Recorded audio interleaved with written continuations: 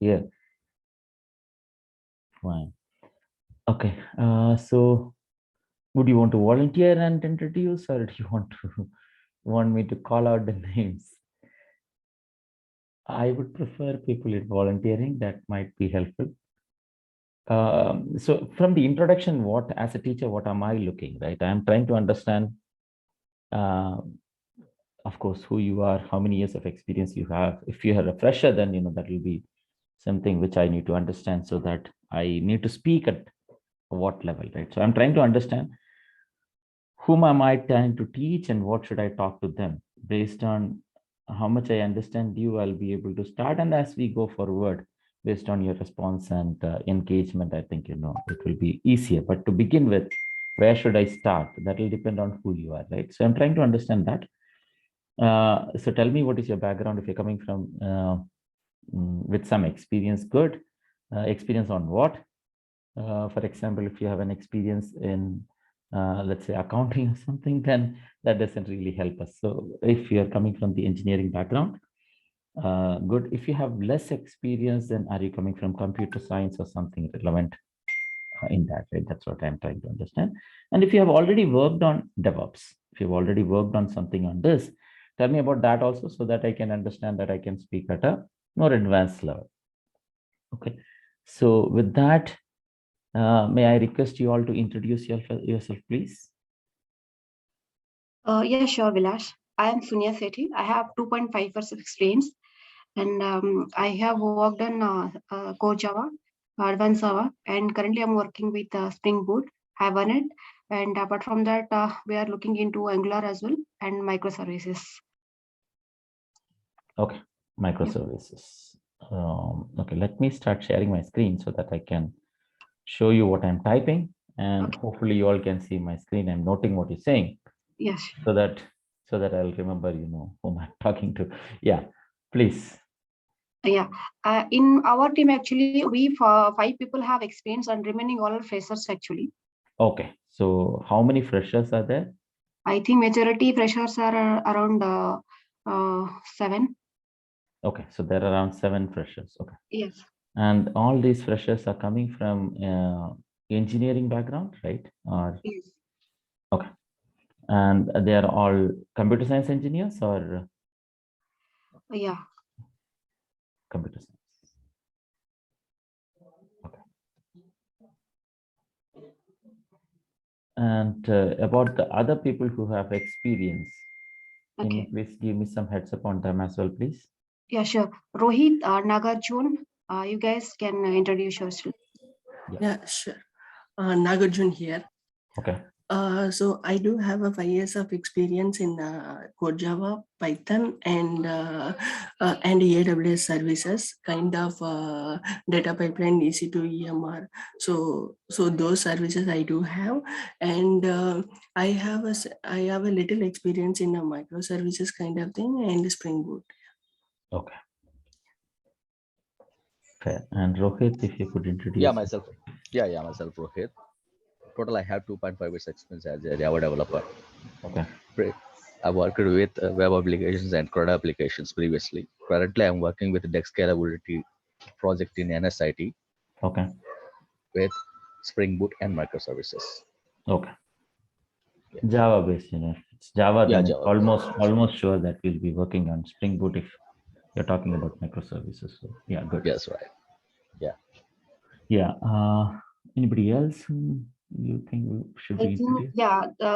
yeah, one team lead, 2 team leads are there actually in their side. Too much heavy rain and cyclone, so I think they are available or not. I'm not sure. I Okay. think, yeah.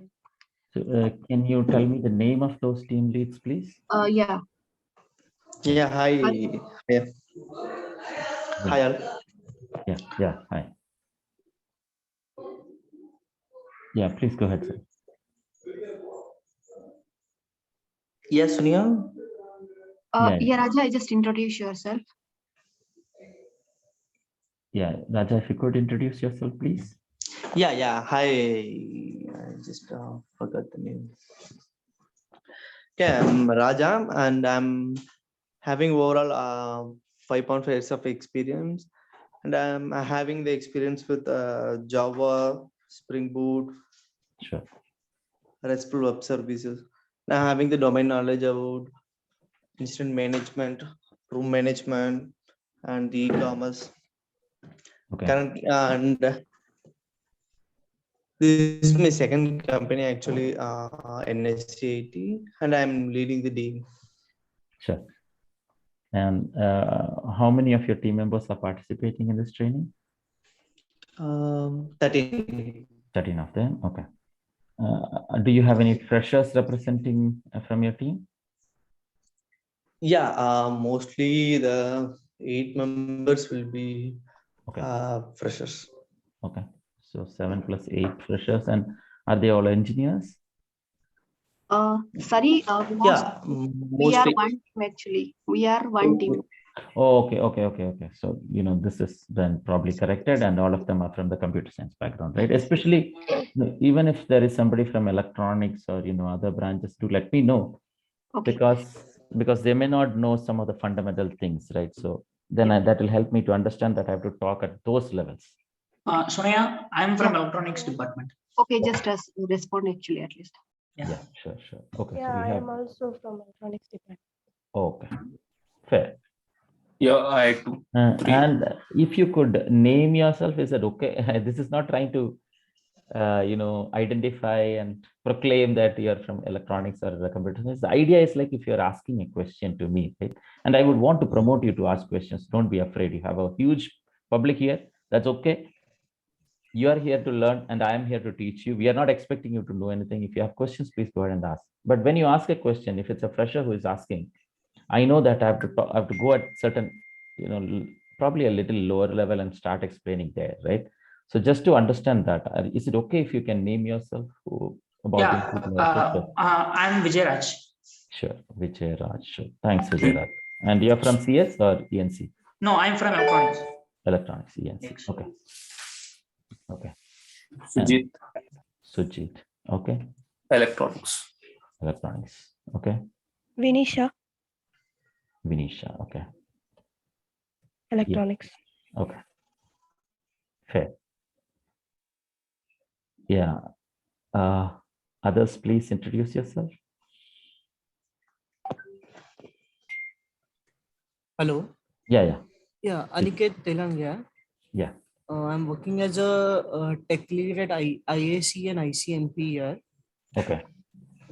And I have around 5 years of experience, and I come from an infrastructure background. Okay. And I'm mainly working cloud, AWS, Azure. Okay. AWS and Azure. Okay. Yeah. Okay.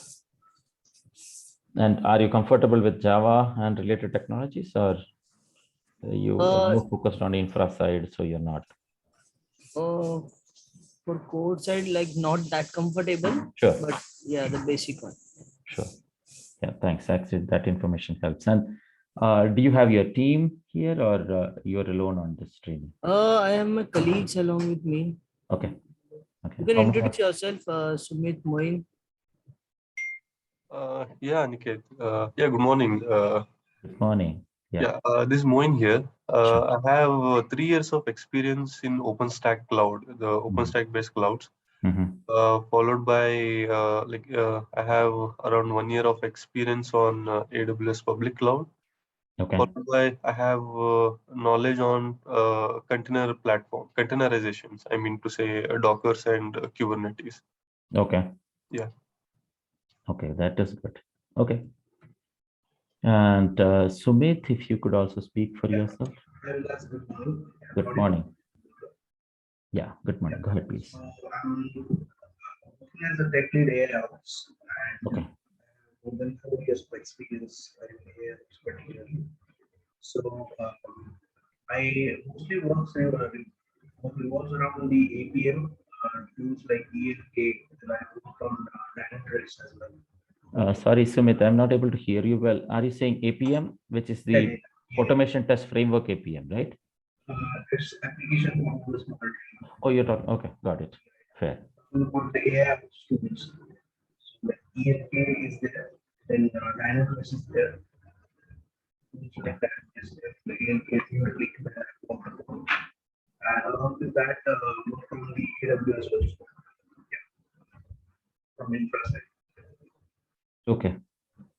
I got a rough idea, although your voice is breaking a bit. Sorry for that. Okay. Anybody else whom I should understand? Who wants to introduce? Hello. Yeah. Good morning. All. Yeah, good My morning. name is Ganesh Sawan. I have a total 3.5 plus year experience in infrastructure in Linux, self-scripting, and familiar with the Jenkins, Ansible, Git, and Docker. Okay. And also 1 year plus experience in Java, CSS, and HTML. Okay. Okay. Sounds good. Anybody else? I have not got the list of all freshers. I've got only 3 people, which may be okay. I think, some of the people are not yet in. Myself, Dhanalakshmi. Okay. I'm also a fresher Okay. in this team, Sure. CSE department. CS. Dhanalakshmi. Okay, Dhanalakshmi. Sure. Thanks, Dhanalakshmi. Yeah. And anybody else? Myself, Priyarashni. Okay. I'm also a fresher. CS. Sure. CS. Okay. Yeah. Yeah, bear with me for the spelling. I noted that there is a small difference between what I typed and what I see. So yeah. Anybody else? So I've got a list of 5 freshers, and probably there are 8. Maybe there are 3 people yet to join. Okay. So a quick note about what I see and read from the students, right? There is a huge variety, which means that, infra, people who are already working on infra, they may already understand certain things. In fact, a great lot of information would be already known to them, especially as we walk into Docker and Kubernetes, which is the most important, most complicated part of it. Especially the Kubernetes is the most complicated part of it. And on the other side, we have freshers and people who are starting new on these. So we have to talk to them at a level where they can catch up. So one of the problem that I'm going to tell upfront is that as we speak to freshers, if others are finding it boring, bear with me for that. And as I answer questions which are very advanced, if you feel like things are going above your head, you feel like you're in Australia and all the balls are bouncers, bear with me for that. That is okay. If you don't understand it, just tell that I didn't understand this part, and we will decide whether it is really so critical for you to, is it a blocker for you to know or not, right? If it's a very, very advanced information and may not be a blocker for you, then we can proclaim it and proceed. But if it is really a blocker information, then I can probably go pick up some very simple examples in the real world, compare it with that, and explain it to you so you get the information. Okay. But what I request you is, please participate. If you don't understand, please tell that I didn't understand this. And if you think that something is a really complicated thing, say that, this is very advanced for us. If you think that something is very, very explained at a very low level and we need information at a much more advanced stage, tell me that also, so that I can pick up my battle. Okay. So with that, let me get into, anybody else? Hi all, Archana this side. Sure. From Infrastructure and Managed Services team. Okay.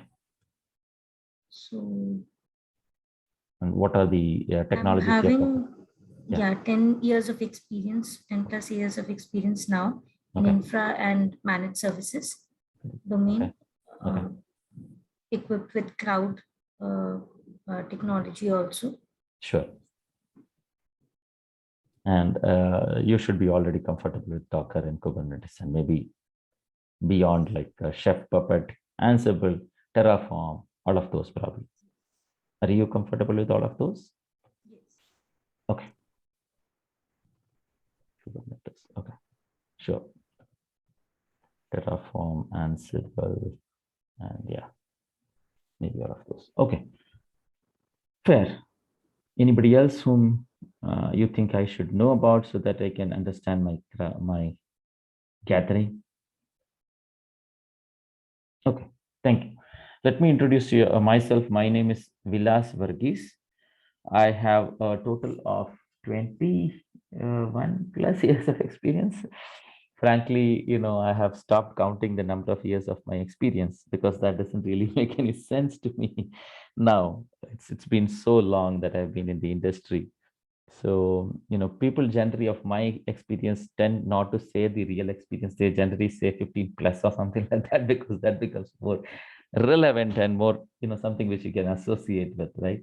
So I see many of my colleagues and some of my managers with more experience than me. They go and put in their LinkedIn saying that 15 plus years of experience. They're all well placed and VPs in US and all, but that's the experience they mentioned. Well, yes. Been a long career. I've been mostly on development side in Java until 2016, where I moved on to the infra.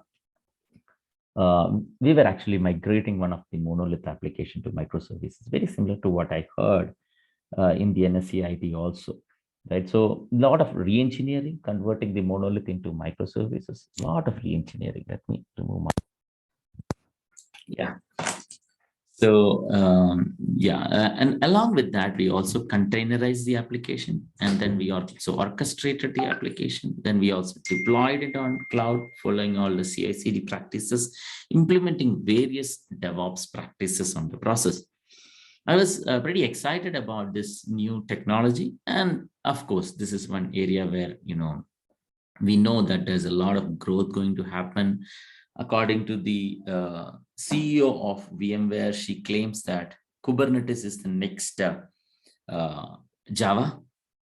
In the early part of my career, if we knew Java, that was enough for us to go to US.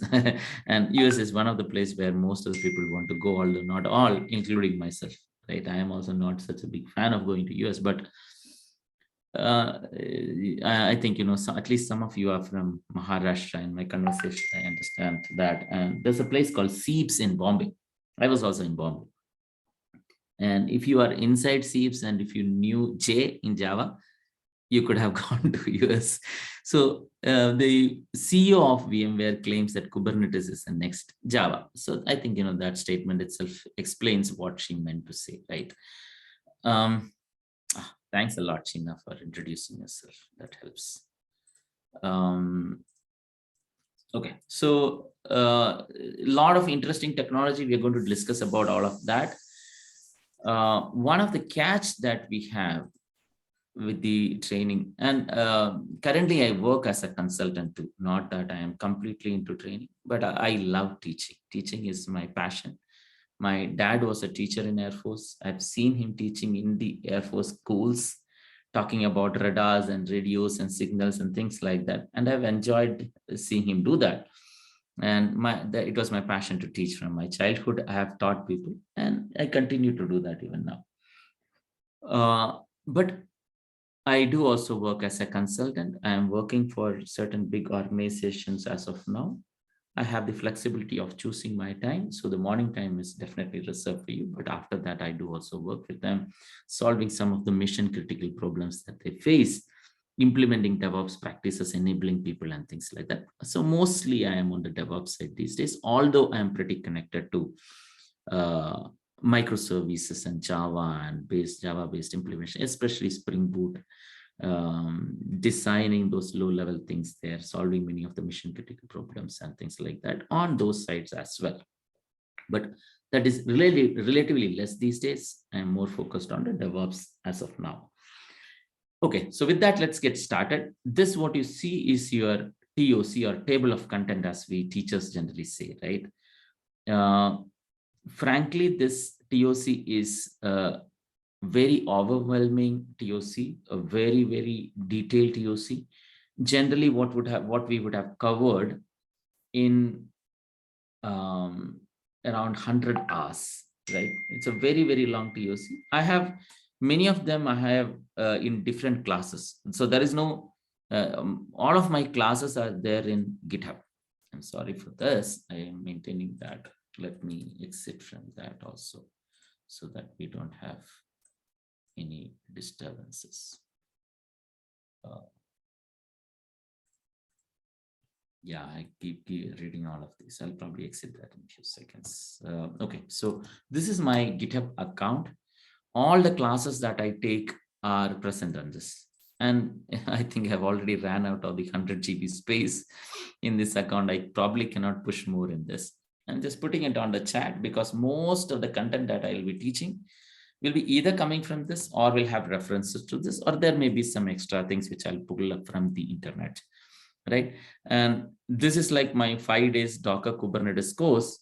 People who are interested should probably go into this and just follow, there are these points to discuss, this file which I look at and I explain, and commands is what we generally use for the lab. So like this, most of the things that I teach are there in the GitHub. You can refer to that. However, this content is actually whatever we are going to cover here. It is coming from various courses that I do, not just one course, various courses, and probably there are a few things which is extra, which may not be captured in any courses as of now because I picked up this. Feel free to ask questions if you have any, but if you don't have questions, it would be great if you can keep yourself muted, because many times when there are background noises in our room, right, we don't realize that gets percolated to other people and they are getting disturbed. We don't get disturbed, especially we may be jacked into a headset. We may have a headset in our ear, so we don't hear the noise which is there in our room, but other people would be listening to the noise which is there in your room.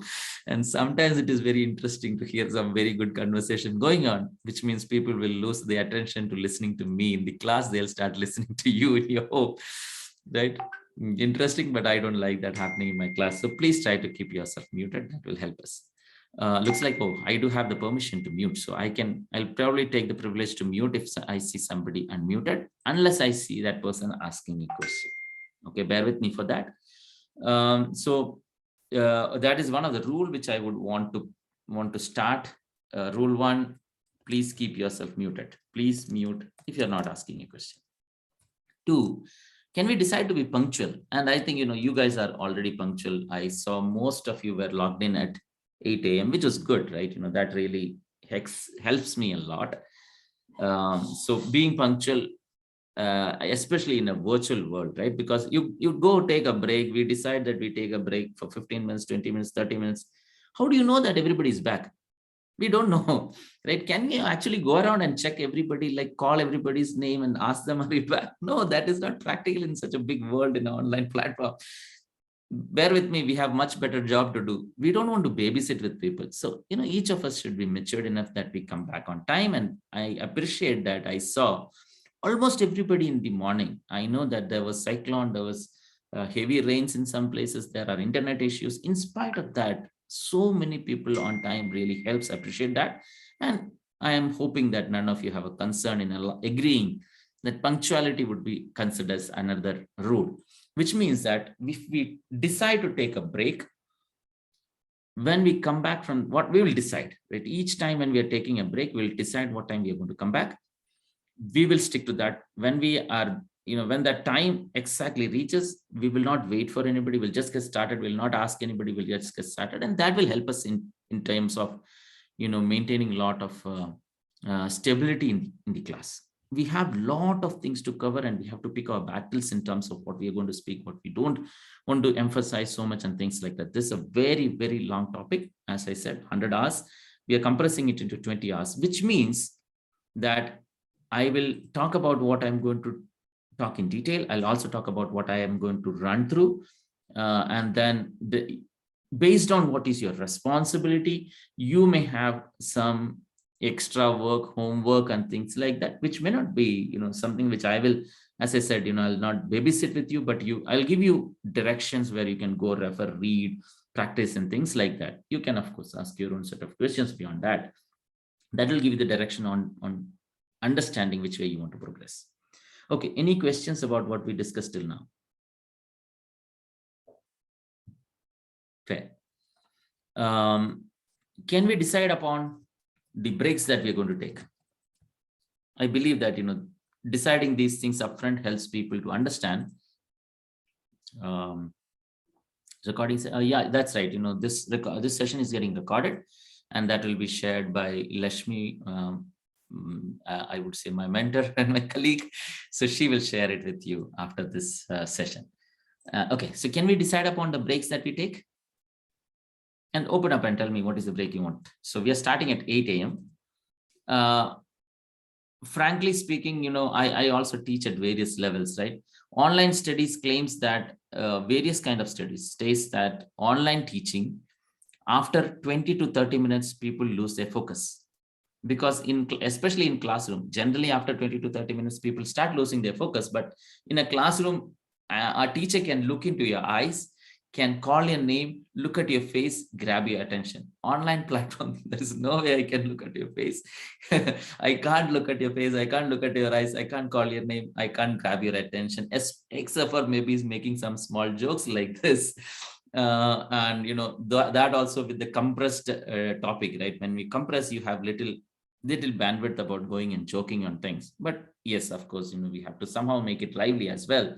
I'll try my best.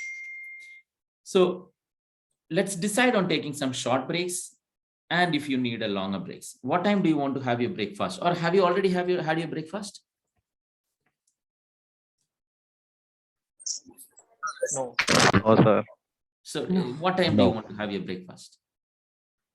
Okay, good, thanks. 8:30, 9, 9:30, 10. Throw me your time, that's fine. We have to all agree upon what time? 9 o'clock? So 9 a.m. we'll take a break for breakfast. How long should that be?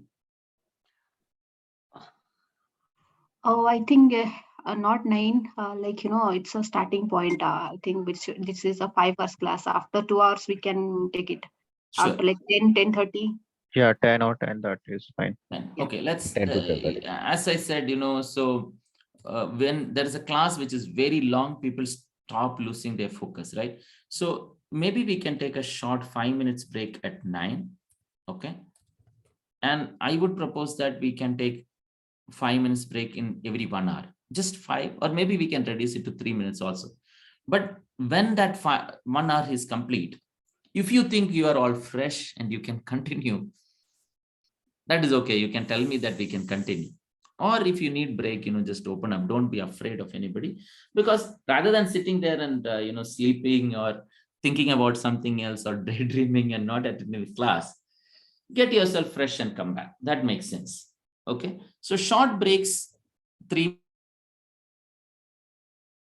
long breathe, drink little water, washroom, all those kind of things makes a lot of sense. Okay. But 10 o'clock breakfast, how long that should be? 10 to 15 minutes. 15 minutes. Okay. Yeah. Fine. So 15 minutes break at 10 a.m. And then do you really need a break after that till 1 a.m.? Apart from the 1 o'clock, maybe 5 minutes break, which we may take short breaks. Very, very short breaks these should be, but should ensure that you are all fresh. That is the idea. And, these breaks can be more like you guys stretching yourself a little bit. You're, looking here and there, in and around, so that you can focus back. But apart from that, do you really need a break after this?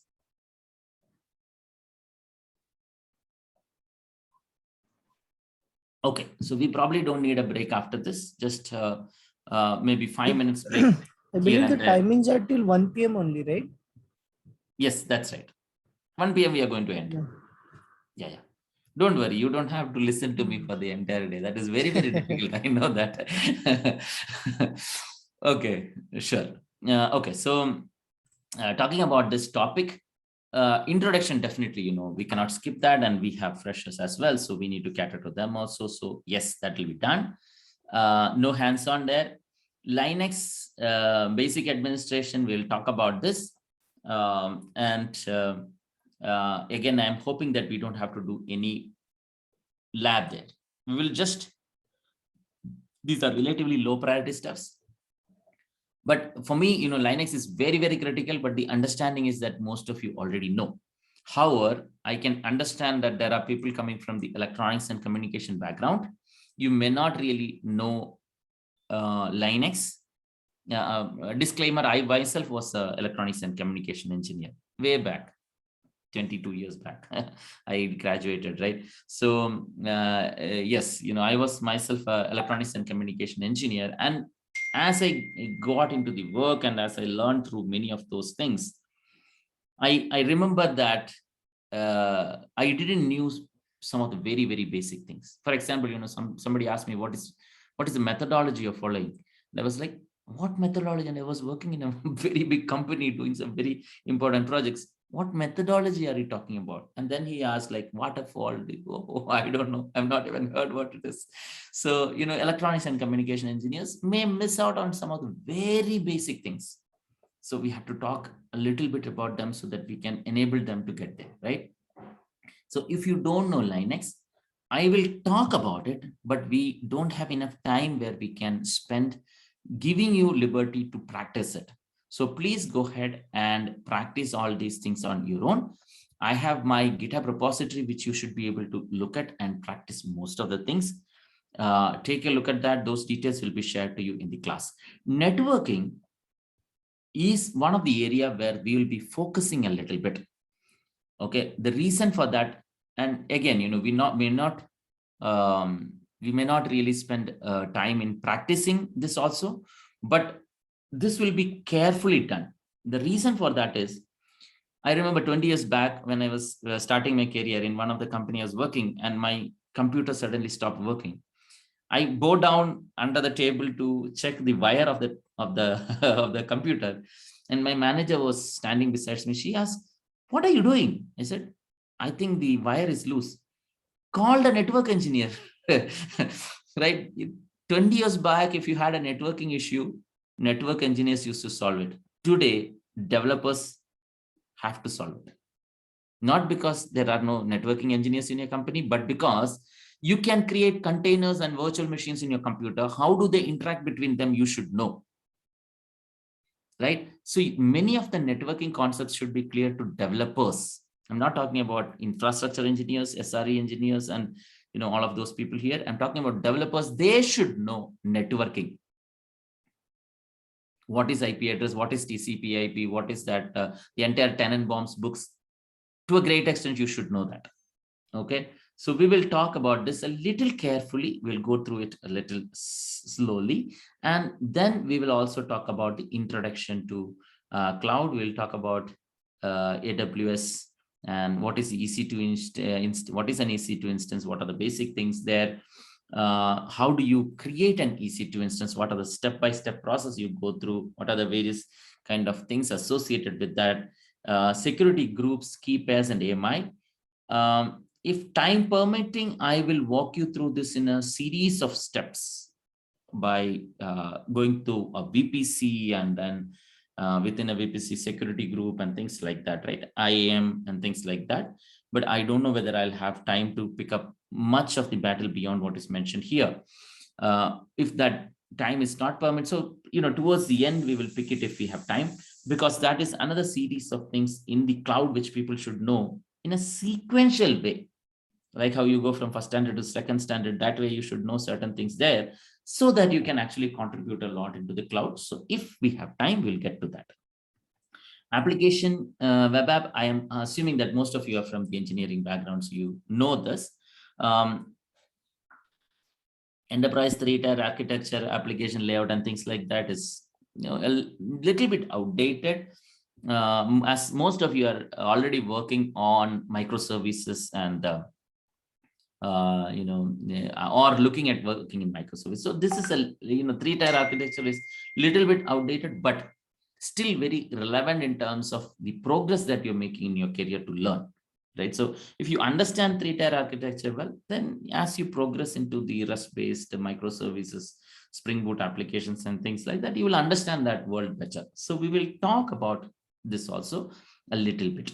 Okay, but we will be almost running to this part. So all of these which I'm saying, introduction will be spending a little time to ensure people understand what we are talking about, and networking is another section we will be talking a little slowly and carefully. But other areas we will be relatively rushing through. Some of them I may show you in practical, but most of the other areas like this, I may probably show you how to create an EC2 instance, which I think all of you should know. It's a very, very important thing.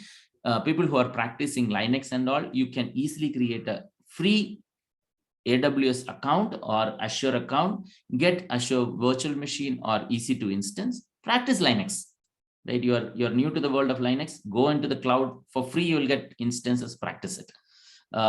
Three-tier architecture, we'll talk about that. Load balancers, Elastic Load Balancer, and MySQL database for MariaDB. How do you create your own AMI? Again, we'll probably run through this a little quickly. Git, Maven, Nexus. These three things are relatively easy fruits or low-lying fruits in these areas. And the most important area that, in this course, which we should concentrate are Docker and Kubernetes. That is the most confusing thing in my experience. That is the most confusing thing to the engineers. Why is it confusing? Because Docker, first of all, not many people work on production kind of infrastructure where you have multiple machines and they are talking to each other and things like that. And in Docker, what has happened is inside a machine itself, you can create something like a machine, right? And then you can talk between them.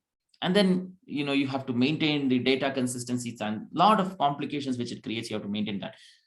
Along with that, now you also have the story of multiple machines, and within those multiple machines, you can create those small machines and they can talk to each other. This, in my experience, is something which people cannot easily visualize.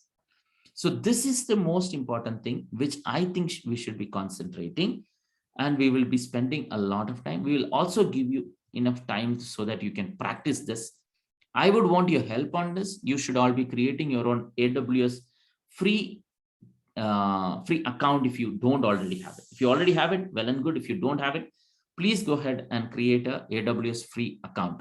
How do you create a free account? Go to the YouTube, search for it, you will get it. I don't want to show you. It's a very, very simple step of how, how you create an email ID for yourself. It's very similar to that. So this is one of the area where we'll be concentrating a lot, hands-on. We will probably sites up, we'll go inside. Okay, we'll not take the easy route of going through ECS or EKS or something like that. Inside, we will do each of these manually. Like we will do hands-on and then we'll practice and see how it is working internally, what is happening, so that you get the bigger picture. And when you are going and building on top of that, you know what is happening inside, right? That is the idea. So we'll be focusing a lot here. There is another area where it is a little tricky and maybe a little interesting too, and that is configuration management and infrastructure provisioning tool like Terraform. We will be probably running a little fast here because, as I understand, most of the people who are going to who are attending this training are from the development background, and you may not be working on it. We have our colleagues from the infrastructure background who are attending this training. They are the people who would be mostly working on configuration management and infrastructure provisioning tool like Terraform. What are the configuration management tools that we are going to talk about? Ansible and Chef are the two things mentioned here. Of course, they are redundant. If you are using Ansible, you don't need Chef. If you are using Ansible, you don't need Chef and Puppet. So you don't need any of those. If you're using any of them, right, you don't need the other. But then there are projects where they use some of these tools, redundant tools. They use tools for same purpose, multiple tools which are used for same purpose. They use that because of historical reason, right? They might have acquired a company, that company was using this, I was using this, so they have to use both. Those kind of situations may be there, but as long as you learn one of them, it becomes very easy for you to learn the other. Like if you know Java, you can learn C# very well, like that. Although there are inherent differences between Ansible and Chef, but we will be running through this a little quick because, as I understand, most of the people will not be working on this, and infrastructure team members who are in this training looks like they are well versed on these technologies. So we will speak about this, but we'll probably not go hands-on into that. And that time that we say we'll be using to ensure that we learn Docker and Kubernetes, which is definitely the most complicated topic here. Okay. Any questions about this? Or if you have any suggestion, and we will be, of course, spending some time on Jenkins also, because this is another area where developers participate, and infrastructure team engineers want to ensure that they don't come, developers doesn't come and bother them very often, right? So they learn this very well so that they don't come and ask infrastructure engineers like, oh, how do you do this? Oh, that's very simple. Just go and look at this. That's it. So we'll try to avoid those kind of scenarios. Relatively, this is simple thing. We'll try to do this on Linux. We'll try to do Jenkins on Linux, set up the entire thing. Hopefully by the end of the session, we'll try to do a very simple CI/CD with, I have a Java code hosted in my GitHub. From there, you'll be downloading it. You will be setting up a job, which will go ahead and download it, build it. Let's see if we get time. We'll also do SonarQube, right? So it will integrate with SonarQube. It will run the static analysis if we get time. If we don't get time, we'll skip that part. Relatively, that is a very simple thing again. And then it will create a, it will run the unit test, maybe simple unit test with Maven, and then it will launch a Docker container, create a Docker image, launch a Docker container, run the integration test, and then push the image into Docker Hub, download the image from Docker Hub and automatically deploy it into the Kubernetes environment. Something like that we will do towards the end, so that you get that entire big picture and you understand the entire story, what we're talking about here. Any questions, any suggestions? You want me to cover some other topic? More importantly, something which I said, I want to go quickly, you want to cover that? You can definitely suggest that now. That is very completely welcome. And when you, of course, when you suggest that we should focus on this topic a little bit more, we should do that hands-on. We should, then we should be able to also say that this is the other topic where we can concentrate less, reduce the importance. As long as you can give me that opinion, I am open to that. Now, at a later day, after 2-3 days, if you come back and tell me, that may be difficult, because I would have already planned things like that, right? You know, from now onwards, I'm using my velocity, speaking things very calculated way till there. So if you have a suggestion, please open up and speak now.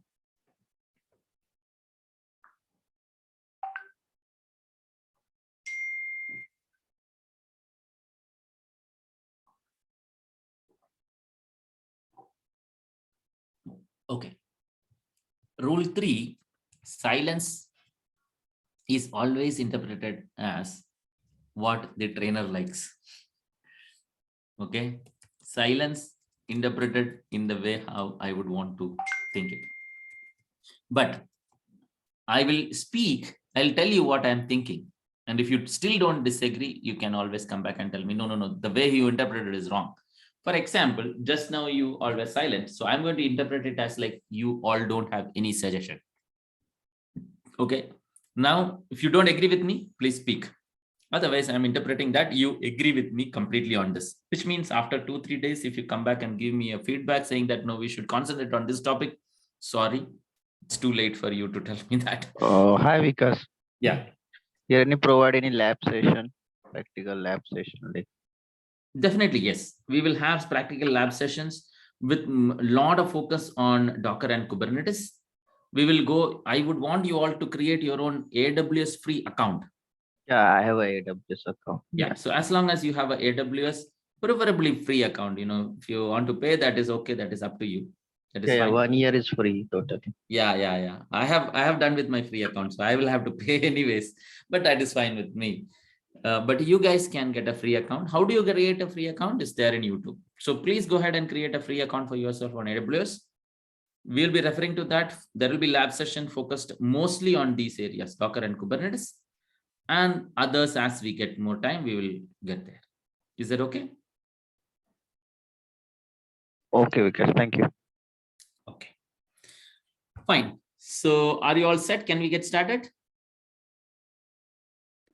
Yeah, one question here. Sure. Like, are we going to have labs on code deploy? Code deploy, I thought is not. Oh yeah. Do you want? Yeah. Do you want a lab on code deploy? Which means we'll have to do the entire CI/CD on the AWS stack. Yes, pipeline. Yeah. So you tell me which way you want to go, right? You know, we can do CI/CD on AWS stack, or we can do this completely on Jenkins stack. If you do it on AWS, the advantage is that this is what you will be mostly working in your work. You will be using this, right? But if you do it on Jenkins, the advantage is that internally what is happening, everything we will have to do it ourselves. Can't we do both? If time permits. If time permits, yes. Okay. But my suggestion is that we should probably pick this, do it. The moment you understand what is happening here, right? This is more like syntax. You learn the syntax, you'll be able to do it. But when you do this internally, most of the things which we would have done here is what is happening. Does that make sense? So Okay. this should be our first priority. If time permits, we will also do this. Okay. Okay. Sure. Okay. Fine. Okay. Fine. So let's get started. DevOps. Vilas, if Yeah. if time permits, you can deploy by using Spring Boot microservices applications on Kubernetes or Dockers. If Okay. Yeah. Deploy a Spring Boot microservice application. Yeah. In fact, deploy a very simple Spring Boot microservice application. Maybe Dockerize it and then deploy it, right? Yes. And if we don't get time, still I have a very simple Java application which will be doing it. Okay. The way how you do it between Java and Spring Boot, Dockerizing it and deploying it is almost the same. Okay. Okay. So we'll get it GitHub, right? Yeah. It's all there in my GitHub. If you want really the Spring Boot microservices, that is there in another repository called, all of these are spread, like, as I said in the beginning, this is a very big topic with actual content coming from multiple classes. So microservices, I think I have something. Yeah. So both these has enough labs, which shows you how to create various kind of microservices, including Eurekas and, gateways and Zool and all of those, right? It has information about all of those, and how to deploy it in Dockerize it and deploy it in an EC2 instance is also covered in one of them. Okay, Vilas, we'll go through that. Sure. Okay. Thank you. Okay, so fair. So let's get started. DevOps. What is DevOps? What according to you is DevOps? A combination of developer and operations. Okay, very good answer. Anybody who wants to add more to it?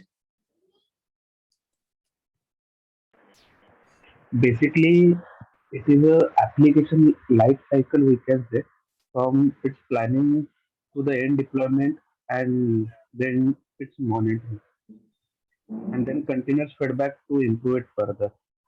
So it's a full life cycle of an application. Overall, it's called as a DevOps. Sure. The whole process is called as a DevOps. Okay.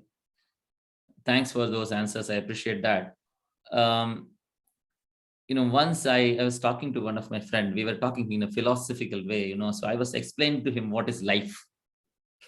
What is life? Okay. I don't want to tell you what I said and all. It was a very interesting story. But one of the things that my friend told me back, he replied is, you cannot say this is life, or you cannot say this is not life. And that made me think a lot. Okay. It is, everything in the world that you say that this is life, that is true. And everything in this world that you say that this is not life, that is also true. What do you mean by that? Like if you say that life is like an elephant, it is very big. Yeah, that is true. It is very big. Life is like a small and it is very small. Yeah, that is also true. It is. So life is like, anything you want to say, that is true. And I was trying to explain to him what is life. Similarly, DevOps is also. Yeah, please mute yourself. DevOps is also something like that. Anything in this world that you say it is DevOps, it is DevOps. And anything in this world that you say it's not DevOps, it's not DevOps. So, anybody could have answered that. Whatever you would have said is true. The reason for that is because DevOps is it's more, not a methodology. It's more of a philosophy. It's more of a concept, which has evolved over a period of time in various companies in parallel.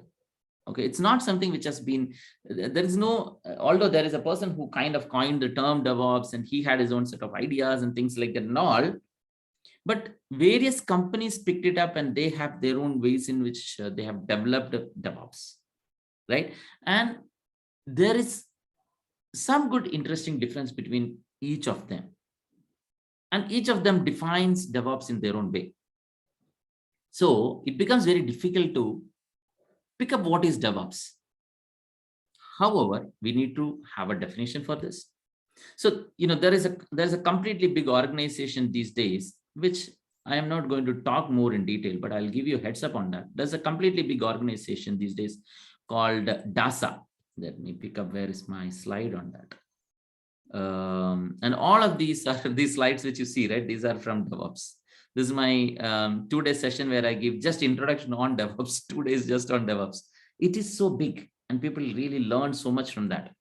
Okay, so DASA is an organization which is trying to define, this is the organization. Okay, DevOps Agile Skills Association. This organization is trying to define and trying to bring up a unified view across the industry for DevOps. Okay, and their definition is a very big definition. Like they compare it more with adding value to the customers than anything which we generally, it's like an engineering process and things like that. No, for them it is a much bigger thing where they are trying to add value to the customers by doing things more fast. You're adding value and things like that, right? So they have their own rules, principles, set of things and all. It is a very, very evolving thing. A lot of people are very consciously looking at them, appreciate all that. But as of today, what is DevOps? Or for most of the people in the industry, what is DevOps? It's a set of practices. And this is coming from the wiki. Okay, it's a set of practices that combine software development, that is Dev and IT. Oh, Dev and IT. And that is something, I think one of our friends said, I'm sorry, I didn't note who said that. But one of our friends said that it's something which makes Dev and IT people, operations, to work together. Infrastructure guys are there with us in this call. Very good. Historically, this didn't used to happen. Infrastructure guys attending a course, attending a training along with developers, not required. They have their own set of things to do. You have your own set of things to do. So historically, what used to happen, do you know? Historically, this is what used to happen. There is a big wall. Today, we call it as a wall of confusion. Okay, developers, they're like, okay, so, they work, and most of us follow Agile, right? So I don't want to explain Agile. We have a section coming about that. Probably we'll just skim through that when we reach there. They develop something, right? In the end of the sprint, they are done with it. And they have tested and, they have done performance testing, system integration testing, security testing. All of those testings are done. And maybe there are NLPs added and certifications coming up. Everything is done. Then what? Then throw it over the wall to the infrastructure guys. Once you throw it over the wall, then you are least bothered whether it is actually getting deployed on production and things like that. You don't care. Why? Because this guy's manager is there. He has hundreds of other things for him to do. So it's not his mistake. It's not like, he doesn't care what is happening on production. But for him, there are hundreds of things lined up for him to work on. So he doesn't bother how it's getting deployed on production. And for him, the priority is not to deploy what this guy is giving. The priority is to maintain the service level agreements on production. That is his work. Do you understand what I'm saying? Right?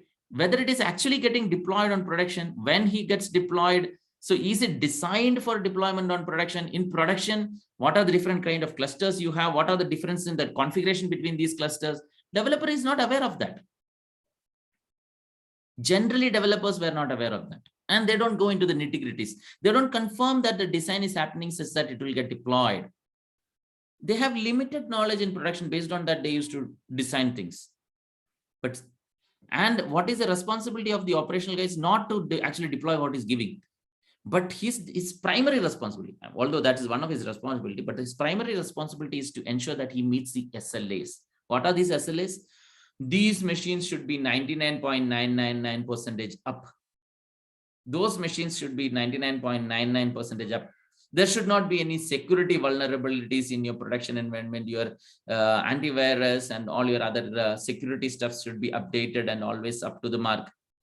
You should have your monitoring tools running. They should be monitoring. If there is some red alert, you should look at that.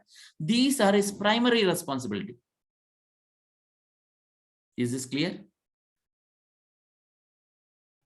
Yes, Vilash. And because of that, what used to happen is, when you really build something and deploy, mostly it will not work. You build something and you deploy, it will not work. And that is not production issues. You deploy production issues. We all know. Yeah, we all know. I remember in 2000 days, I used to go from my home. I was not married then. I used to tell my mom, Mama, I'm going to the office. We have a deployment. I may come back or I may not come back today. If you don't see me today, don't worry. It's because there's a production deployment. If you don't see me tomorrow, that is fine. It's a production deployment, right? Vis-a-vis today, we do zero downtime deployment, which means your production doesn't go down automatically, like in a mechanical industry, how things happen, right? In a mechanical industry, one gear rotates and automatically that gives into the other gear and that gives into the other. Automatically, all these things happens. You just need to switch on and then everything happens automatically and you can go and sleep. Your deployment is happening while you're sleeping. This is possible today. So what exactly is DevOps then? DevOps is a philosophy or a set of practices which combines the efforts of development and IT operations and enable both of them to be responsible for the end-to-end delivery than the short development or the short deployment. Is this clear? Yes, Vilas. But this is a big problem now. There is a big problem now. What is the problem? The problem is that when a developer is developing something, he has to also now think about how he's going to deploy it into production. What are the production configurations? He should understand that. He should design for that. He should actually include the system infrastructure guys into his design process. So in the new process, this guy should come and sit with them where they are doing the design review, and he should say, wait. This design will fail in that cluster, because in that cluster, we have done some special configuration, which is only for, let's say, US military or UK military or Europe military. They don't allow these kind of configurations. So for them, we had to do this other kind of design. So if you try to work like this, let's say a very simple configuration that you cannot write into the local machine hard disk. In your application, you are not allowed to write anything into the local machine hard disk. There is a restriction like that. So you are trying to design something where you're trying to write something into hard disk that will not work in that cluster. It will fail. He is supposed to sit in that meeting and give that feedback. Is this clear? Yes. And this guy is also supposed to sit with him and ensure that the deployment goes through. So it's a collective responsibility. So if you look at it from outside, doesn't it look like his work increased? He also has to put more effort. He also has to put more effort. Their work increased. That means they are going to be less efficient. They are going to be less productive. Do you agree with me on that? That makes deployment and testing time will be consuming very less. There will be more time. But DevOps says, yes, you should do this fast. Yes. The main purpose of the DevOps is to reduce the deployment and testing, right? Correct. So DevOps says that you should be able to do it faster. How is it possible? That can be made possible by two things. One, most important thing, attitude. Two, the secondary important thing, tools. What is the attitude we are talking about? See, I can preach all this, this is how you should do things like that and all. You as a team lead or as a manager, you can tell your team that you should do this. Okay. But in reality, people can go and mess up. They will not participate in design because they are busy. Or even if they participate, they'll not give feedback.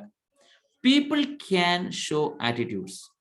That is a very complicated thing to handle. In reality, we see this. Why is it that, this happens so much, and why do we need to talk about it? It's because in general, let's be frank, you and me, everybody in this world, don't like change driven to us. We like driving changes. If somebody asks me that, hey, can you go and enable that team to do something? Yeah, I like it. I can go them. I'll teach them how to do it. I'll make them work like that and all. Yeah, I will do it. I will do. I like that. But if somebody comes and says, wait a second, I will teach you how to do this. Come on, I have been working in this project for the last 5 years. I know what I'm doing. What are you going to teach me? This is the general attitude of everybody. It is, it's least bothered whether you are in India or America or where you are.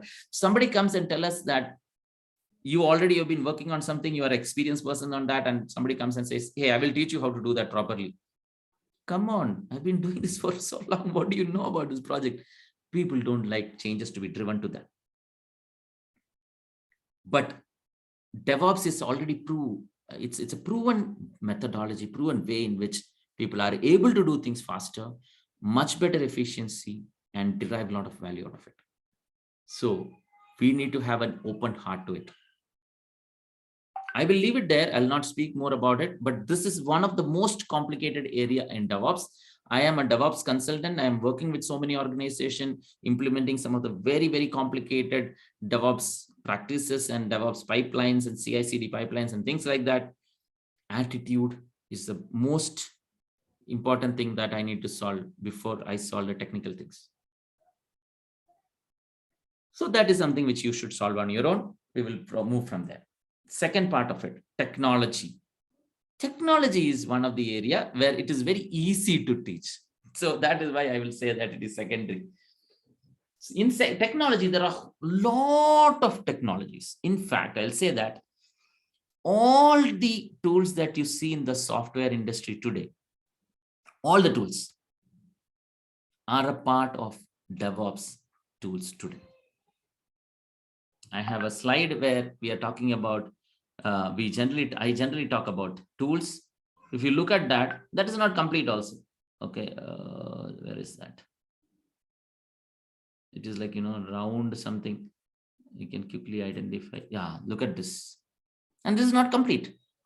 Almost every tool that you can think, not almost, every tool that you can think, including tools like Jira. Jira was never a technical tool, is still not a technical tool.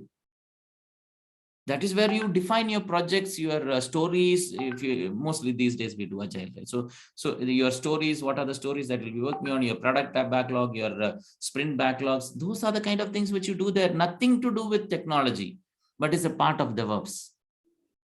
Because you can automatically trigger certain things from Jira now. You can automatically give a feedback to Jira now. You can say that this story is already deployed, this story is already checked in. You can automatically update the stories and things like that. Every tool in the software engineering that you have today is a part of DevOps. If it is not already a part of DevOps, they are already working to make it a part of DevOps. If they don't make it a part of DevOps, tomorrow nobody will use it. That is a story too. Okay, and every tool, since we have CI/CD, let me not tell you about the various tools. We have to definitely understand one set of tools. Okay, so we will take a look at that. I see that it is 9:07. Question to all of you. Do you need a very, very short break? Or if you don't need a break, it's okay. No, What should be breaks? Yeah. I'm not sure if I heard. No, Vilas, you can continue. Okay. Fair. So, we were here. So we were talking about DevOps. Let's come back. So how did DevOps evolve? There's a whole huge story, and there are different set of stories, right? Not just one set of story. There are different set of stories. Let me refer to this. Yeah, this is the one which I have created especially for you. Okay. History of DevOps, Dev and Ops were separate. Business requests new features really fast. Business requests features fast. Ops job is not to keep this stable and running, but their primary responsibility I've already spoken. Ops job is to enable the business running. Distributed code need to be integrated fast and frequently. Hard to merge huge delta. Managing dependencies is a pain. Why is all this a big problem? Because historically, not only historically, right? Even now, if you go through Agile manifesto, and if you look at the way how sprint, one of the most used Agile methodology, how they work is they define their own sprint goals and sprint. And actually, we are doing something similar to sprint even now in one of the projects as I speak, which is, sprint, it is one of the best methodology also. I have nothing against it, but it has some deficiency. So you have a product backlog from where you identify your sprint backlog. Okay, so product backlog to sprint backlog. Sprint backlog, you keep sprinting every day. Right, every day you are sprinting, and there is a different image which can show you that very nicely. Something like it jumps, and then you do a stand up, and then you give your feedback. And by the end of the maybe 1 week or 2 week or 4 week based on your sprint cycle, by the end of that, you have something which you can demo to the user. You demo that to the user, you do all the different type of testing, integration testing, system testing, feature testing, whatever it is. Hundreds of testings are there. I appreciate all of them. You do all of that, and then it is good to be released into the production. Everything is done. And then what do? According to sprint, you say that it is good for deployment. You don't deploy it into production. You just say that it is good for deployment. According to sprint, you don't deploy it. Why is that? Because sprint says that the product owner will decide when it has to be deployed into production. So product owner probably needs a relatively long list of features that he can deploy together into production. And that makes sense, right? Your small chinguminku changes, your small changes, you put it into production, doesn't add value to the customers. But this creates a lot of problems. What are the problems it creates? The product owner, so let's say that for 6 months, they didn't do a release into production. They were adding more. So they kept on adding. Another sprint came that they kept on adding, they kept on adding, they kept on adding, they kept on adding. For 6 months, they kept on adding. Now it looks like this. This product now looks like this. It's so complicated. Now the product owner suddenly wakes up and says, you know what? That feature that we deployed, right? You build, it was an excellent feature, but there's some change I want to make in that. Why do you want to make change? Because this requirement changed. Why did it change? Software, man, the requirements keep changing. It's software, like the dynamic, it's so much evolving. You didn't have mobile technology sometime back. You didn't have tab technology. You didn't have wearable technology sometime back. Today, everybody is using mobile and wearables and things like that. If you don't evolve according to that, nobody will use our product. We have to change. Okay, fine. Tell me how much time it will take for you to make this change. I don't know. Okay. Or how much time will it take for you to identify how much time it will take? How much time it will take for you to identify how much time it will take for you to make this change? Give me 1 week. 1 week? Yeah, 1 week. Are you not doing Agile? Yes, we are doing Agile. In Agile, you are always open to changes. Yes, we are open to changes. Then why do you need 1 week? You should be always ready to make changes. We are ready to make changes. But what but? When you make this change, what will happen into the current production? I have to analyze that. Yeah, that is true. You have to analyze that. And we have not deployed in the last 6 months into this machine and from this machine also. So this is different from this. Yes, that is different from this. So what will happen when I make change into this? Will it also break here? Yeah, I have to analyze that. Yes, you have to analyze that. And my development machine also is different from this. Correct. My development machine is representing more like, maybe this with some delta, because that is what is there in the production. Or at least some of the development is like that. Some of the development is with some maybe partial part of this with some delta. Each of the development is in a different configuration. So I have to analyze what is the impact of this change here also. Yeah, you have to analyze change here also. Yes, that is true. So after all this analysis only, I can tell you how much time it will take. Oh yeah, that is true. So I need 1 week. Oh, that is not true. Do you understand what I'm saying? This is reality. This is reality. So how do you solve this? Continuous deployment. You make a change automatically, like through gears, it will flow. When it is approved, it will go all the way till production. Know this. Is that clear? Yes, Vilas. Everything. Continuous integration and continuous development, right? Continuous deployment is the term that I used. Okay. There is difference between continuous delivery, continuous deployment, continuous development, continuous integration, continuous testing, continuous monitoring. Okay. And unfortunately, there are 3 terms which goes very close by. That is, people generally say CD. When they say CD, they can be either talking about continuous delivery, or they can be talking about continuous development, or they can be talking about continuous deployment. Okay, generally they mean one of 3. Based on what context he is talking, we have to understand what it means, or we may have to ask him, are you really talking about this?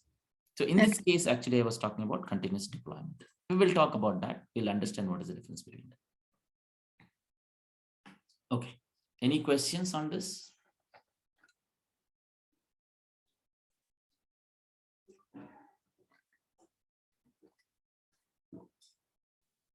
No, How many of yours? Yeah, go ahead. no, nothing from that. How many of you are sleeping? All the people who are sleeping, please unmute and speak. Okay. I know all of you are sleeping, right? Nobody unmuted. Okay. No, But Vilas, we are not sleeping. Okay, good. Thank you. Okay, so I think, this is clear. So each of these points are very valid, but in the interest of my time, I am going to go forward. What are the different type of teams involved in the DevOps process? We're going to look at some of the interesting slides where people have explained these things very well. So DevOps team structures, you have dev and ops.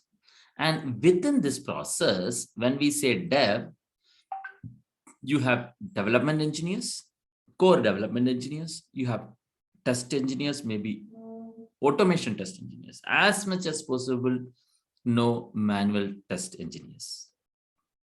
If you have a manual test engineer, it is almost very difficult for you to have a pipeline which goes from development to deployment directly. Of course, you can have your CI breakdown, and then you do your manual part of things, and then you trigger the CD separately, and then goes and deploys into production. That is possible.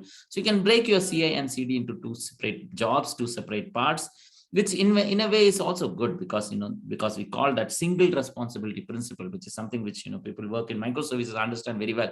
Similarly, your jobs also can have your own set of single responsibility principle. In a way, it is good, but sometimes to ensure certain checks that people are doing things correctly, this build has come from that branch only, and things like that. While you deploy, you want to make those checks. It becomes a little easier if you make it as a single pipeline also. Well, so this dev includes all the people like your QA engineers, development engineers, even the infrastructure provisioning engineers who are working for creating infrastructure for development, and QA engineers. We used to call them as release managers and people like that, right? Who used to create certain environments and give for us. So development engineers can come, do some click. We can get our machines and start, which already has all the deployments and things like that, and everything is working, and I can start from there. So those people are also part of the development, and ops are the people who are actually doing the real deployment into production, and they are people monitoring and things like that and all, right? So all of them are part of the operation team. So business owners, customers, customer representative, customers, are they really part of this? No. Customer representative, which is your product owner, scrum master, development engineers, test automation engineers, and all of those kind of people. And then your monitoring SRE team, which is actually doing a lot of hard work. Typically, I see that in most of the companies, SRE team is a very small team, and they are supposed to lot of work. I remember in my previous organization, my SRE team manager, he used to carry his mobile even when he goes to Tirupati. That, even while he's walking up the Tirupati hills, he gets called and he answers that and solves problems from people on the mobile. Their job is very, very appreciated. I appreciate that, but they are generally very nimble. Unfortunately, they should get some more traction, I believe. Well, definition of DevOps is done. We understand that. We have already spoken about this a little bit, but let me also set the context because we have freshers. Let me also set the context. What is Waterfall? Especially we have people coming from electronics engineering. What is Waterfall? In a product development, I think NSCIT is more into product developments, right? And you are not into services where you are servicing somebody else's requirement, right? The life cycle is a little different between whether you are in service company or product company. In product company, what typically happens is you have a CEO or somebody like that who identifies a vice president for a team.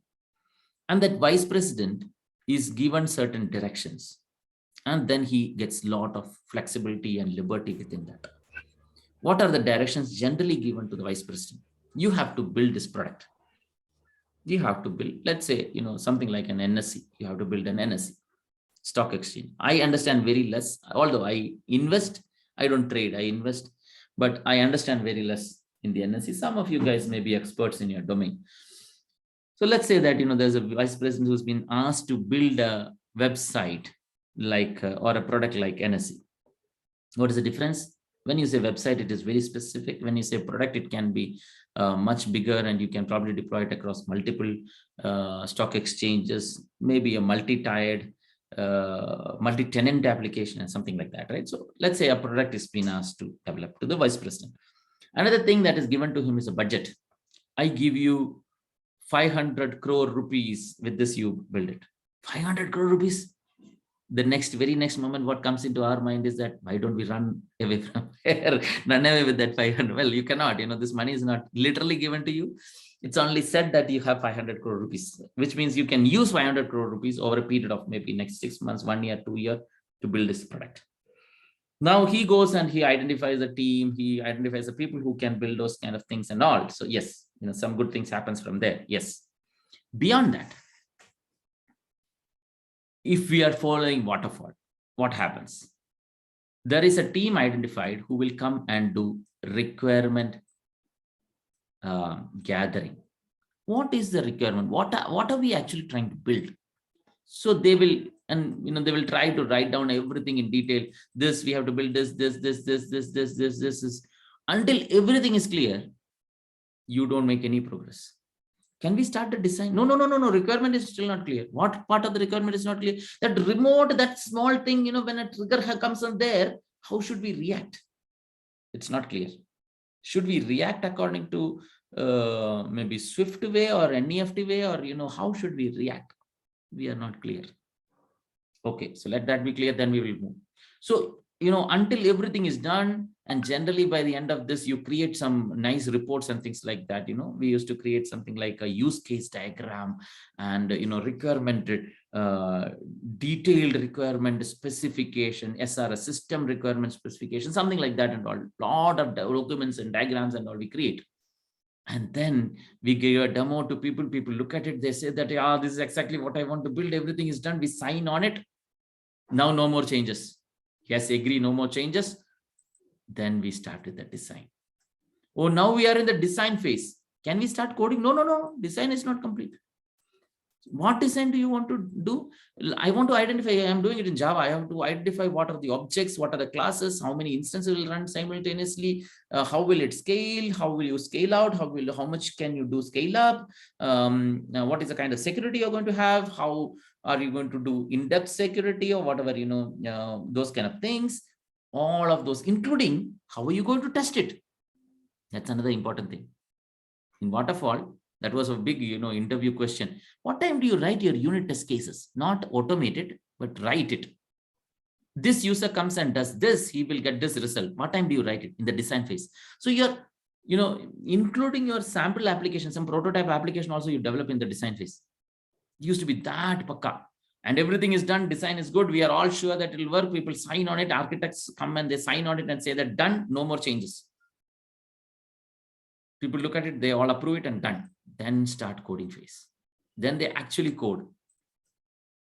Once you are in the coding phase, you say that, oh, somebody comes and says, you know what, the requirement has changed. I want to make this change in the requirement. No.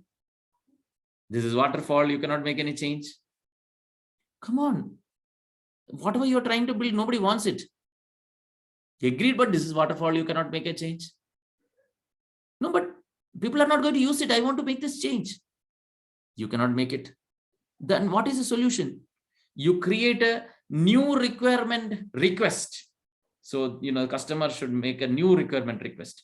And then what happens? Then again, we do a requirement study and requirement gathering and detailed requirement study, and we do all of those. So that's like a new project. You cannot make any change here. No, sorry, it's done. And then again, we will do the design. Again, we will do the coding. Again, we will do the testing. Again, everything will repeat. So in the coding phase, everything is done. Some people used to probably put the coding testing also as a part of this, but let me categorize testing as a separate phase. So you go into testing and then you test everything. In the testing phase, you can only fix bugs. You cannot make any feature changes. No, that's not possible. And then you do the release. Why do we call it as a waterfall? Because the moment you have water, once water has fallen down from the top to bottom, it cannot go back to the top. Like that here, if you have moved from one phase to the other, you cannot go back. This is waterfall. What is the advantage of waterfall?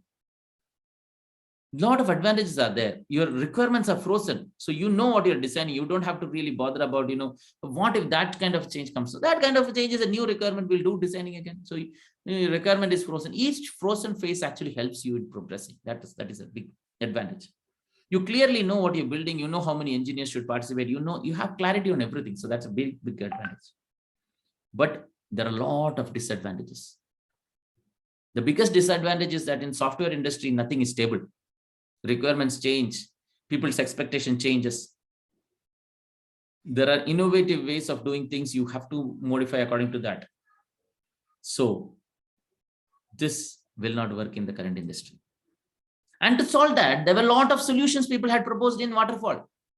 I remember from 2000, when I started my career, in 2000, that time onwards, we were never using waterfall as it is. It was a modified version of waterfall with some changes here and there, where we can make changes, that, this, and all. Until I think, 2011 or so, I worked on a modified version of waterfall. And 2009 onwards, I started working on Agile. So it was happening in parallel. Okay. So there were modified versions of this which people used to work. With Agile, what happens? With Agile, in Agile, what has happened is, first of all, there are philosophies and ceremonies and rules and roles and all of those. Since this is not an Agile class, I don't want to talk about all of those in detail. Again, that is something which I can cover in pretty good depth. I am a certified Scrum Master too. I was a manager, senior manager, and India, one of the India head in one of the organizations. So I've seen through most of these progresses and growth that companies have made. So what you do is you have a product backlog. And this is a very summarized view that I'm giving you. So you have a product backlog. What do you write in the product backlog? Very, very high level things. I want to build a NSE stock exchange. Okay, that you can write in the product backlog. In NSE stocks exchange, people should be able to come and see what are the top 50 stocks which have gained today, bottom 50 stocks which have lost the most today. So you can kind of see all of those kind of things. How did the benchmark index perform? So you can see that. But for this to happen, there are so many other things that we need to know. No, that is fine. This is product backlog. Here you don't need clarity how you are going to do things and nitty-gritty how you're going to do things. No, you don't need to know. So let's say if you're going to America and if you're building a product backlog will be like, go from here to airport, from your home to airport, take a flight, go to America, you are in America. So that is all, nothing more than that.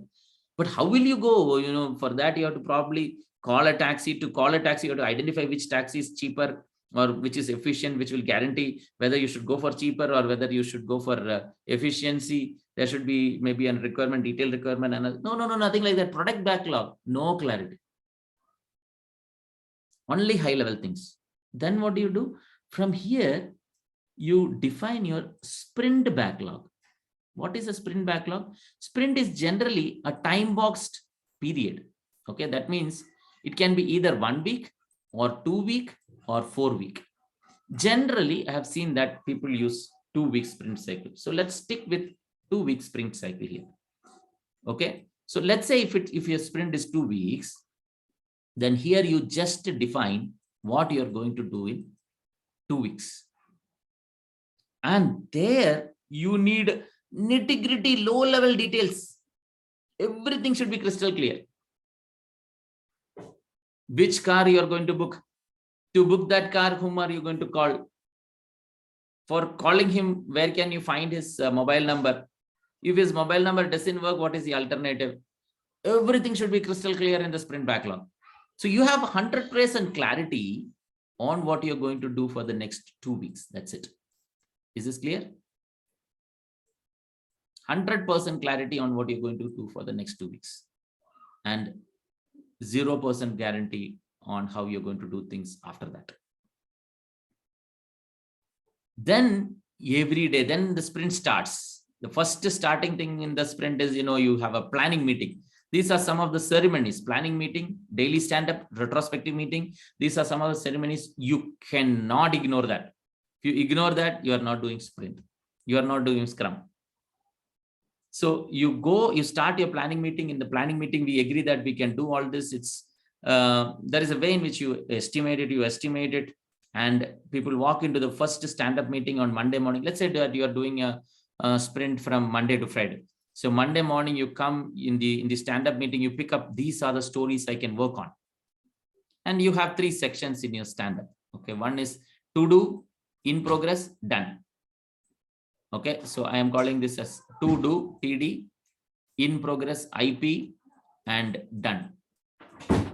That means it is over. Some people add more. In sprint, you are not allowed to add more. In some others, you can add more, like, blocked status, waiting for others to do something. You can have more status and all. In sprint, no. Everything is in progress. Fair. So first Monday morning, you come, you go to the stand-up, you say that these are all the things, this product backlog, sprint backlog, that is your to-do things. From there, you say, I will work on this today. So this moves here. And start working on it, everything happens. And the next day you are supposed to, move it from here to here. Generally, your stories in the sprint should be something which you can complete at the maximum in 2 days. So it should be so small. It is okay to define something which you can do in 10 minutes also here. That is okay. Which means you have so much clarity. You have defined everything so clearly. But it is okay to maybe allow you to okay, 1 day, 8 hours, maybe some companies allow like 16 hours. So your task can be as big as something which you can do in 16 hours.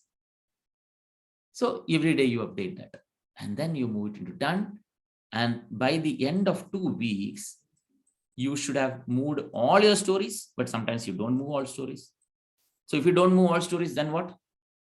Then wait until all the stories are done for the sprint to get over. No. Sprint is a time boxed event.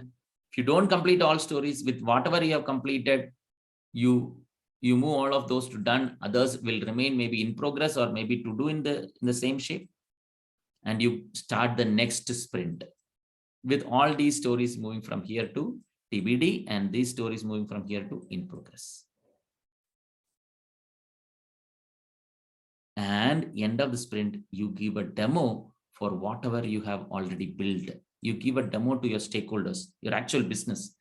They have something which they can actually see rather than some, requirement document specification, use cases, use case diagram, sequence diagram, design diagram, class diagram, blah, blah, so many things which they don't understand. Your stockbroker who is sitting in the NSE or your, manager who is sitting in the NSE have no clue what a class diagram means. Oh, this class will extend that class will talk to this. I don't care. I don't know. You do whatever. Show me something which I can see. And then you go and show him this nice UI and say that we have started working on this UI. In the UI, there is nothing. Only a blank screen is there, but you will get a blank screen. He's happy at least here. Oh, okay. You have designed a blank screen. Happy. I understand. Then the next day you go and add a top menu bar into it. Okay. This top menu bar. No. But in this menu, I don't like this way. I want a tree way. I don't want you to click on it and then you have a drop down. No. That I don't like. Should have a tree way, because under this you have more ways, and then under that you have more ways. So better a tree will help me. That feedback you will give. So immediately you have a feedback which you can go back and then. So you're building something which the customer wants rather than something which you understood as the customer wants. This is the agile way. Any question on this? Can I proceed?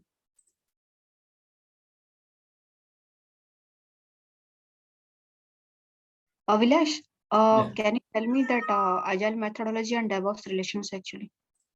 Both go hand in hand. Okay, agile is more of a methodology where it's like a process of implementing a project. Okay. DevOps is not a process of implementing a project.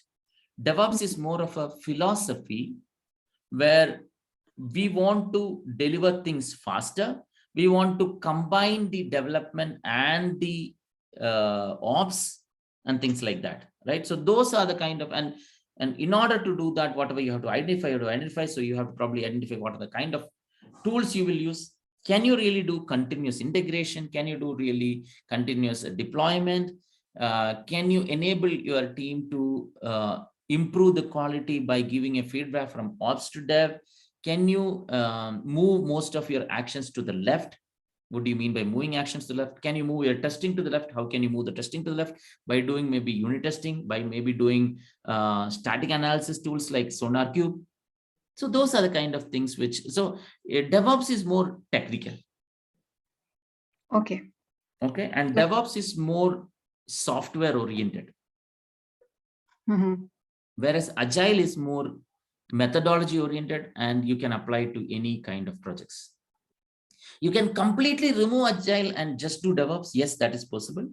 You can put DevOps and Agile together and work. That is also possible. Yes. Okay. Yeah. Fair. Thank you. Thanks for that question. Okay. So can I continue? Or do you need a break? The reason I'm asking is because science says that, people will lose their focus when somebody is talking for a long period of time. In fact, they say 20 minutes to 30 minutes, right? But that is not practical.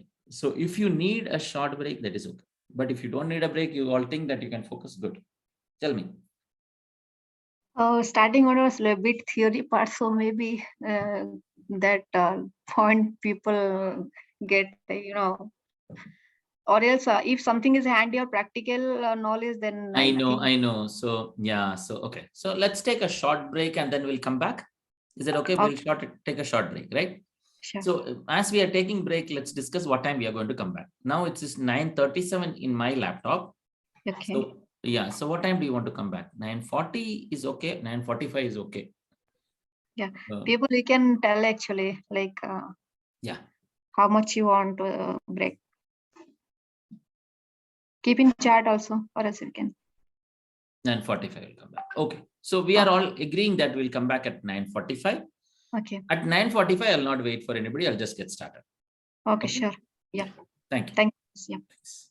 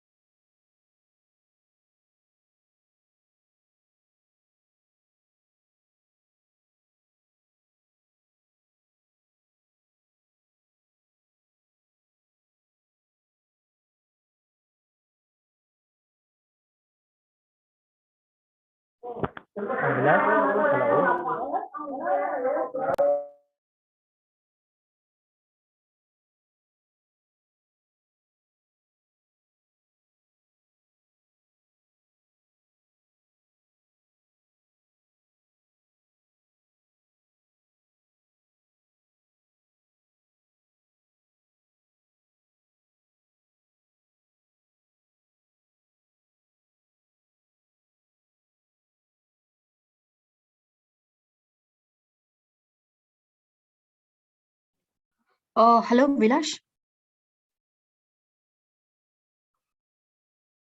Hello.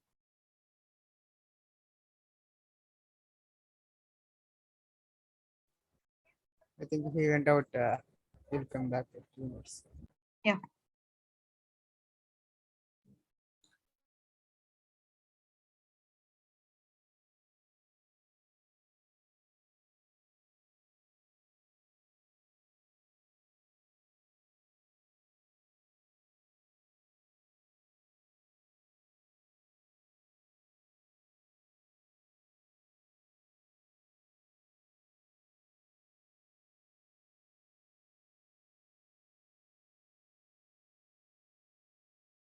Okay, let's get started. I'm sorry, I see that I'm 3 minutes late. Oh, that doesn't happen so often. Sorry. I was thinking that I'm early. Okay, so let me start sharing my screen again. Yeah, so DevOps introduction. There is anything that specifically we need to talk. Prerequisites to DevOps. Prerequisites to DevOps. Basically, DevOps is just two things, right? It's just attitude and tools. So prerequisite to DevOps is you should have the right attitude and you should know the tools. So what are the tools? Those are the things that we're going to discuss today. At a high level, those 8 phases of DevOps, which will come in few minutes, right? These are all actually the 8 phases of DevOps. Okay, plan, code, build, test, release, deploy, operate, monitor. This is something which has to be really put under a very close lens with each of, what are the things that you do at each of these phases. In the interest of time, I'll talk about this in a very, very high level, and then we'll move on. If you have questions, of course, please raise your questions. Excuse me.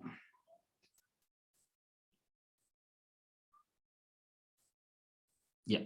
So in the planning phase, in DevOps, in the planning phase, it's almost similar to how you do Agile, along with Agile or something like that. That's how it ends up. You do a lot of planning in terms of what are the stories you want to execute, or identify the exact requirement, break it down into smaller pieces so that you can actually work on it. You identify, okay, what are the tools that you use, how much maturity you can achieve.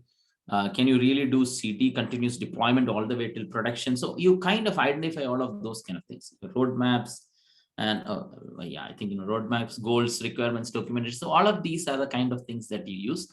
You identify, and for that there is a series of tools which you can use. Okay, Rally, Track, in fact, Jira. This is the most used tool there. Why are we talking so much about tools here? It's because there's an interesting thing that DevOps is doing, right? DevOps is going to DevOps is claiming, at least, how to do that. In reality, it's something which we have to make it happen. But what it claims is you can do things faster with much better quality. And generally, these are contradicting things, right? If somebody takes 1 minute to do some work in a very quality oriented way, he's carefully, if you ask somebody to look at a book and copy it into another book, okay, and in a normal speed, if that person can do that in, let's say, 5 minutes, in 5 minutes, he can look at another book and carefully copy it into another book. Everything he can carefully watch and do properly, 5 minutes. Now, if you ask him to do the same thing in 30 seconds, he can maybe do something in 30 seconds, but definitely his quality is going to compromise. Why the quality will compromise? Because he needs 5 minutes to do it properly. Maybe in 3 minutes also he can do it with relative better quality, but you are asking him to do it in 30 seconds, which means he will be like, no, blah, blah, blah, blah, blah, blah. Indirectly he is going to compromise on the quality. DevOps is saying is that we can do things faster with better quality. Generally, something which is impossible. But then how is DevOps so famous if they are claiming something impossible? What DevOps does is they make all this happens using the tools. So these tools which are there in between, they are intelligent and capable and have brought up some innovative methodologies and strategies and process and things like that into the table, by which you can do things faster and you can ensure better quality. So that is why the tools are very, very important for us. Okay. Second, the coding phase. This is where we would be coding the coding and the you would be identifying the configurations and things like that. Finalize the configuration you may have from a microservices strategy point of view. I think you will know what it is. You may have a centralized microservices logging server and a configuration server, right? You may have a configuration server and a logging server. You also may have microservice level configurations. So all of those kind of configuration designs and things like that happens. Unit test cases are automated. Your static analysis is happening. Your containerization methodologies and things like that. That is the next step. This was one thing which was historically not there. Suddenly, developers should be responsible for delivering code which deploys. Earlier, this was not an expectation. Earlier, developers could, they could pick up something, build it, ensure that it is working on their machine, check in, their work is done. Is it their work is done? Well, QA engineers may come test. If they find out bugs, then they have to fix bugs. But deploying, ensure that it has a seamless deployment on the QA box, not their responsibility. QA engineers should know how to pick up the code, build it, and then deploy it. If they don't know, then you should build that extra team, right? The release management team and all of those people who can pick up the code, automate that process, and then deploy it. So QA engineers can maybe run some script or something like that, or maybe run some job in Jenkins. Automatically, they have a box. This was not it was not an expectation from developers to ensure that it will automatically get deployed.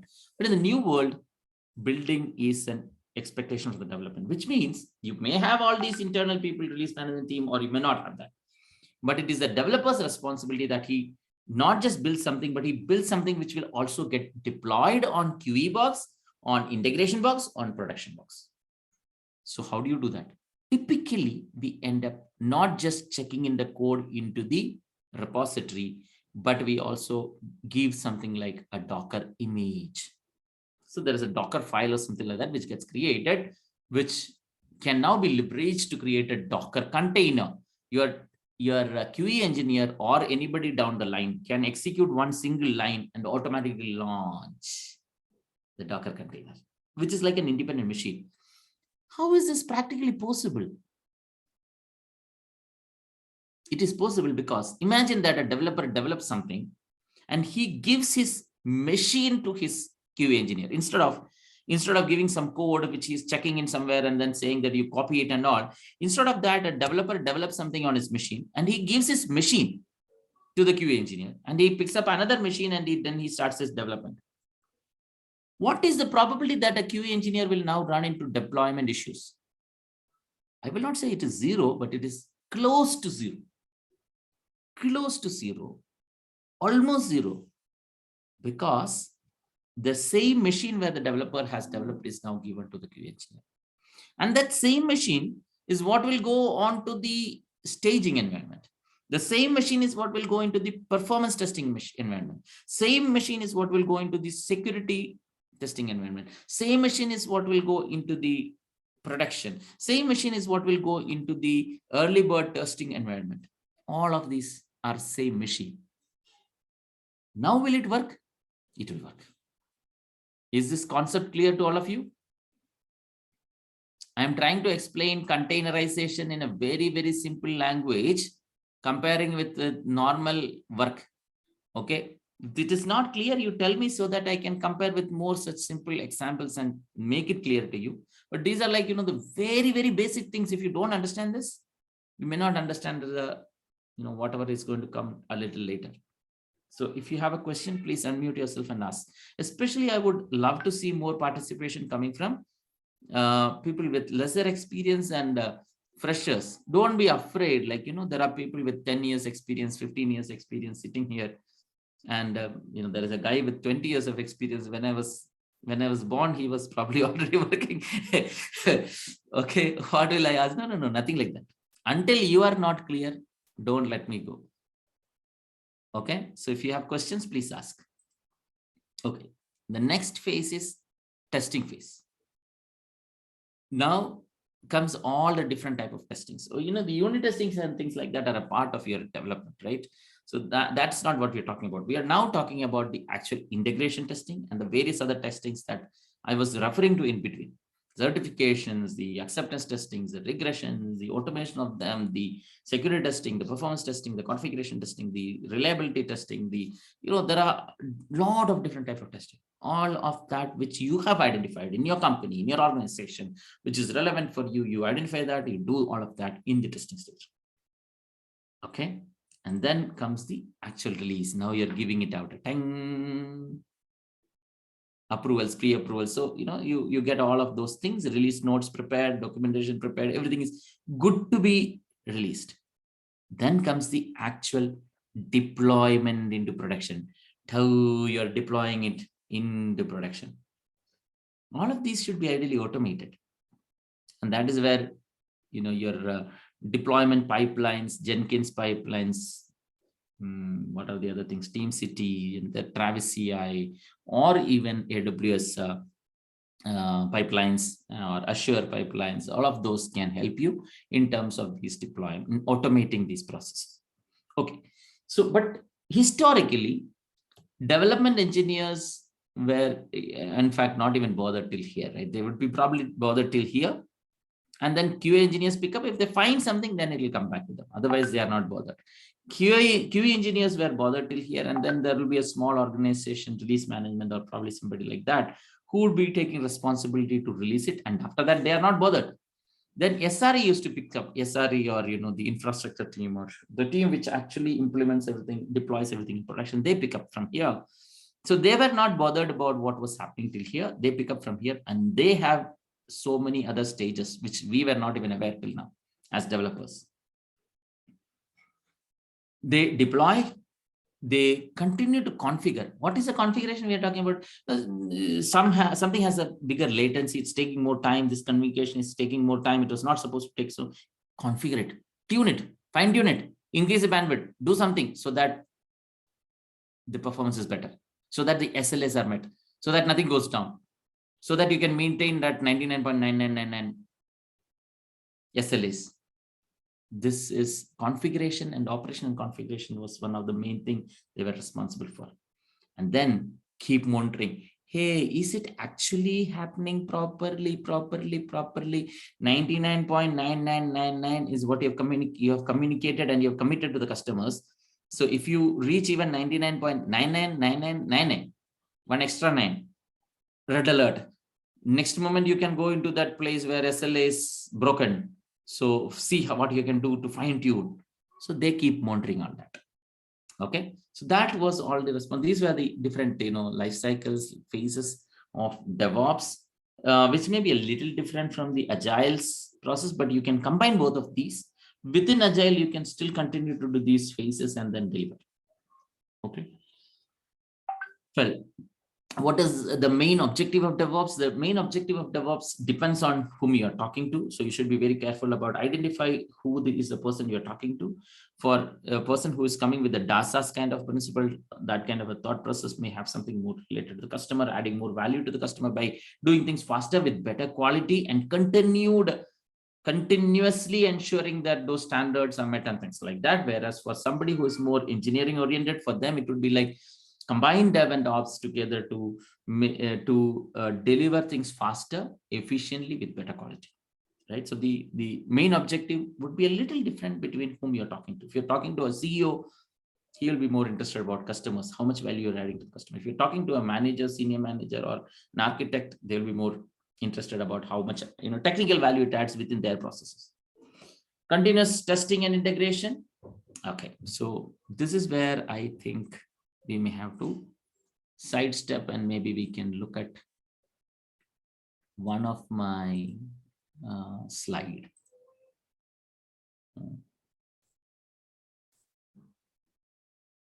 And these slides and all what I'm demoing here, I think all of them are there in GitHub. Okay. This is, I think I put it in Kubernetes Day1. Yeah, here you go. Yeah, so the last slide here, generally I ended with CI/CD. So, this is a highly simplified view of a CI/CD. Okay, but before I talk about this, I want to give you a very, very important caution that people confuse that DevOps is just a process implementing CI/CD. That is not the case. DevOps has a lot more things outside CI/CD. For example, your infrastructure provisioning, Terraform-based infrastructure provisioning, whatever tool you use for that matter, right? Infrastructure provisioning may or may not be a part of the CI/CD. Your configuration management, Ansible or Chef or Puppet or any of those which you use may not be a part of your CI/CD. May not be, can be, but may not be. Right, the various other standards that you define, your gates that you define, is something which you have to do outside the CI/CD and build it inside. Right, so there are so many things outside CI/CD within DevOps. You have to identify your maturity level which you're targeting, that is outside CI/CD. So many things of management, so many things of interaction, collaboration, collection, collectively working and identifying, agreeing upon the standards you want to maintain and things like that. So DevOps is not CI/CD. DevOps is not a process implementing just CI/CD. It's a bigger thing. However, CI/CD is the most important factor which has made DevOps so famous. CI/CD is definitely the most important factor which people like, people use, and people are so fascinated saying that, oh, DevOps is really, really good.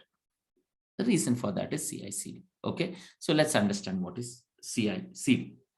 A development engineer codes something on his machine, checks in it into GitHub or GitLab or Bitbucket or one of those repository tool, whatever you have, SVN or whatever.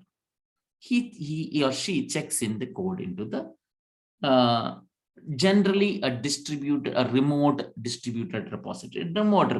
Let's not call it as distributed, because it depends on what tool you're talking about. So at least generally this is a remote repository, not on a local machine. And from there, automatically a job gets triggered. Generally, the way we trigger this is called using a technology called webhook. But let's say if you go with only GitHub Actions, or if you are checking into GitLab, and if you are using GitLab's own CI/CD, then you probably don't need a webhook. You can directly trigger it with it. But based on which tool you are using, you may have to use a webhook. You may. And that webhook may trigger a job in Jenkins. And that job will automatically trigger and download the code from the GitHub into the local machine, and then trigger this process called building. Based on which programming language you have coded, you may have to build it or you may not have to build it. For example, if you are using Java, you may have to do a Maven build or a Gradle build or some kind of compilation and then create some kind of an artifact like jar, war, or something like that. If you are using Ruby, then you may have to do its own process of building the gem. If you are using, let's say, Node, then you will have to do npm install and then build your node_module folder, which has all the dependencies. So you may have to rebuild that. So based on which language you're using, you may have to do a build, but it is not mandatory that all programming languages should have a way to do this also. You may not have in certain programming language, you may not really need to do any dependency management. But in most of the tools, you may have programming language, you may have to do it. With Java, Maven is the most used. So let's go with Maven. So using Maven, we build this. So what are the different technologies and tools that we have already spoken about. In fact, there are a few tools here, like you may have Eclipse or IntelliJ or some of those, Sublime or one of those here on the local machine. You may use Git to check in the code into GitHub or GitLab or Bitbucket or one of those. Then you have triggered using webhook a job in Jenkins. Instead of Jenkins, this could be TeamCity or one of the cloud-based CI/CD tool, or it could be Travis CI, one of those. And that triggers a job and downloads the code from the remote machine to the local machine. And then you are using something like a build manager, like Maven, to build and create an artifact like jar, var, or EAR. Once that is done, you generally trigger your unit test cases. You generally trigger your static analysis like SonarQube. So all of those kind of things happen. So there are multiple stages in between this. And if it passes all that, then you create a Docker image. Some companies may not even create a Docker image, and they may, once these standard passes, they may check in the code into a releasable branch, or they may deploy the code into a dev environment and call that CI is done. Continuous integration is done. Basically, continuous integration is about just integration, more towards developer, right? Continuous integration is more like, continuous integration is more like developer is doing something. So let's say this is a release branch, okay, releasing version 10.1 or whatever, right? This is a release branch. So this is version 10.1. Whatever he checks in, that generally triggers another branch. And in that branch, it triggers a job in Jenkins, which will run it on a machine where they will download the code from here. And then they will do their Maven build. And then they will do their static analysis. And then they will do their unit testing. And once all of these are done, in some companies, they will merge the code into the release branch and call as CI, continuous integration. See, integration. This integration was stopped until this pipeline was over. Now that is getting integrated, continuous integration done. In some companies, they also want to deploy it into the development environment. Another environment where developer will come and confirm once more. And they deploy it into that also, and then say that, maybe you also push it here and then say that continuous integration is done. Is this clear? What is continuous integration? Yes, no, don't know, don't care. 4 options are there in front of you. Option A, yes. Option B, no. Option C, I don't know whether I understood or not. Option D, I don't care whether I understood or not. Yes. Yes, we have understood. Okay, fine. Yeah, that also, helps me understand that you have not slept. Okay, thank you. So yeah, then starts the CD process. This may be, preferably this should be 2 different pipelines, but there could be reasons why you don't want to do it that way, right? So in between these, what are the tools that we discussed initially? I think till Maven, I think I spoke, calling out the other tools that we use. So Maven and maybe SonarQube for static analysis, Docker for internal building and creating an image and things like that. And for internal deployment, again, you may have other tools. Okay, you may have other company-specific tools, or maybe AWS. If you are going to deploy it on AWS, you may use AWS, Azure, then AZ or something. They have a tool, internal command line interface for that, their deployment. So that could be that. So you may use another tool here. Fair. And then starts the integration. The deployment process. In the deployment process, again, so you have the artifact, you have maybe the image or whatever. From there, you deploy it on a local machine. There you run your system integration testing, your performance testing, your security testing.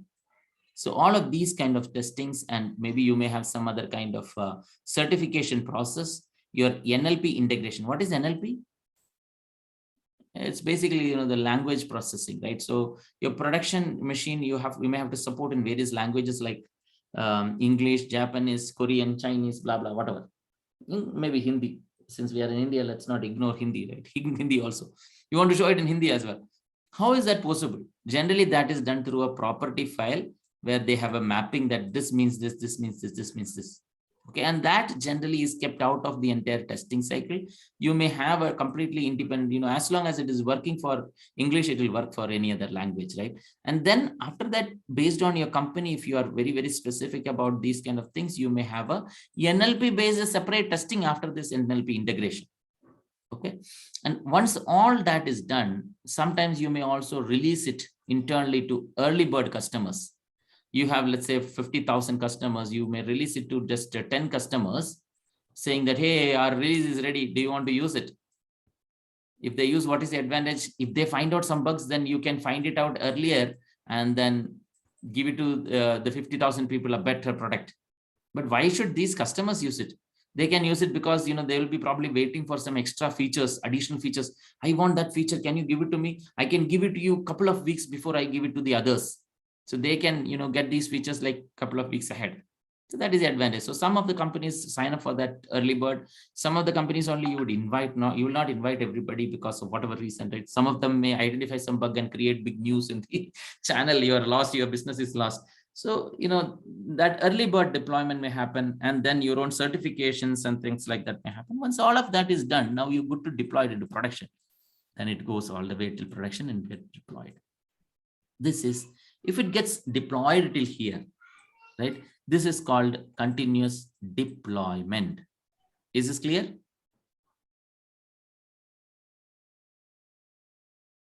Yes, Vilas. And if you stop one step before this, you have done everything, you don't want to deploy it into production. One step before this, that is called continuous delivery. Another CD. This is one CD, this is another CD. And this entire, continuous way of development, that is continuous development, which is more obvious. Okay. So I hope all of these are clear. You have no questions on this. If you have questions, open up. Sorry, little bit confused on the last point. Can you come again, please? Till where did you get me? Like after the continuous deployment, you have mentioned about a continuous development, delivery. Right? So delivery, the same thing.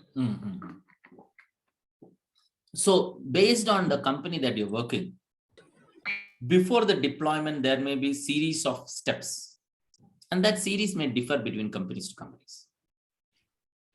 Is that clear? Generally, every company will have a integration testing and a security testing and performance testing. Beyond that, what are there will depend on your company. Okay. So what are the things you can have? NLP based testing you may have. Sometimes people may have an internal testing, right? We deploy it internally and ask everybody in the project to test it.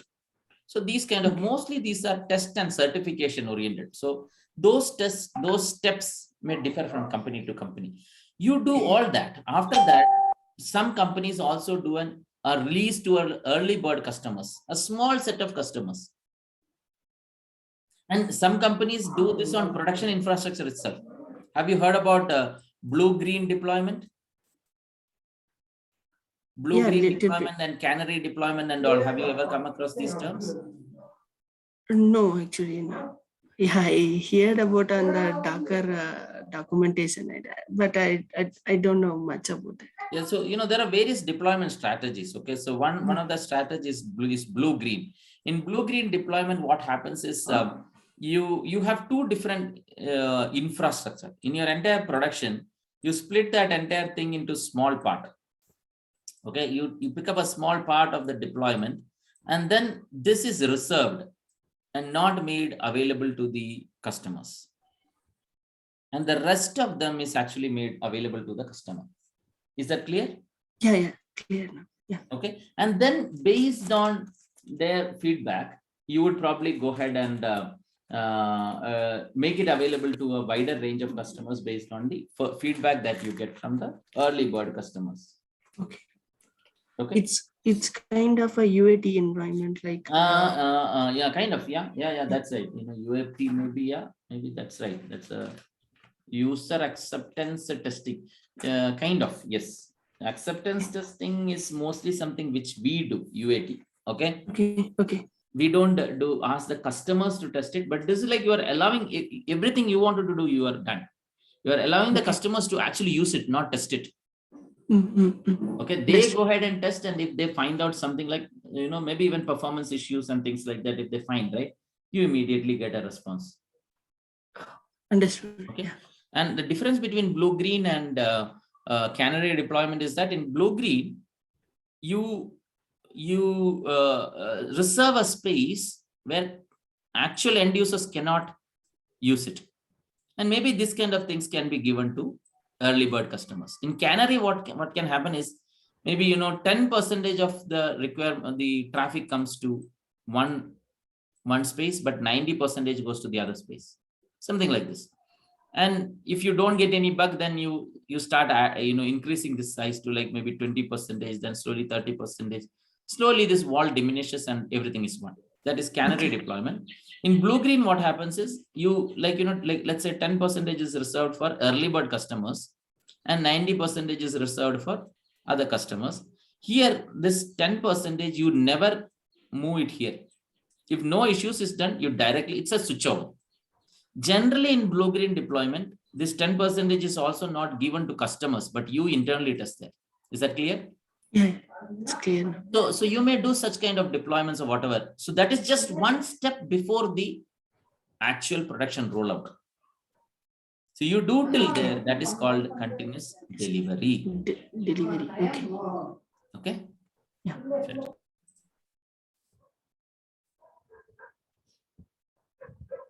Yeah, so that, and in that process, again, you may have so many tools which is coming into picture, like Selenium, a very common tool for UI testing, REST-based testing. You have so many other tools for REST-based testing, including Mojitos and things like that. JUnit may be there, or NUnit, or whatever type of programming you're using. Based on that, your own stack of, there are so many testing tools, so based on what you're doing, you may have set of tests, like TestNG is there for Java itself, which is also used a lot. And so, and then performance testing, you have another array of test tools. Security tests, you have array of test tools, and then you may have your own other internal automated processes and things like that for your deployment. And then maybe, you would be probably deploying it into a Kubernetes infrastructure. So again, there are so many tools. All of these tools are what is making it happen for DevOps. Okay, I think I should probably accelerate a little bit now. So since we have discussed all this, okay, what is cloud? What is cloud?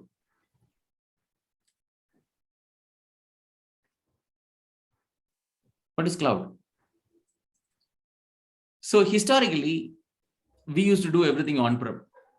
Okay, if I want to expose some kind of a production application to somebody, I have to, I like this image, right?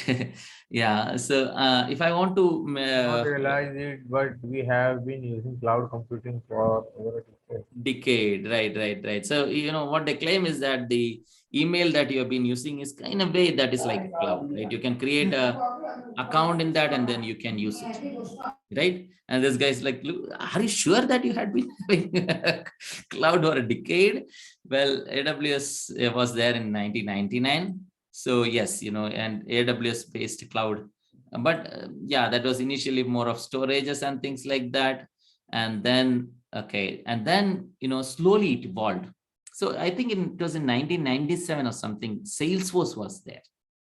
Okay, and Salesforce, what they did is they allowed people to create something like a website directly.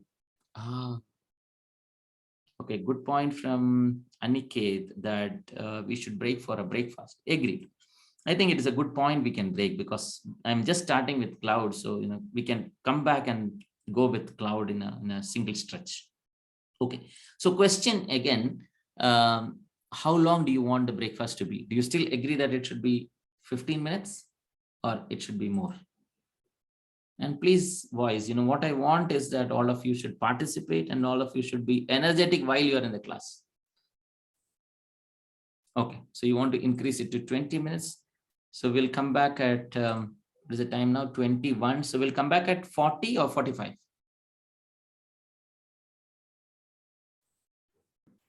40. 40. Good. Okay, so we'll be back at 40.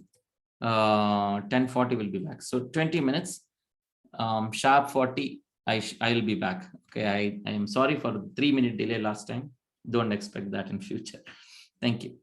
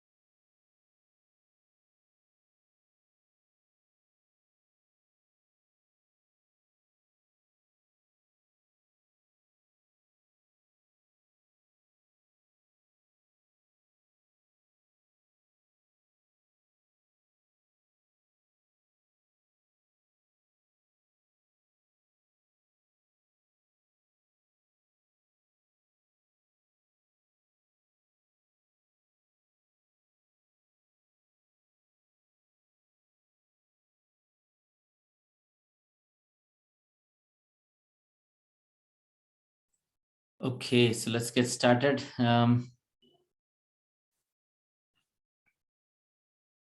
me start sharing the screen.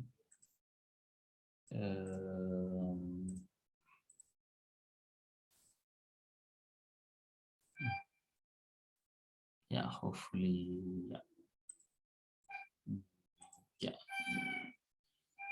Okay. Oh, my son is still making some sound. Let me console it.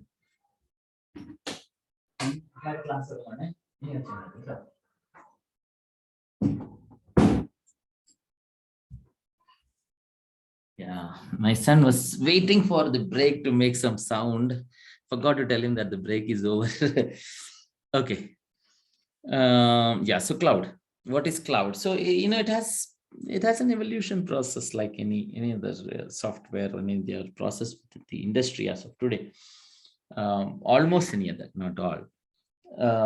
So Salesforce started with this providing some ability to create websites in a way, and then we have our own emails which were supported by Hotmail and Gmail. Gmail and all came a little later. I still remember I was in my work where we got invited. Initially, it was all based on invite, but before that there was this Hotmail and USA.net, and there were some emails and all where you could create your own accounts, very similar to like you can provision something online and then start consuming.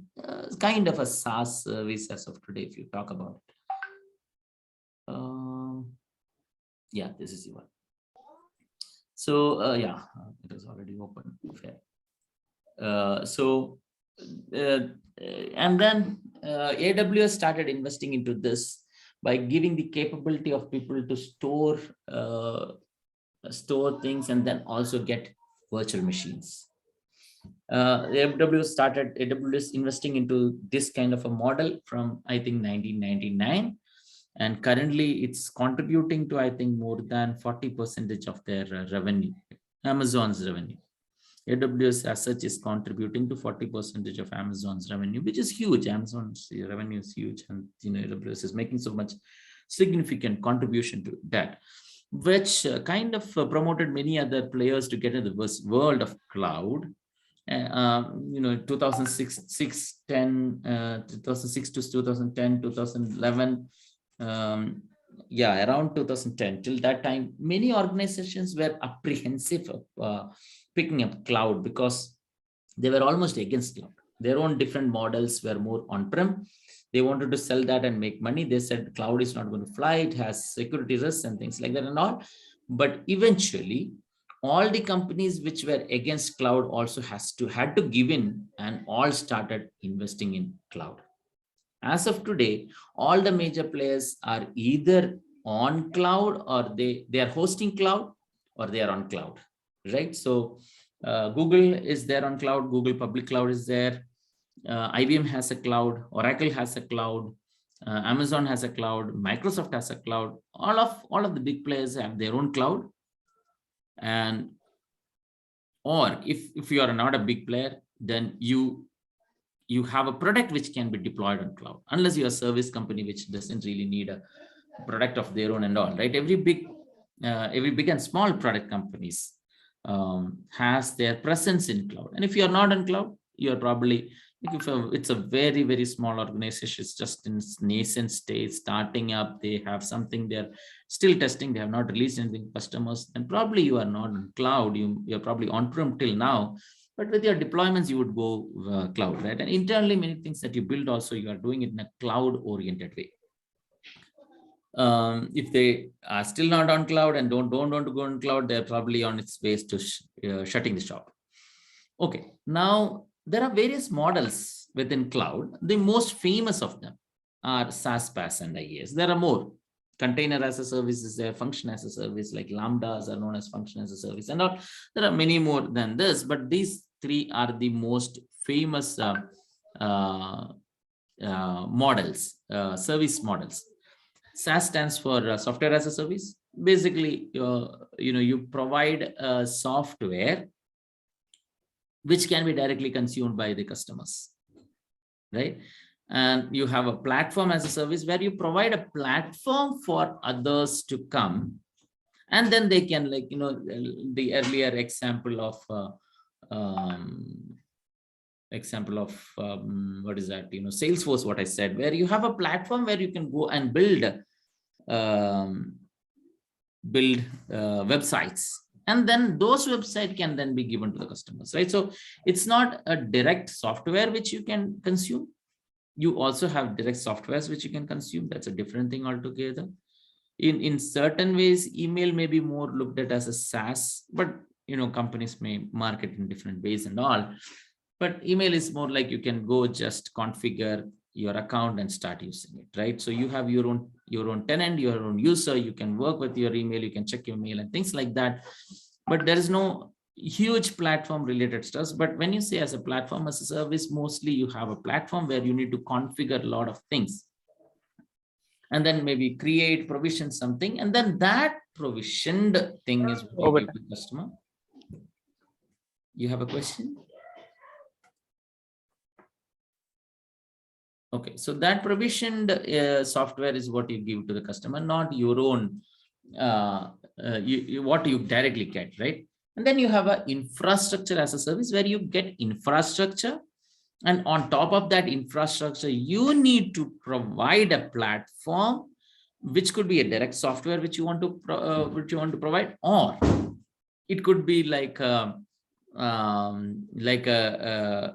platform which you want to build on top of that, which can be then again consumed by other customers and then used as software service, right? So is this clear to all of you? What is the difference between them? What is SaaS, PaaS, and IaaS? Is that clear?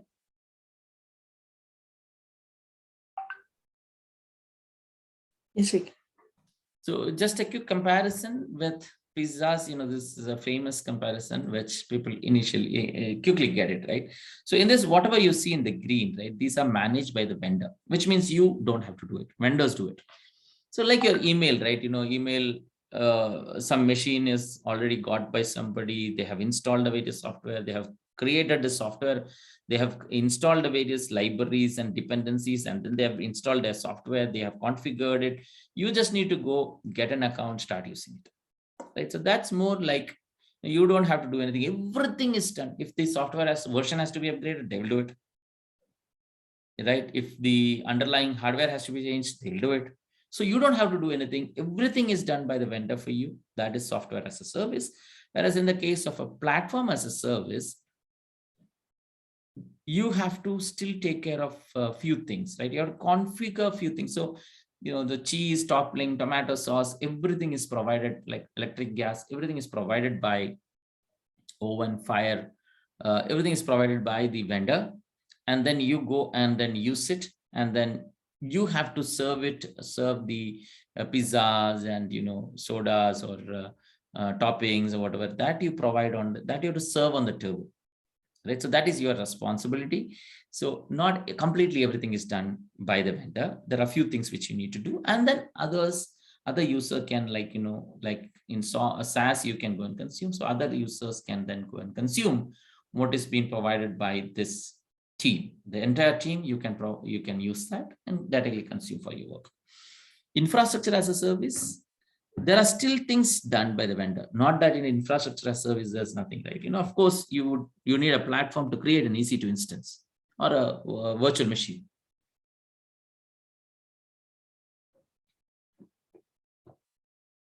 Excuse me.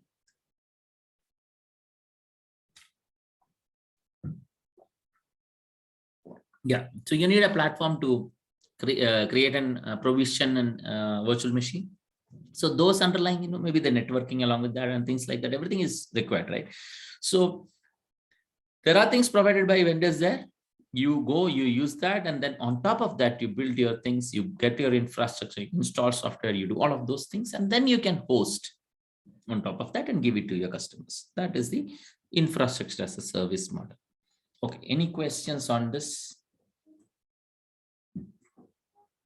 There are a lot of advantages of cloud. I don't think I need to talk about it. If any of you think that I should talk about cloud advantages, tell me. Otherwise, I think, it's pretty apparent. We all know what is the advantage.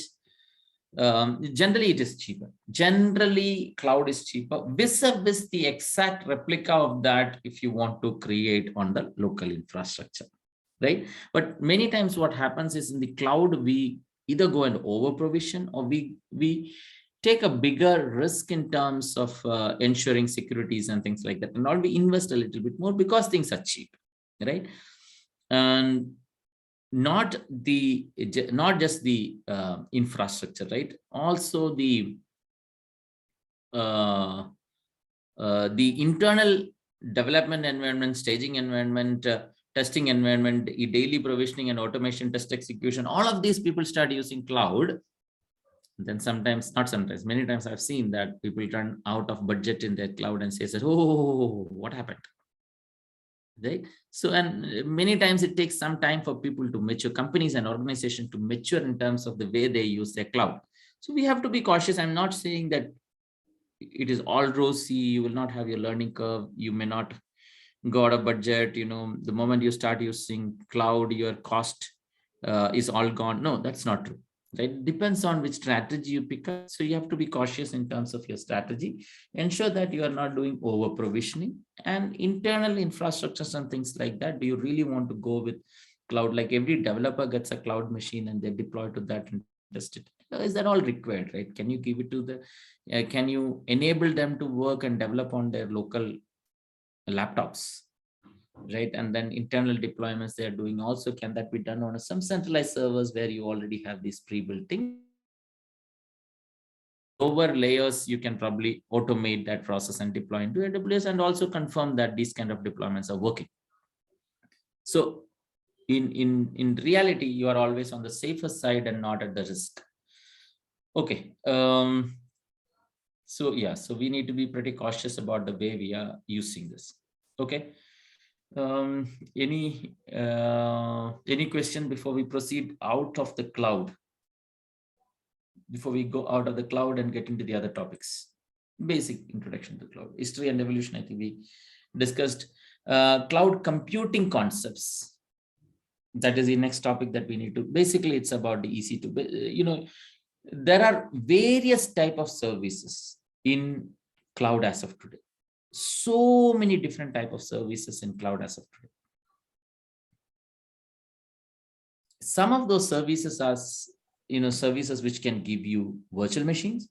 Some of the services are which can give you the infrastructure which is required for virtual machine, like maybe, the ability to create a user, for example, or the ability to create a role, for example, or the ability to create a group of users, for example, the ability to give access to the user, for example, the ability to create a network for the computer, for example, the ability to create a network of computers, for example, ability to allow and disallow between computers, for example.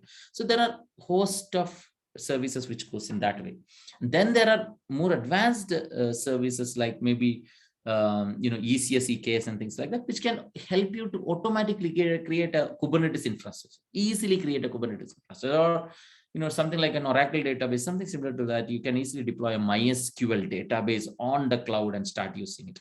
Imagine you getting a machine, installing it completely, setting it up, installing MySQL on top of that and provisioning it, setting up the network and things like that, and start using a MySQL database will take time. Instead of that, you can directly go and consume a MySQL database from the cloud. So that way, there are so many, including like the price measurement, the monitoring, the traffic that is coming, and like that, there are so many different type of services. Some of those services in turn again falls into the bracket of SaaS, some on the PaaS and some on the IaaS. Okay, so one of the most used service there is compute capacity, is what they call. In plain simple terms, it's basically our virtual machines. Okay, so you're getting some compute capacity. Basically, along with that, there may be some small storage also. EC2 instance will give you some compute capacity. But along with compute capacity enough for you to work in a virtual machine is just compute capacity what you have. No, of course you have the associated RAM also comes along with the compute capacity, so you don't have to bother. But then you also probably need a hard disk, right? Just the RAM is not enough. Less RAM than the CPU is not enough. You also need the associated hard disk. How would you get the hard disk? So that is another, another parameter which you would want to add to your machine. So for that, you have something like EBS, EFS, and for more advanced storage, you have something like S3. So you have different type of storages and things like storage as a service is also what they call. But then, in turn, it falls into one of those three brackets of SaaS, PaaS, IaaS. Okay, so compute capacity is the ability to get a virtual machine from cloud.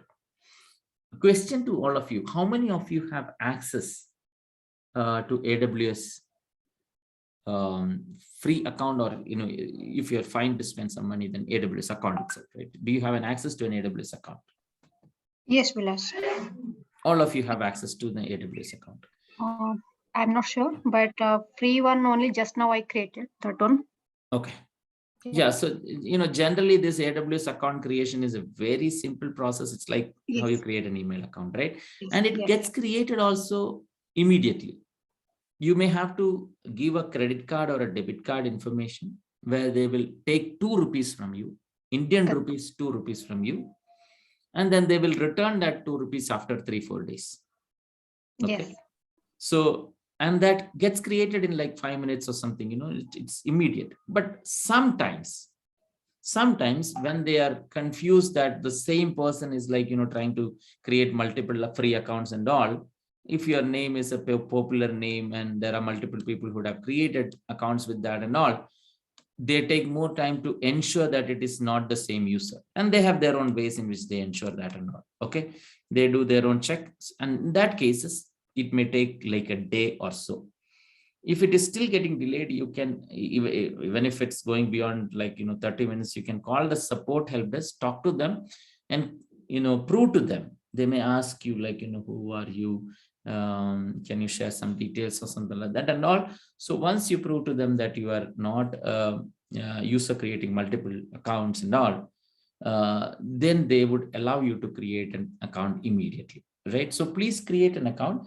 If all of you have an account, I can show you how to get an EC2 instance right now. But if you don't have an account, it is okay.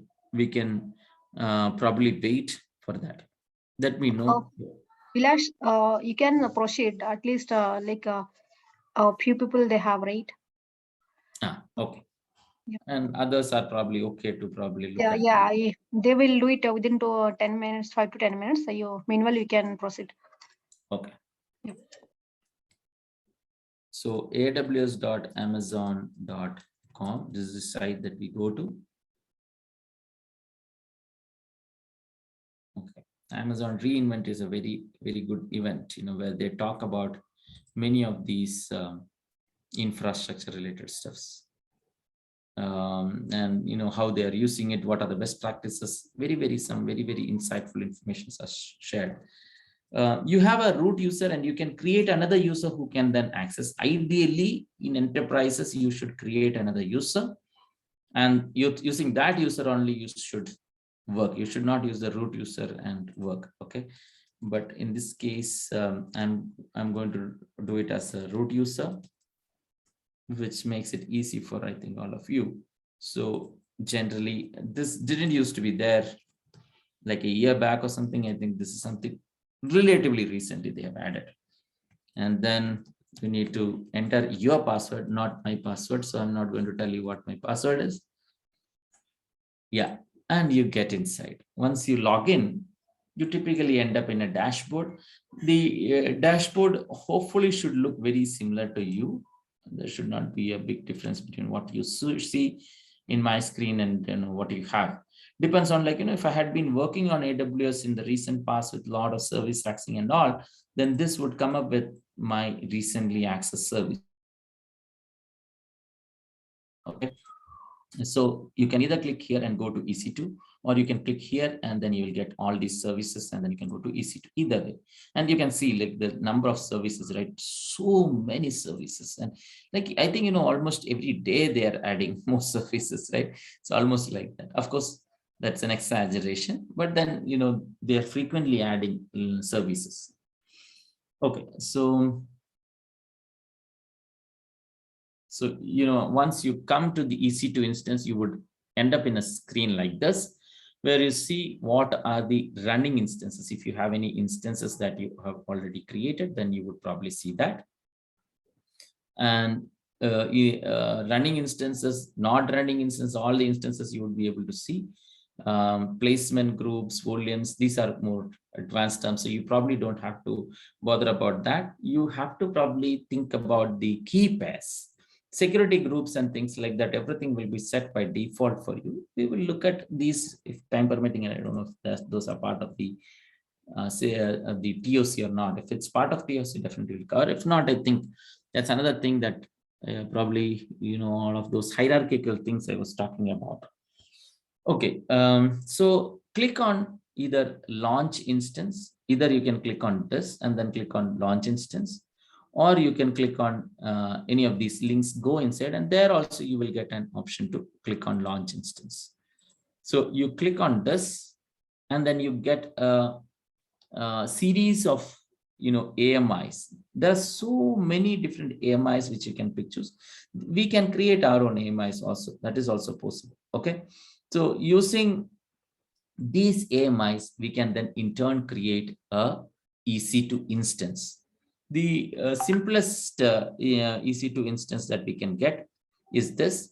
The free tier eligible means if you have a free account, then once you go inside that, whatever they say free, not everything which is free, I'll show you that also, will be free for you.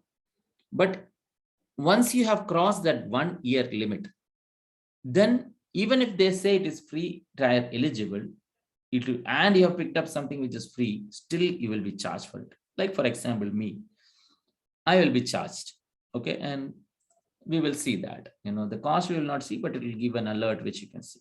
So as you come here you can actually select any. Let me click on that once more and go inside. So launch instance here.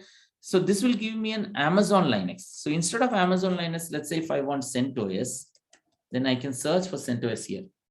Okay, or maybe Oracle Linux. Yeah, on Oracle Enterprise Linux you have. So if you want to have a specific, I don't know if IBM, yeah, IBM, I don't know, IBM Linux is probably not listed here. So they have a list of things which they have supported. All of that, if you search, you should be able to quickly get, and then you should be able to work with it. Okay. Since some of these are competitors, like, IBM is a competitor. IBM has its own cloud. Oracle also has its own cloud, but they might have agreed that they are fine with hosting Oracle Linux on the AWS, and that way they might have proceeded. So if I want us to use CentOS, I can go, and they also have their own free tier. Not everything, but many things has their own free tier. For simplicity, let's not get into this. Let's go back, and we will maybe click on Kickstart and AWS Marketplace. Okay, all my AMIs.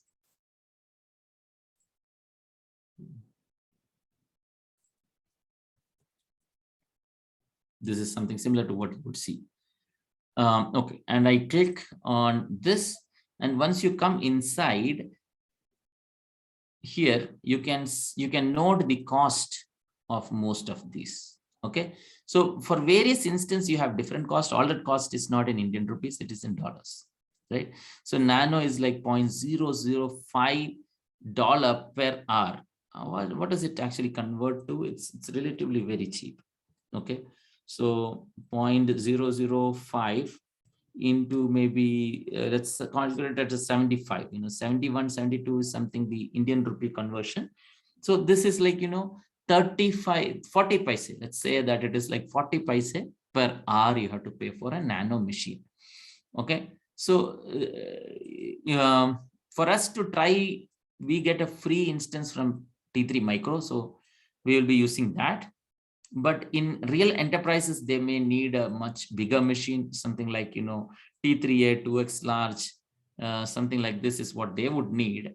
And that also you can calculate, so it's like 0.3 into 75. So that is like 22.5 rupees per hour. That is not very costly, but it's not so cheap also. But if you look at the size of this machine, right, if you want to really buy something like this, and the maintenance cost, the software you have to keep upgrading, the underlying software and all, security issues, if you come, you have to apply patches. If you look at all that cost, then maybe it is cheaper, right? But do you really need to invest so much on every machine in the enterprise? That's something which you should probably take a calculated decision. So what I'm saying is you should think all these factors. Here you just need to continue. You don't have to select anything there. That was just showing you the cost. This is a screen where we'll be selecting. So T2 micro free tier eligible instance type is disabled, not compatible with this selected AMI. Okay, so let me then go back and not here. I'll probably select a very simple instance, not this. You guys can continue with whatever you have. We will probably go for CentOS, and yes, I want to continue with this AMI. So that way my AMI is changed. So I am now going for a CentOS machine, and here I click on continue, and here I'll get a free tier account, although I have to pay money for that, but still it will be relatively less. In fact, I can actually go for a nano machine also, T2 nano. You preferably, I think you should select this if you have free tier eligible, because if you select this, then even then there will be a cost associated. So preferably you should select this one so that you will not be charged. And the charge for this is also like in a month you get, it's like, 8 hours per day. If you use, then it will be free. One instance, 8 hours per day. If you use, it will be free, something like that. Okay. So ensure that you terminate the instance just after you're done, because if it just remains there, even if it's a free tier, it will be still charged after that hourly limit has reached. Click on next, configure instance. Here you get to see all these, networking subnet mask. We will discuss about some of these, or the important ones, something like this, when we discuss about the networking section a little later today. Okay, so was it? Yeah. So it's subnet mask, so we can decide what is the subnet mask and things like that and all which you want.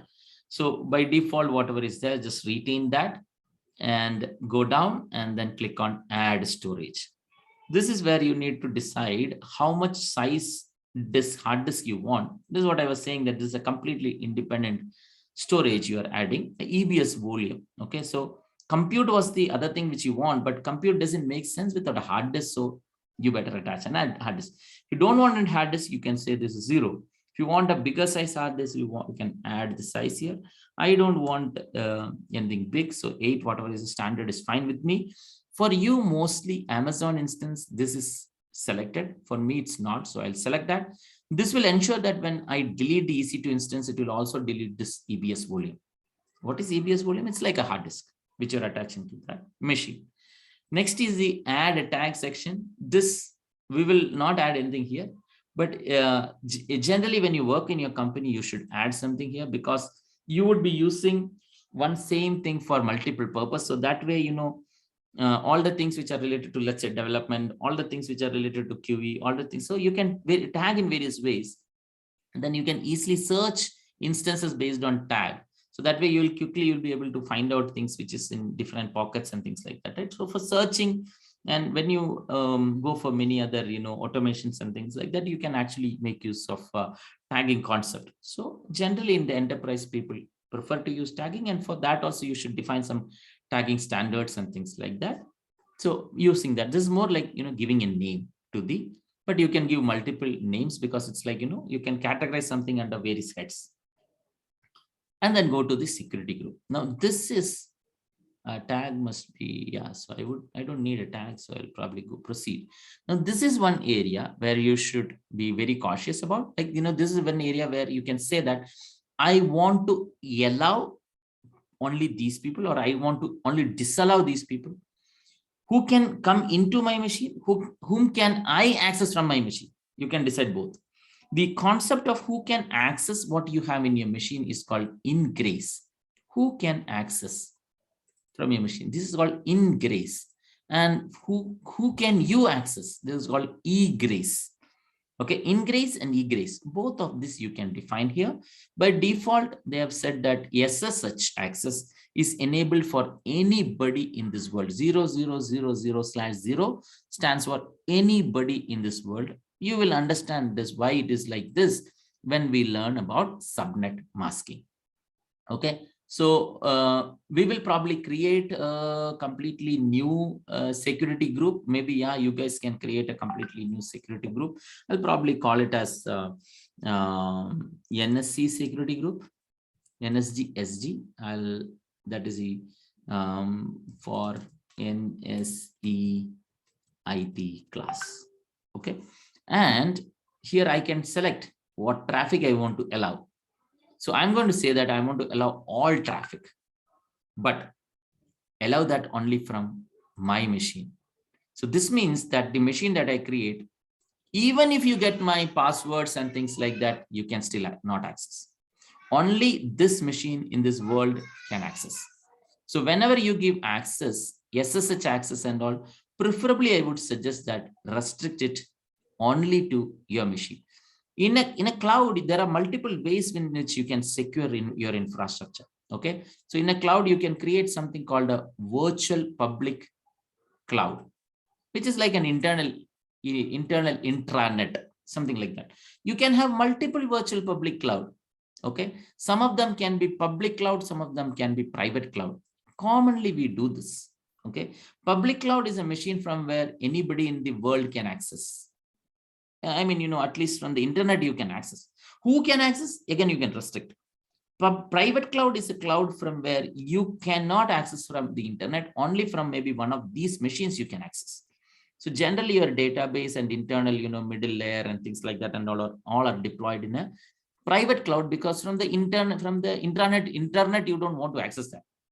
And only the initial load balancers or something like that and all would be placed in the public cloud, so that from the internet you can access that, and from there you can access this machine. Okay, this is a normal architecture of AWS. Here at network layer, you can say that from this network, only on these ports you can talk. So you can define egress and ingress at network layer, and also at EC to instance layer, you can say that you can access. So you can restrict or you can give access at network level or at EC to instance level. Okay, so here what we are doing is we are giving access only from my machine at the instance level, not at the network level. Why I am not doing it at the network layer? Because network layer already I have that VPC, which is created by default, which is giving access to everybody in the internet. So at network level, I have not brought any restriction, but at the instance level, I'm saying that only from my machine you can access this. You should be very careful. The moment your machine gets restarted, your IP address may change. So you may have to modify this if your machine gets changed, or especially if your internet gets disconnected, you may get a new IP address. Your local machine's IP address may change. So you have to modify it. Okay, so you click on this and then you click on launch. So here you can see to launch the instance that's eligible for free tier, check the AMI section, instance type configuration option, blah, blah. Learn about free tier usages. Your instance configuration is not eligible for free tier usage. For you, you should see a message that you probably may not even see a message. If it's eligible for free tier usage, you may not see a message. Okay. Any questions still here? Anybody needs any help? Tell me.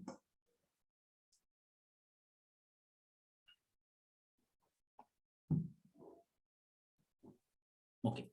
So I think I can proceed. I will click on launch, and when you click on launch, you get the ability to create a key pair. You can create a key pair already and keep. That is possible. Okay. Or you can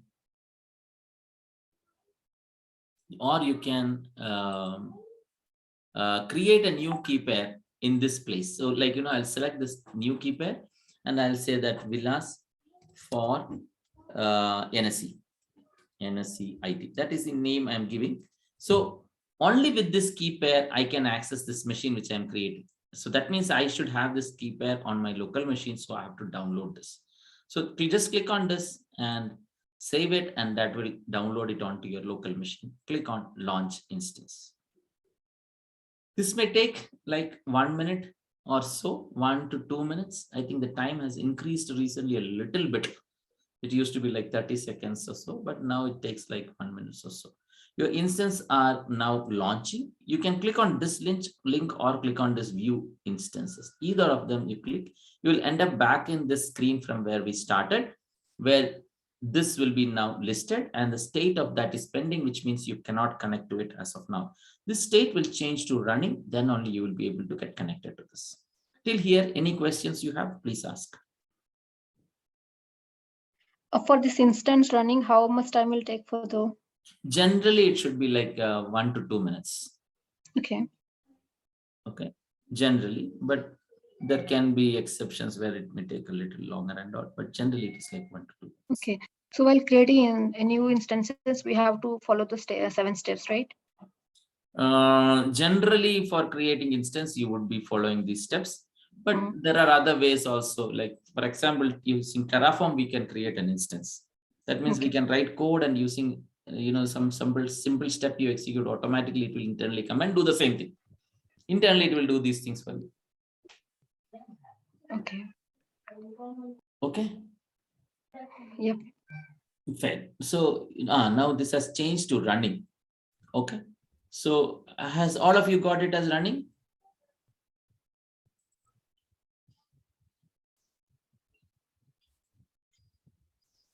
I can stop, I can reboot, I can terminate the instance from instance state. Have all of you got it as running, or anybody for whom it has not changed to running? 48. Nobody has said yes, so I'll wait.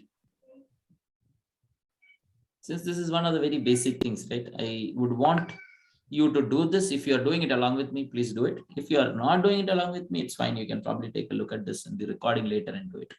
So do I need to wait for anybody? How would I know that? Anybody for whom it has not turned as running yet and want me to wait, please tell me. Put it on the chat or unmute yourself and say. Okay. So that means all of you have got it running. If you're doing it along with me, you have got it running. So now the easiest way to connect is like you can click on this connect. Okay. And then actually you have your, this is the IP address of that machine, which you could have seen there also. Okay. You have a session manager, you have an SSH client, and you have an EC2 serial console. Okay. You may or may not see maybe this link or something based on the kind of access you have. You may or may not see that, but otherwise most of you should be able to see this. This command, which you see here, can be used for us to access the machine. Okay, so if I copy this, okay, I have copied this, and I go to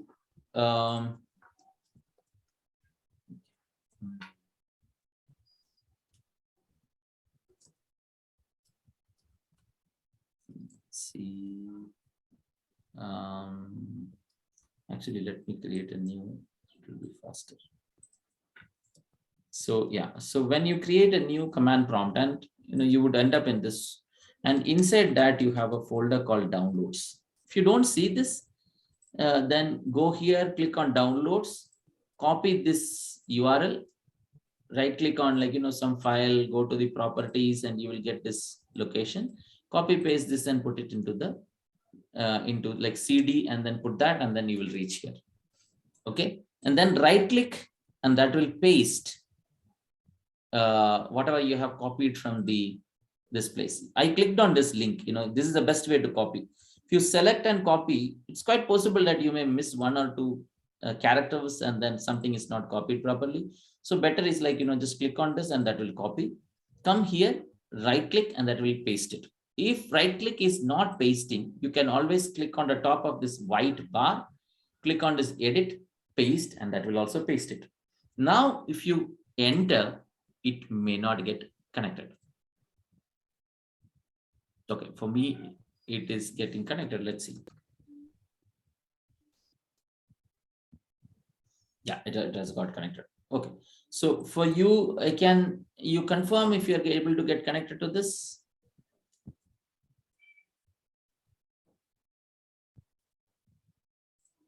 What it downloaded was a PEM file. So fine, then it got connected. Okay, let me also show you this so that you will understand what I'm speaking. All of you got connected to the machine. Okay, so now I am actually on that machine. It's a Linux box. For me, it's a CentOS box. I can execute Linux commands on this machine, sudo su. I can become a root user. I can execute commands related to that. ls, mn, mv. I can execute all Linux commands on this box. This is what I would prefer people who are not comfortable with Linux to do. Go to the AWS, get these free instances, log into that machine, and then start working there. Practice Linux. Okay, and once you are done with all that, I will show you how to terminate. You can come here, click on this, and then click on this, and then not this, and then this, and then terminate the instance. You should remember to do this, otherwise it will remain there and you will end up paying money. So better do that. Now this is a way how I could have got connected to the Linux box from my command prompt. But what generally people who work on Linux boxes like to do is connect from the Putty. Now Putty, you may or may not have this, this is called, in India, people call it as Putty. Outside, generally people call it as Putty. Yeah, so either, whichever you are comfortable, you can refer to that. For now, I'll probably refer to it as Putty. So here. Vilas, yeah. Can we create multiple instances in that server? Yeah. You can create multiple EC2 instances. That's what it's saying, right? Yes. Or are you saying you want to get attached to the same machine from multiple command prompt?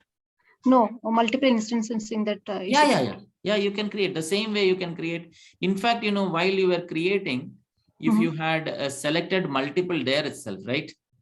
Yes. You can give a number there. So this, you can change it as like 2, 3, whatever, right? Then it will directly create so many instances. Okay. So it will not create any conflict, right? No. You will get different IP addresses, host names, everything you will get different. Okay. Generally, this is like, as you can see here, right? It will get listed one after the other, all the instances that you create. Okay. Okay, so if you click on this, you can see the IP address of that machine and the host name. This is like the private DNS. What is a DNS? We'll talk about that and all. But think about it more like a host name. So I can either connect using this, or I can connect using the public IP address. So now I'm going to try to connect using the public IP address, and let's see what happens. If you already have Putty on your machine, you can, this is what people like, because when you work from Putty, it gives you the feeling of almost like working on the real Linux box. How the Linux machine behaves, Putty also behaves almost similar to that. We don't have actually Putty and any business. Yeah, if you don't have Putty, it's a small tool which you can download and install, right? So yeah, I'll probably show you how to get connected, or maybe, maybe I'll show you how to get connected a little later, right? Is that okay? Once you have all installed Putty, maybe the next Yes, no issue. Next break we take, at that time you can probably go install Putty. Once we are back, I'll show you how to access using Putty. So then probably I will say that for now, stop the instance, because unnecessarily you will be paying money. When you want to use it sometime later and you are not using it, please stop the instance, and that way also your money will not be too much. If it remains like that for a long time, then yes, they will calculate money. Otherwise, your amount will not be too much. Okay. Any questions still here? Okay. If there are no questions, can I continue, or do you want a short break? If you want a 5 minutes break, yes, then we can go for that. Okay. So we'll come back at 11:30. Is that okay? okay. And during that time, can you try to install Putty also, so that we can come back and do it? Would you be able to do that, or that you think it's too much? Okay, nobody is signing up for installing Putty, so then that's fine. Right? We will probably do that later. Yes, I'm just downloading that one. Yeah. Try to do that. That will help. Thank you. Okay, so we'll come back at 11:30.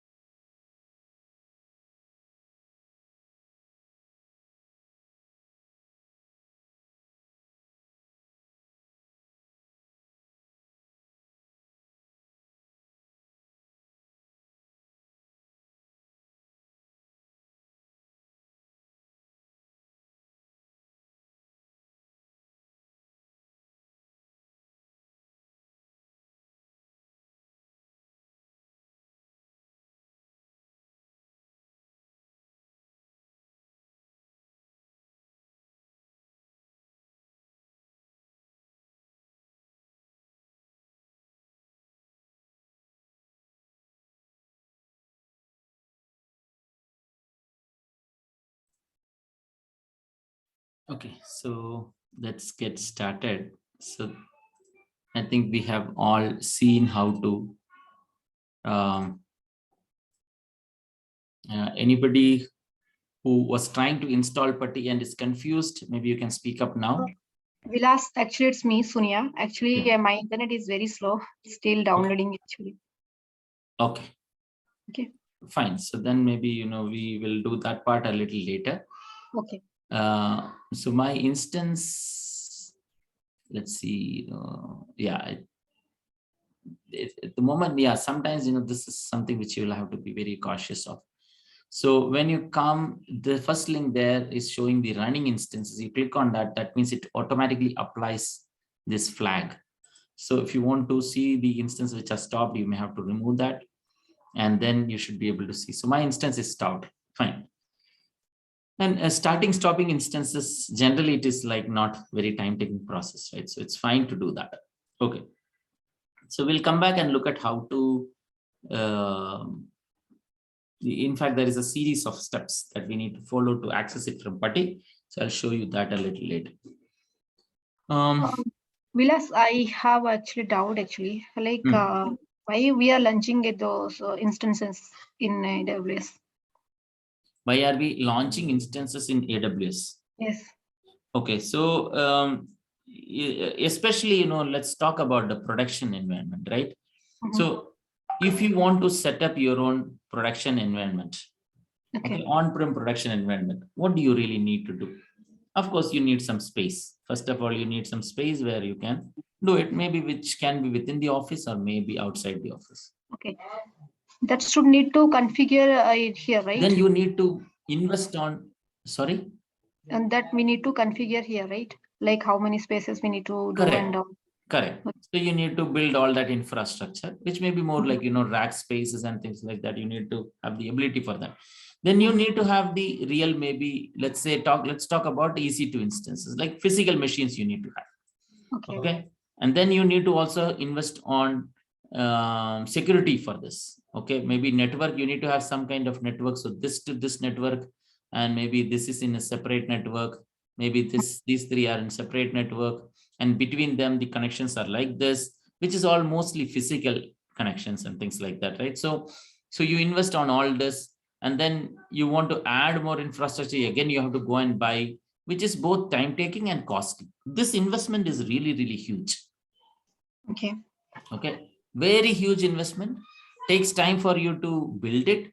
Buying buying is costly. It's time taking. So you have a lot of such problems here.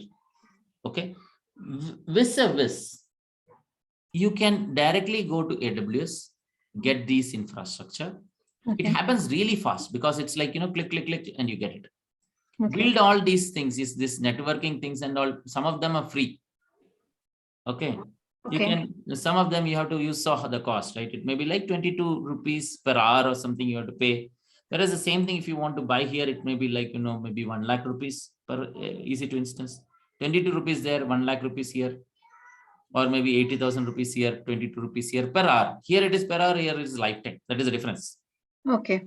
Okay. So this, if you spend for like few months, then maybe, or maybe an year or so, this may be equal to this. Quite possible. That the amount that you would spend here for one instance for 1 year may be equal to what you would spend here for the lifetime. Yes. But then it's not just instance that we're talking about here, right? Let's say that you invested so much and you had, only so much of capacity is getting used. What do you do? Can you remove these? No, but you have already spent money on this. You can probably sell this much, but you get reduced money. And later, after a few months, you want to buy. So you need to pay again, very huge amount. So typically people don't dispose, they keep on to that money, right? So the huge investment which you've done, we need to utilize that one. Yeah, you figure out how to use it rather than, rather than setting up the infrastructure to the limit what you want. Rather than that, you of course you would generally over provision. Okay, if you want 10x space, generally we go for 20x space because we don't know how suddenly customers come, the time it takes and the effort it is required, and even after putting time and effort also, will you be able to get everything working? There are so many technical challenges. Will you be able to get through all that? It's very confusing. So we don't do that. We go for double the size, minimum double the size. So you spend a lot of money.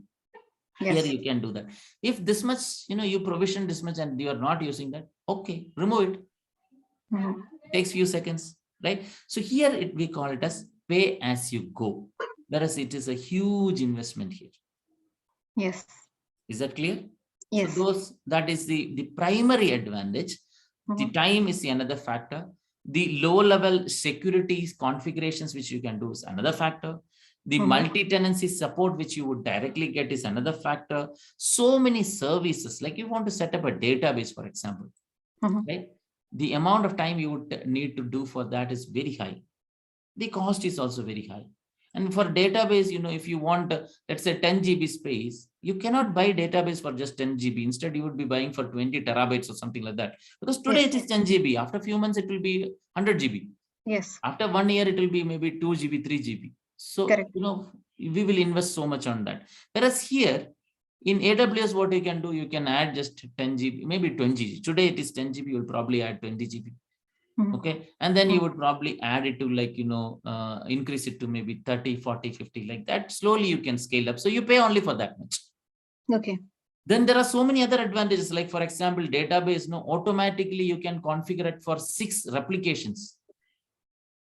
Here, if you want to configure for 6 replication, we don't generally configure for 6 replication. What we do is 3 replication. Generally, most of the on-prem in deployment goes with primary, tertiary, primary, secondary, and tertiary. That's it.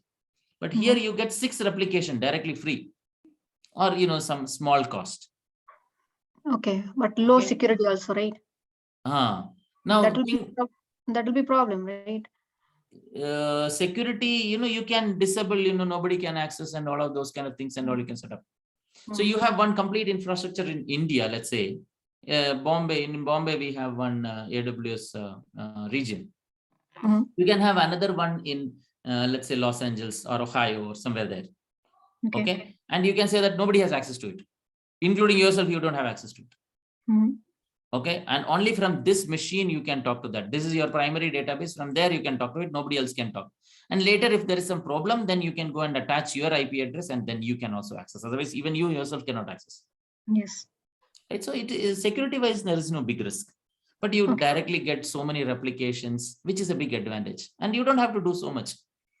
Whereas here you have to invest so much for the same thing. Yeah, it's a bit expensive than. It is very, very expensive. You also may want, let's say, high availability. So you have 10 machines here. Okay. Suddenly, if some infrastructure problem happens here, you want another 10 machines somewhere else. So what you need to do, you have to again build the same kind of network with same machines and things like that, everything in some remote region. You have to buy space for that. You have to invest so much there. That is very costly. Here it is very simple configuration, right? And then you can configure. There are some services which are relatively costly with some of those. You can maybe use that, or you may not want to use it because again, it is because pay as you go, right?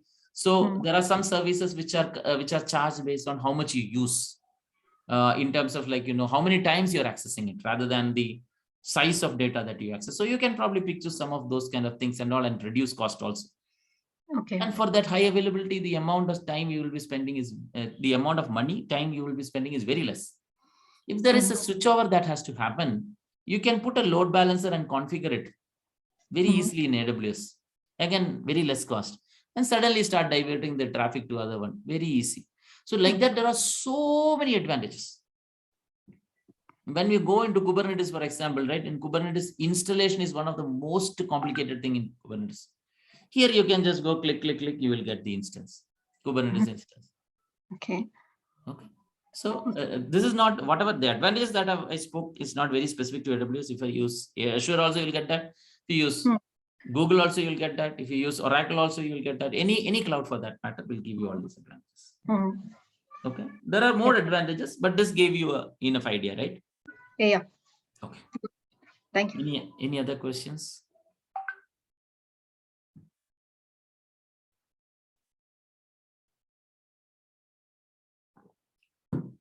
Okay, so so let's go back.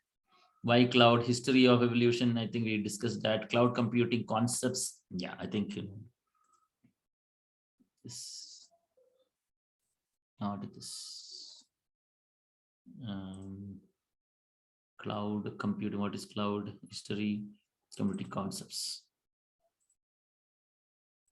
So I think we discussed about infrastructure as a service and software as a service and platform as a service. There are more. You have container as a service, function as a service, and there are more, a lot more, right? Yeah. So Vilas, that I installed that Putty server installed. Oh, you have installed it. Okay. Yeah. Anybody else who is waiting for the Putty installation? Can I show how to access it? Okay. So I think all of you are done with it. Now I'll go here and I'll start my instance. And it will get started relatively quick. And this refresh link, right? You can use this to refresh and see what is happening with the instance. You can also edit this and give a name. If you want to give NSCIT training, something, if I want to give, you can give that. If you had given a name tag there, that would have automatically come here. Okay. So pending. Okay. So this is happening. And while it happens, let it come up and then I'll show you. In spite of this everything working well, it's not going to work for you. This IP address also will change when you restart the box. Whenever you restart the box, the IP address also change. Okay, so be careful with that.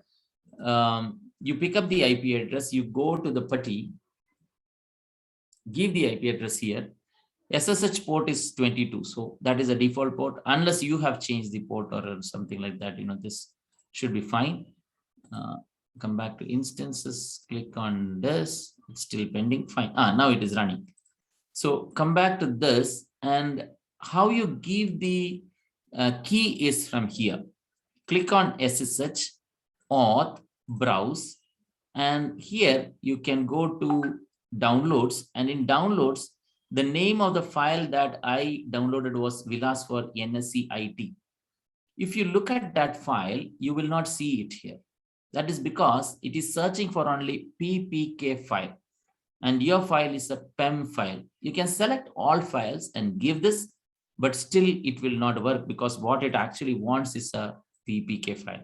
So how can you actually create a PPK file? That is the other thing we should learn. Okay, so there is, if you have installed Putty, automatically it should bring up a tool called Putty Gen. Okay, Putty Gen. Go here, click on this. This will launch a wizard like this. And you can see here, it is still waiting and timed out. Nothing happened. It was not able to connect. And then click on load. Go to this same folder, downloads folder where you had downloaded it. Click on all files, select that PEM file, and that will load the key into this. Once it has loaded the key, now you can save the private and public files. Okay, if you want, you can give another key phrase here. If you give a key phrase, that will be like every time when you log in, you have to give that password. If you don't give that, then it will not ask for a password and directly get saved. So here now I'm giving a name, Vilas NSCIT, and that is getting stored as a PPK file. Okay, Vilas NSCIT, and then a PPK file is stored. Do you see that? You can also save the public file. So you can say Vilas NSCIT, and that also is stored. Okay. Now you can close this. Have you done this? Anybody who was trying to do it and then got stuck, please let me know. I'm stuck actually. Like generate key. It's very slow. My internet is very slow actually. It's taking. Sure, not a problem. Do you want to share your screen? Is that okay? Yeah. Just a second. Yeah, in Bangalore we have relatively better connectivity, right? Yeah, but now we are at home, right? Yeah. I know. Yeah, I was also in Kerala till last week, couple of weeks back. There it was relatively tough issue. Here it is. The connectivity is really good. Yeah, I can see my screen. You have clicked on generate, I think. Do you want to stop this, please? Maybe you can close it in the top. Generate is not required. Load is what was required. And click on that Putty gen again. Not Putty, Putty gen. Okay. So go to your run. Yeah, Putty gen. Yeah, the one. Yeah, correct. Yeah, and then click on load. And then the lunch is not completed actually due to I was in mid of that steps actually. Sure. So that I have not completed. Sure. So We have to. Oh, the download was not completed, huh? Yes, Key, download. You did not download the key? Yes, exactly. So I will do, or else I'll do later. No, I'm sure you would have downloaded. Otherwise, it will not allow you to. If you have created a new key, you created a new key, right? Okay, can you go to your downloads folder, please? Not this documents, downloads folder. No. And there, can you select all files? Putty, yeah, correct. They're all files. I don't see anything here. Yes. So can you search for star.pem there? File name star.pem.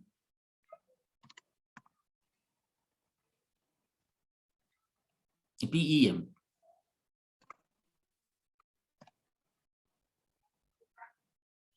Oh, you don't have it. Okay. Yes, so then let's do this. We'll go to the EC2 instance. We'll create a new EC2 instance, attach with that, and then quickly do it. Why don't you go to your console? Yep. Your launch EC2 wizard is there. No, that browser is there. You can go there.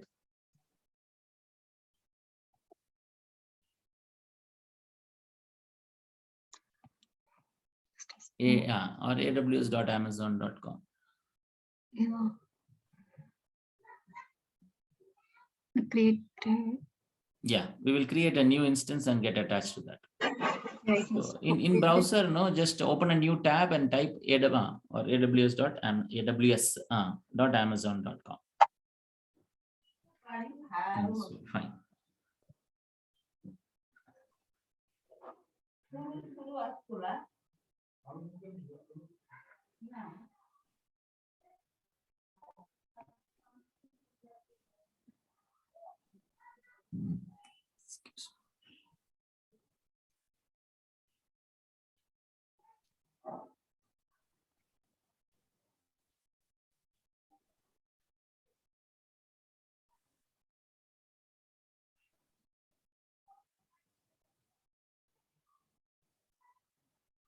That's taking a bit. That is fine.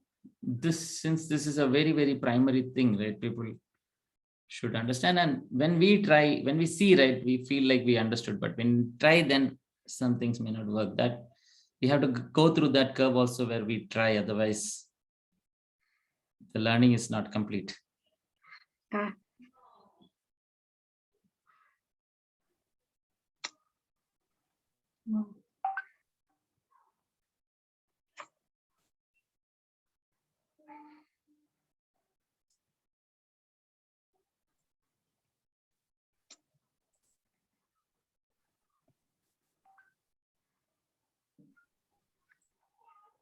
It's taking too much time. I think we need to proceed. Sure, I can maybe, as it takes time, I can probably proceed and talk about the other things. I don't have to probably share. Yeah. You can continue to share. Okay. Okay. You can probably continue to share as it comes up. I'll talk about it. But until then, let us cover the other theory, things which I don't have to show. I will probably talk about that. Okay. So we have already spoken about the IAS, PaaS, and SaaS. Those are the things that we already know, right? Yes. There are a few more important things that we need to probably understand about the cloud concepts. I think, the advantages, since it was asked, I have already explained some of the advantages. But in general, there are different cloud computing models, okay? Or there is something like, different type of clouds. So you have something like a public cloud, a private cloud, and a hybrid cloud. What is a public cloud? A cloud that is open to anybody is a public cloud. Okay, it's accessible for anybody. Generally, when you say cloud, you should be able to do multi-tenancy there. What is multi-tenancy? What is tenancy? What is a tenant? A tenant is somebody who goes and maybe takes a house on rent. You call him as a tenant. Okay, that we understand. Then what is tenancy? Tenancy is like the ability to, get a house on rent and then rent it, right? You should be able to rent it. So that is the concept of tenancy. Then what is multi-tenancy? Multi-tenancy is like, some place where multiple people can come and they can rent their own small spaces. Okay, so in cloud, then what is multi-tenancy? In cloud, multi-tenancy means your ability to go and create your own small space in that cloud. Okay, so your AWS account that you've created, right? It's like a tenant that you've created for. For AWS, you are a tenant. Is that clear? Yeah. So now whatever you do there within your things, that it's like, you have a small space, right? Within that entire cloud, you have a small space. Although the space that is created for you is virtual, you may be internally, if you look at things, you may be sharing some of your data will be probably stored in the same database as what your friend is stored. Still, nothing is shared between them. You cannot access what your friend has. Your friend cannot access what you have. So you feel like you have a completely independent space. Internally, many data maybe internally, if you pick up a hard disk storage, it may get stored in a place where somebody else's, like if you have a big place, some part may be given to you where your things. But if you look at the entire hard disk, it may be a single hard disk where your data is stored with somebody else. But you cannot access his data. He cannot access your data. So you feel like you have a separate space. Correct. Public cloud is a cloud where you allow multiple tenants. They can come, they can create, they can access. So it's like open to the world. Anybody can come and access and use it. A private cloud is a cloud where you have only restricted people who can come and access it. Like, for example, you have a private cloud separately created for your company or your something like that, right? Your, your organization. Then only an employee of that organization can go and access that cloud. Others are not allowed. Only maybe from the intranet you can access it. So something like that, right? So that is your private cloud. Public cloud, access for anybody. Private cloud, restricted access. There's also a concept of hybrid cloud. What is a hybrid cloud? A hybrid cloud is a cloud where both public and private can be hosted. Some part is like, public, some part is like private, and they are accessing, they are talking to each other within that restricted space. You are allowing them to access and things like that. That becomes more like a hybrid cloud. Now, these are not the only three types. There are more. There are more evolving types but these are the three mostly used. These are the three which were initially defined, continue to be used mostly. There are other type of clouds also which is getting traction. Like, for example, there is one cloud which is like, you can host something on similar people like you, or people whom you are confident. Okay, for example, if I have a company called ABC and my brother has a company called XYZ, I trust my brother that he will not meddle with things. So I am okay to host my things on a machine where his data is also stored. But at the same time, I'm not okay to store anything on any other machine where somebody else's data is. So you can create a separate, completely independent, separate cloud where you have a tenant. You cannot see your brother's data. He has a separate tenant. He cannot see your data, but internally it is getting stored in the same maybe hard disk with your own spaces, right? But since you are confident about him, that is okay. A very more valid use case which you can probably think about is like, let's say that banks have a separate cloud, banks. And ICICI Bank, HDFC Bank, Axis Bank, Karur Vysya Bank, all the Vijaya Bank, Bank of Baroda, all of them are different tenants in that space. Since all of the banks are confident that the kind of standards, security standards maintained by the banks will be always high, they are okay to become a tenant in that cloud, but they are not okay to allow a e-commerce company like maybe Amazon itself, or somebody like Flipkart or somebody to have tenancy there, because the kind of security standards that e-commerce companies maintain may not be as high as what the banks maintain.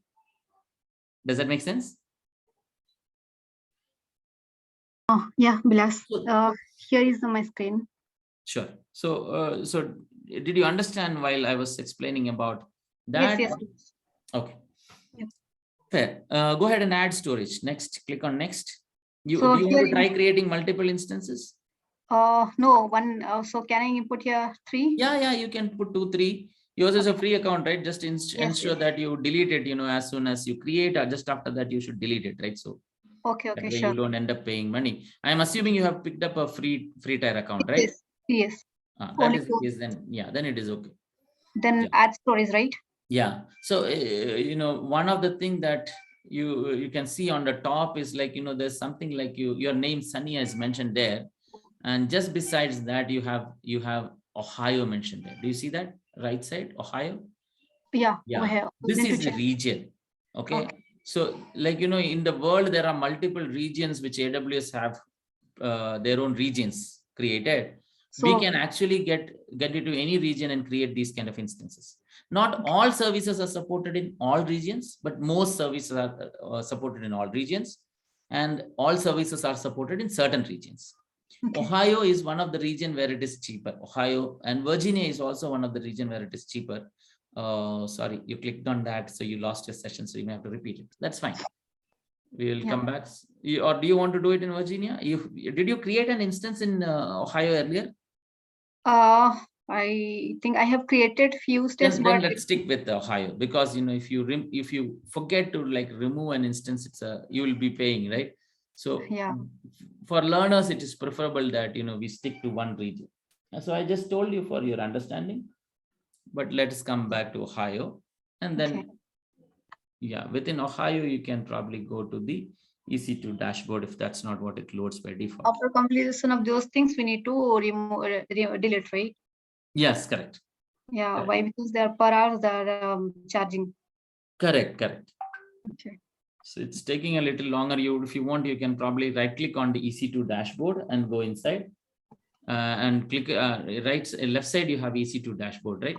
Okay, fine. Select. And then so that's fine. Not nano. For you, the free tier is available, so pick up that. For me, free tier was not available, so I picked up the cheapest one. Okay. Configuration here you can make it 3. Okay. Or 5, whatever you like. That's fine. We will immediately terminate, so it's okay. Add storage. See, by default for you, delete on termination is there, so you don't have to bother. Okay. Now click on next, tags, add tags. You don't have to give a tag, so that's fine. Click on configure security group. Now so on the left on that you have type SSH, right? You can change it to all traffic. So even if you all traffic, even if you want to access, if you install some browser and not browser, some web app and all, you can still access it. Okay. And in the custom, change that, click on that custom, the source which you see there, right? In the center, in the table center is custom, and there change it to my IP. Okay, so this means only from your IP address somebody can access this machine. Nobody else can access. Now click on review and launch. And then click on launch. And now here, instead of choose an existing key pair, click on that first one, choose existing key pair and click on create a new key pair. And here, you can give a name to the key pair. What name do you want to give? Any name. Any random name should be fine. And then click on download key pair. Okay. So now you have downloaded the key pair, and now if you see, come down on the right end, you have that scroll bar, right? Bring it down, and you can now click on launch instance. So this may take like 2 minutes. So can you click on maybe one of them, just one of them you can click. Okay. And see, now you can see only that instance. So on the top you have that search something, right? Just click on that into mark. Into mark there, right? You have just besides that you have an into mark, right? So you can click on that into mark. So now you can see all the 3 instances. 2 of them is already running, and third one is also come up. If you want now, since you saw how to create 3 instances simultaneously, right? Now you probably don't need all the 3 instances. So if you want, you can terminate 2 instances.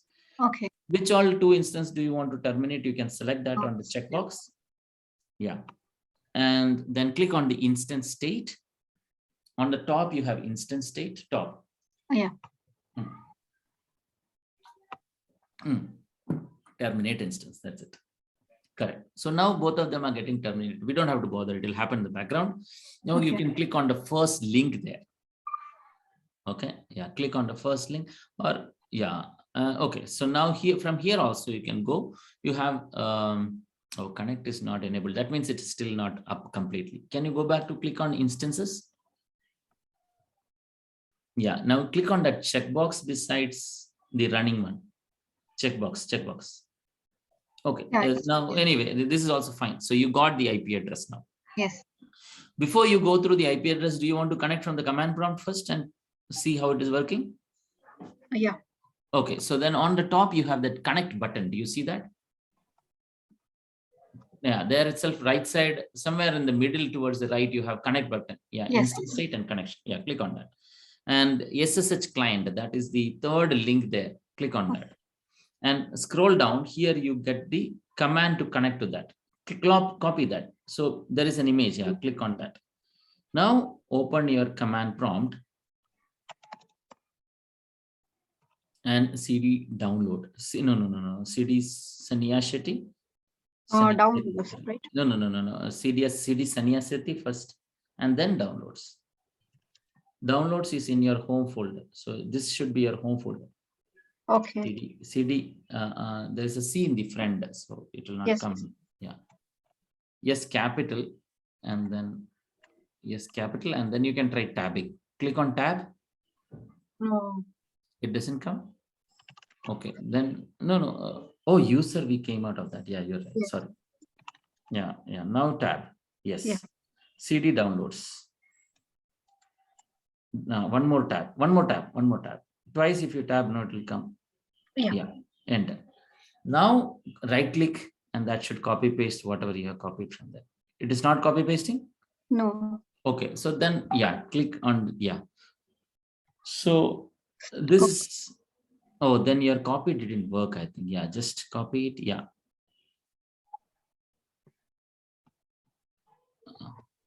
Yes, enter.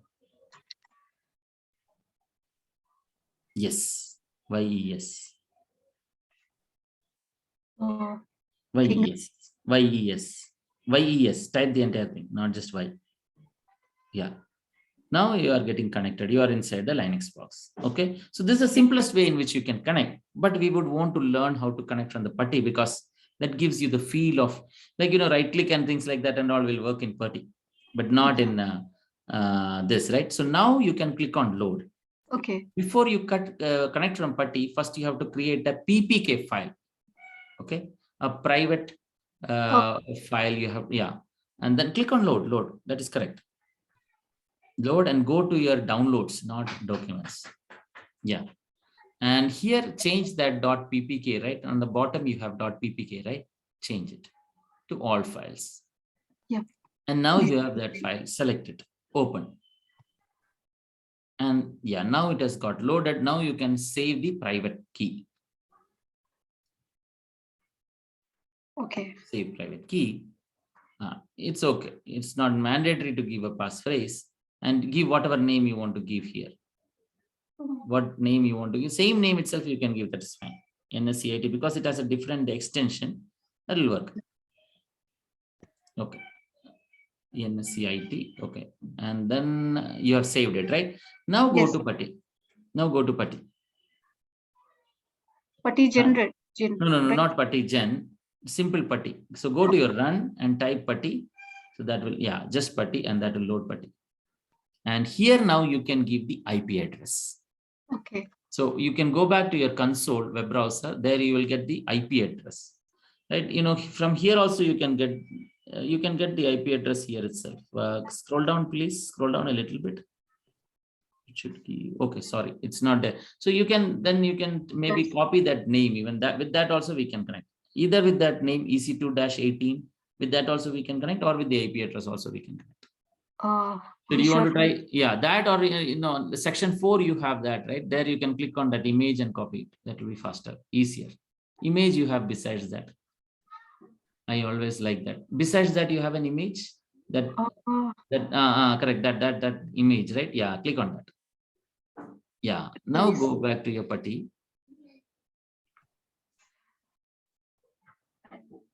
Yeah, paste it. Yeah, and then click on SSH. No. Click on SSH on the left side. No, that. On the left side, do you see there is a section? Yeah, there is a SSH there. Yeah. Now click on auth. Now click on browse. Browse. Click on downloads and select that. And click on open. And click on open.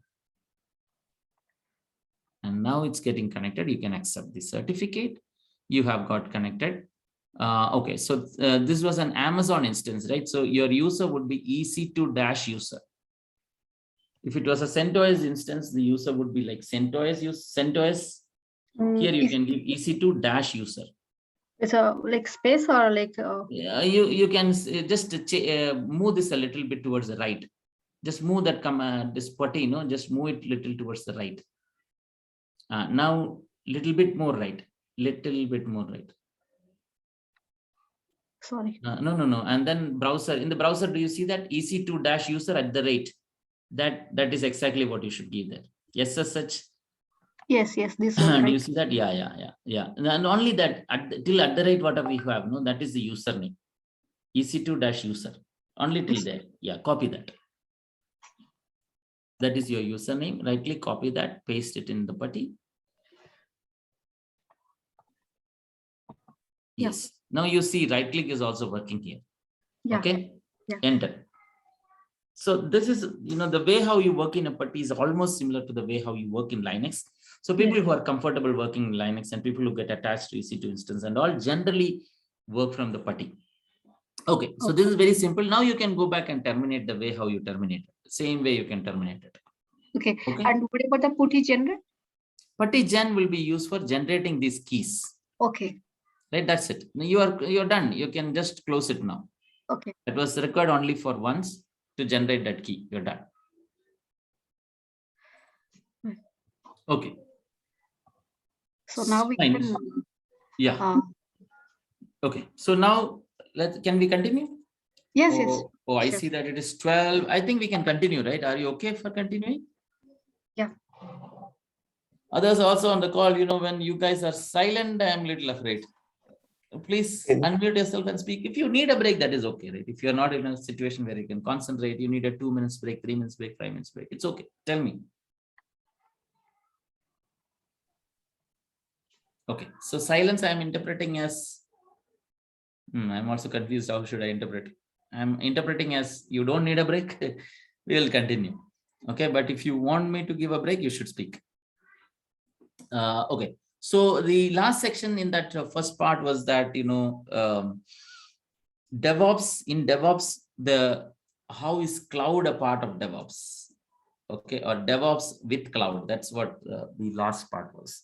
So DevOps, as you can see, right, it's a lot of tools beyond, what is that, attitude. It is tools. Mostly tools as of now. I'm not saying that forever it will remain like that. We don't know. But for now, it's a lot of tools and attitude. Attitude cannot be solved by cloud or by technology. It is people management skills and all which have to solve. So we don't have to bother about that in this discussion. That's more of, management training and all if we have to build that.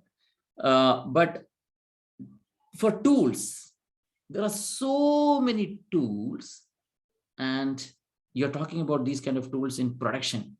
That means there are so many complexities associated with that. In-grace support, egress support, address support, proper support. In the proper place, it should be installed. It should come up quickly. It should be reliable, fault tolerant. So many different requirement comes along with that. And on top of that, installation of some of these are not so easy. Along with the installation, making them work together with each other are not so easy. So there are, I see that Aniket has requested for a short break. Okay, sure, fair. Aniket, okay, so I honor your request. So maybe we can take a short break. We will come back at what time? 12:15? Aniket, okay, fair. So we will take a short break. We'll come back at 12:15. The rest of the 45 minutes we have, we will rush through some of these concepts. Okay, thank you.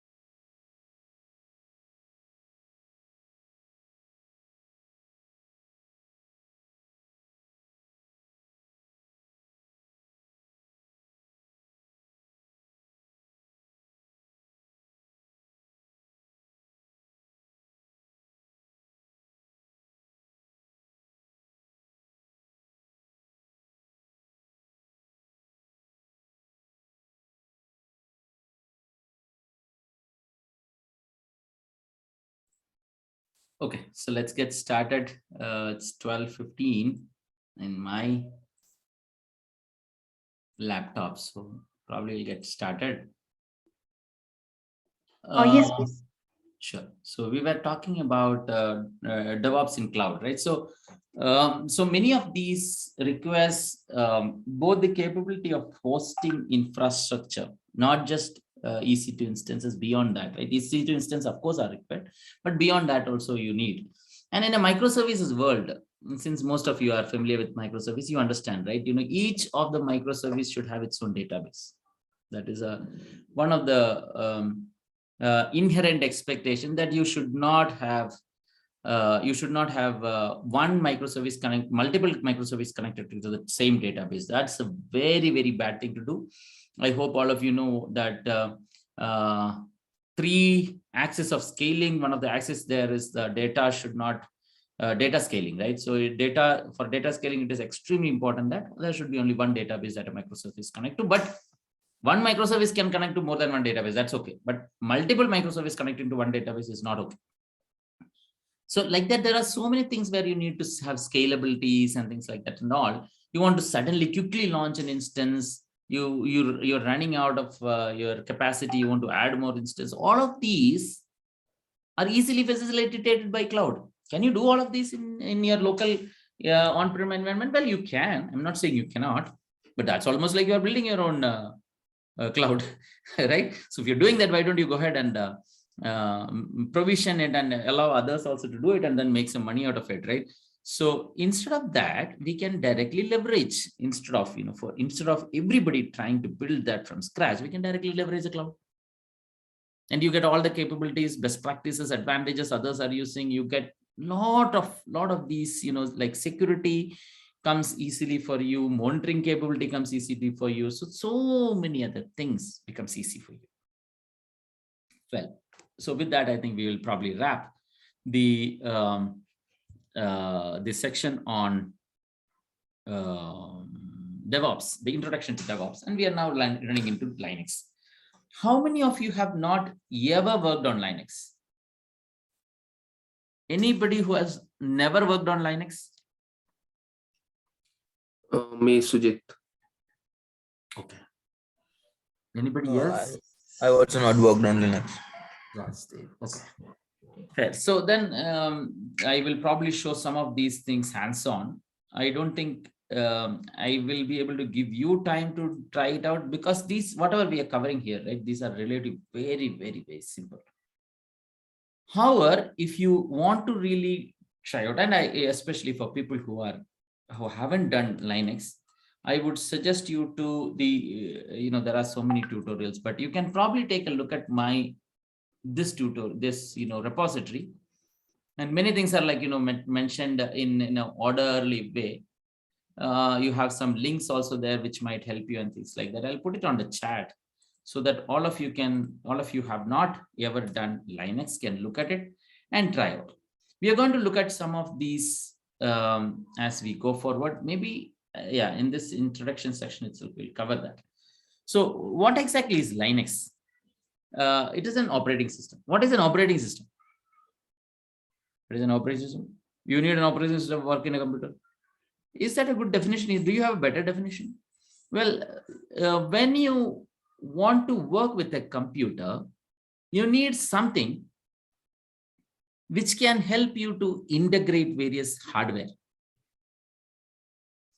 What are the hardware you are talking about here? What are the hardware you have in a computer?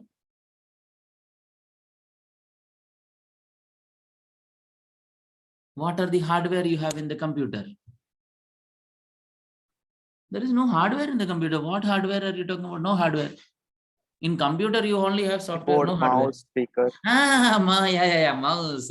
You have mouse, you have monitor, you have keyboard, you have hard disk, you have memory, you have so many things. Hardware, yes. So these hardwares, each of them, unfortunately, speak in their own different languages. Do hardware really speak? They speak in their own languages. In electronics and communication, people understand what I'm saying. Computer science people also may understand. I don't know. Hardware also speak. In which language do you speak? They speak in bits and bytes. Also, then they always speak in the same language, right? No.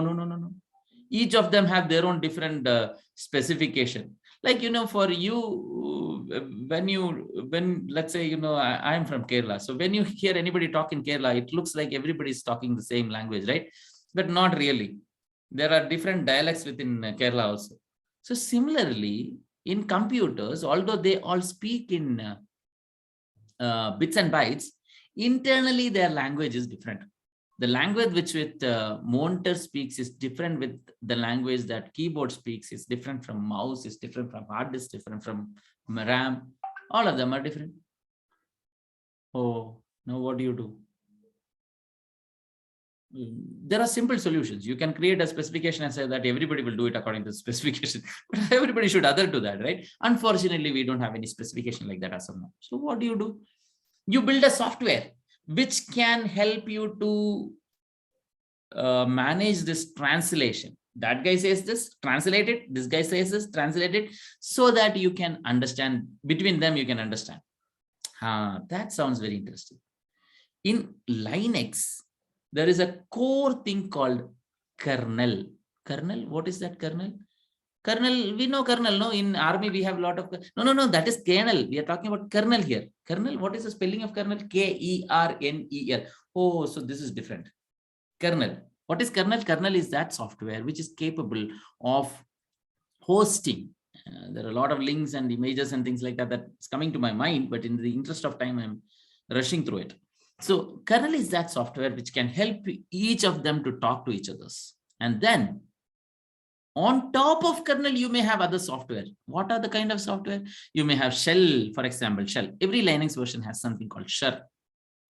And then apart from shell, there may be other, like ls, mv. These are some softwares which rest on top of the kernel. Till here, did you understand what I said? Yes, Vilas. Yes. Okay. So that is a very quick introduction on Linux kernel. Okay. There's a lot more.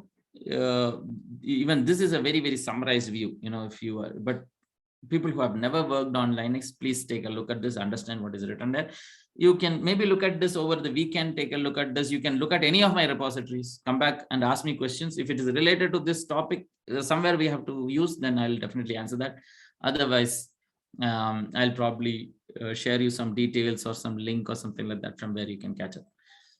But definitely, Linux, if anybody is going to come back and ask me a question or related to DevOps or related to microservices, we are asking a question, immediately I'll respond. Others, in the interest of time, we have to go fast. Importance of Linux in DevOps. Why is Linux important? So, this Linux operating system, right? There was a guy called Linus, L-I-N-U-S, not L-I-N-U-X, Linus. This is a guy who created. Unfortunately, he creates so many, all these people create so many things for us to learn. Just create one thing, we have to learn only that. But unfortunately, they create so many things, so we have to learn. So this guy created in 1991. Why did he create it? Because before that, there was something called Unix. What was Unix? Unix is an operating system.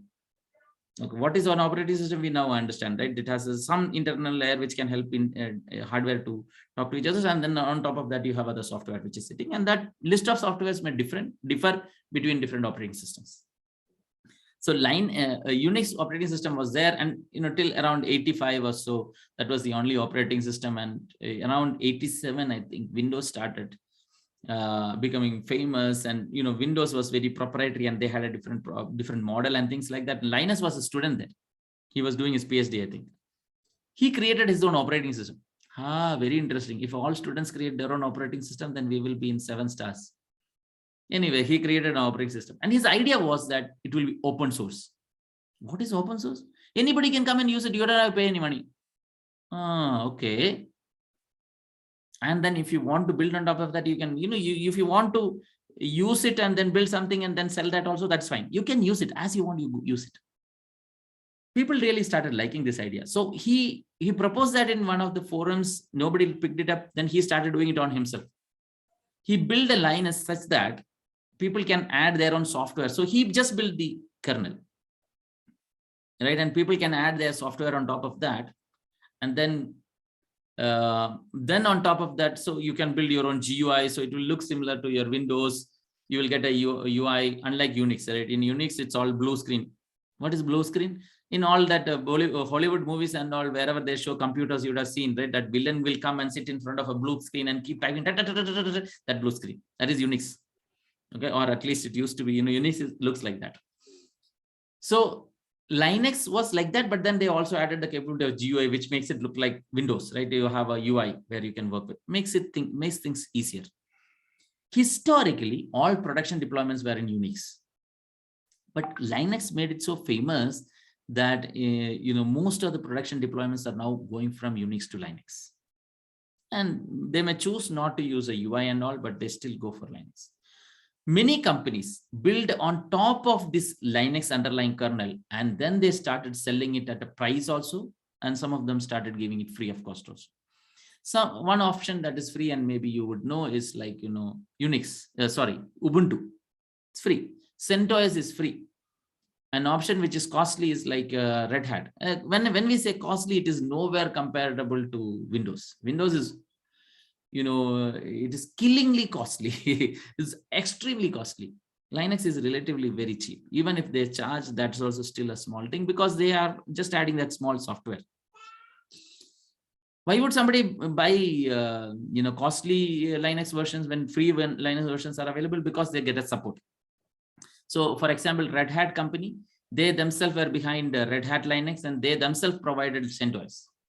The difference between both of them was that companies which are buying Red Hat Linux will also get a support. What is a support? If there is a vulnerability, security issue, immediately they'll fix it. CentOS, they'll not immediately fix. Sometime later, maybe after 3 months, 6 months, they'll release a patch. Until then, you have to wait. So enterprises started using the costly version.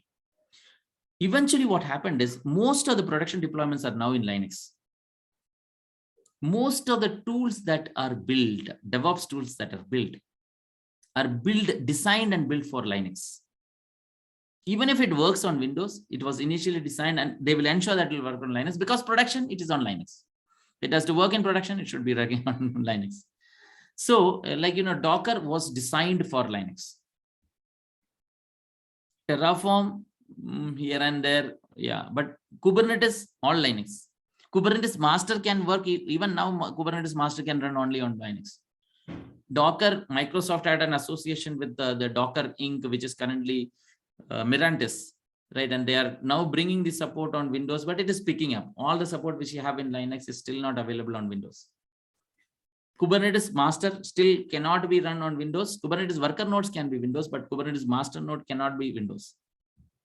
And currently there is no plan of supporting Windows. Mac, nobody uses Mac in production. So what is your only option? Linux. So what is the importance of Linux in DevOps? Because everything works in Linux, then in DevOps you have to learn Linux and use everything for Linux. Is this clear? As far as I remember, more than 85%, yeah, more than 85% of the production deployments are in Linux. Any questions on this?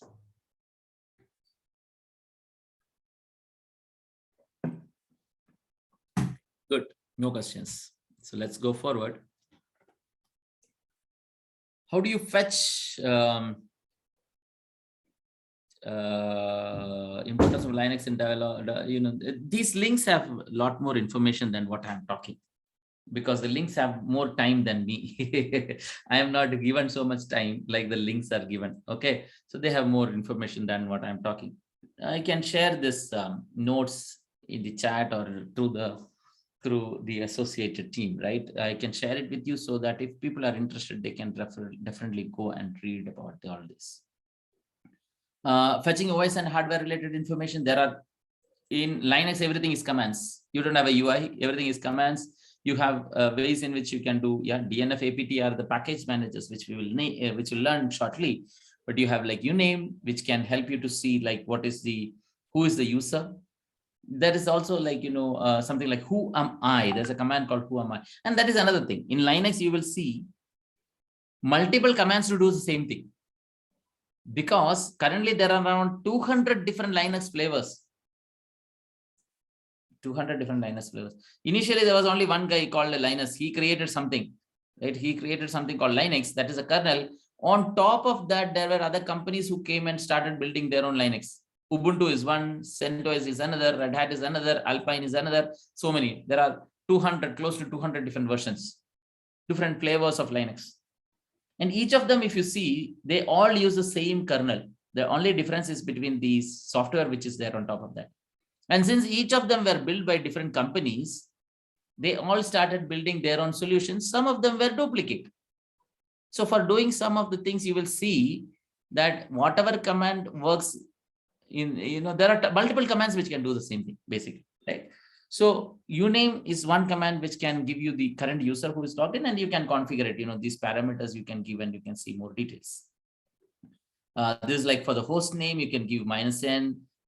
You will see the entire timestamp and things like that. And so basically there are different commands to do this. LSHW. This is another command which can help you to see the machine information like the kernel version. And by default, this may not be installed in some of the operating system. Okay.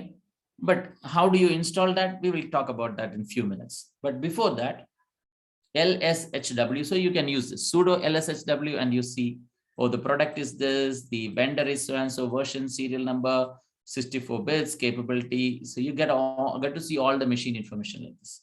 If you do LSHW short,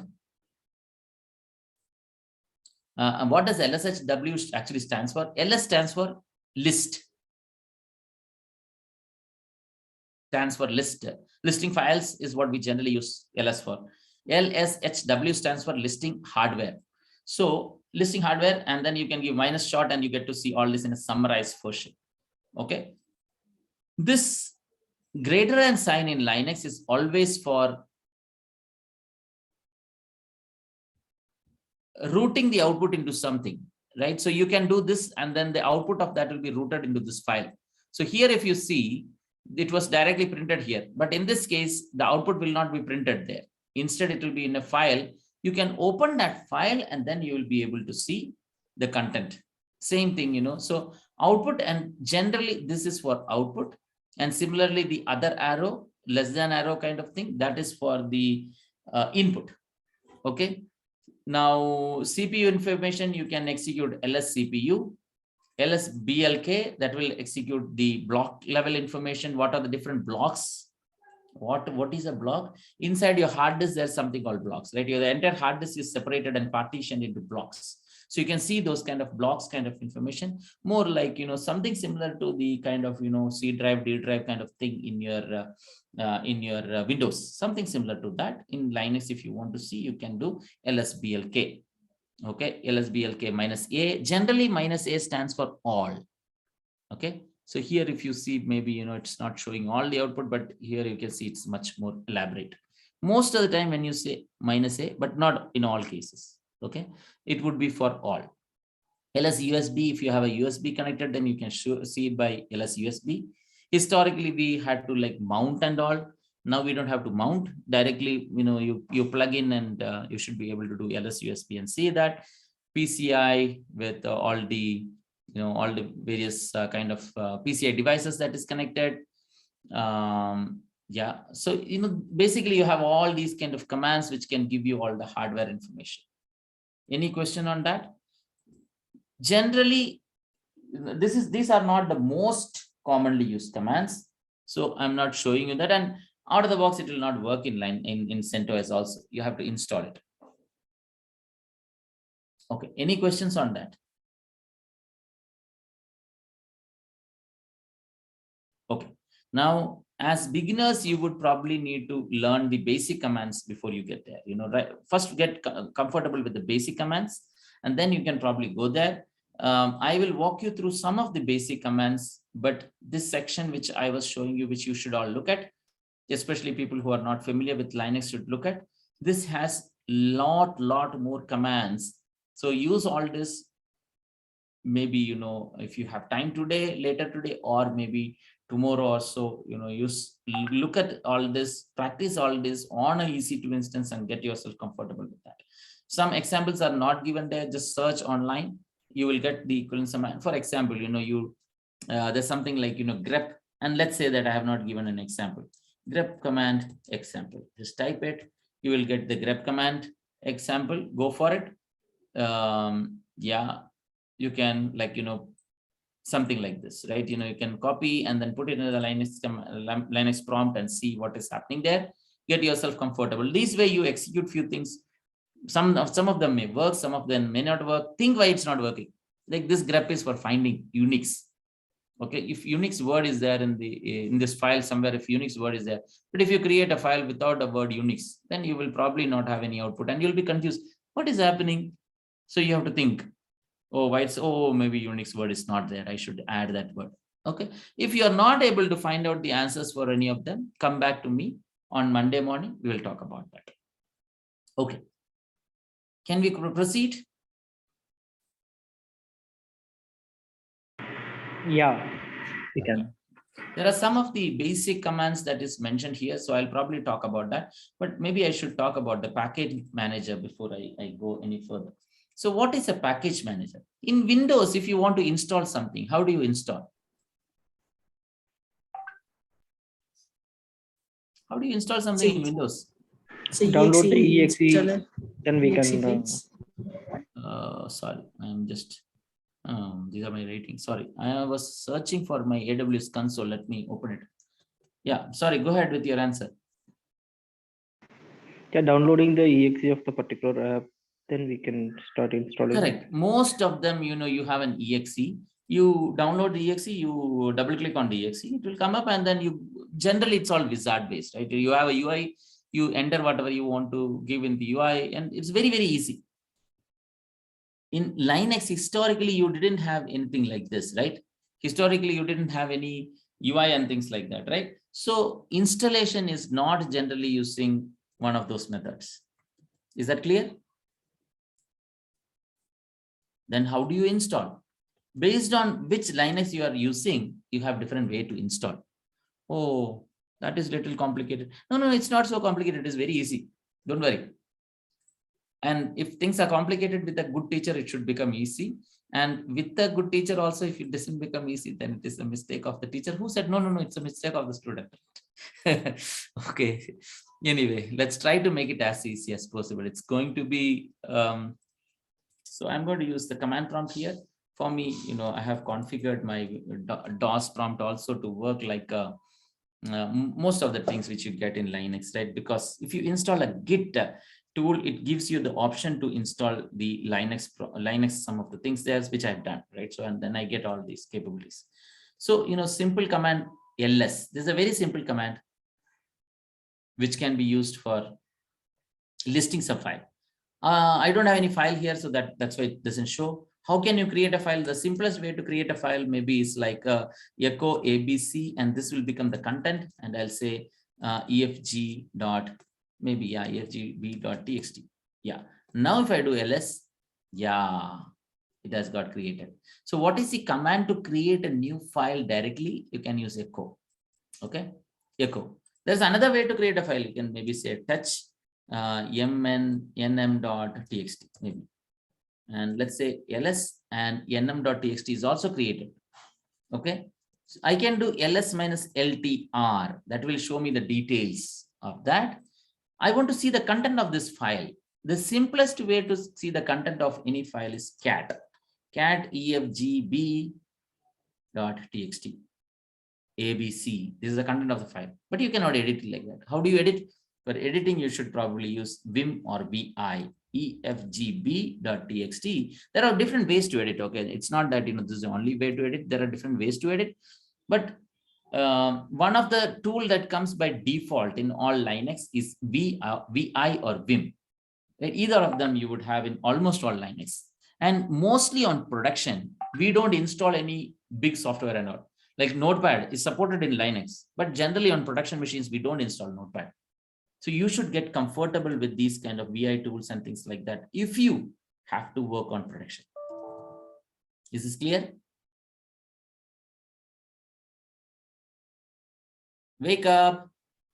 Trin, trin, that is alarm. Get up. Yeah, clear. Okay. Okay, thank you.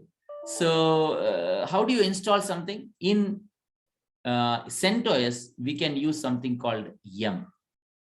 Okay, this is called a package manager.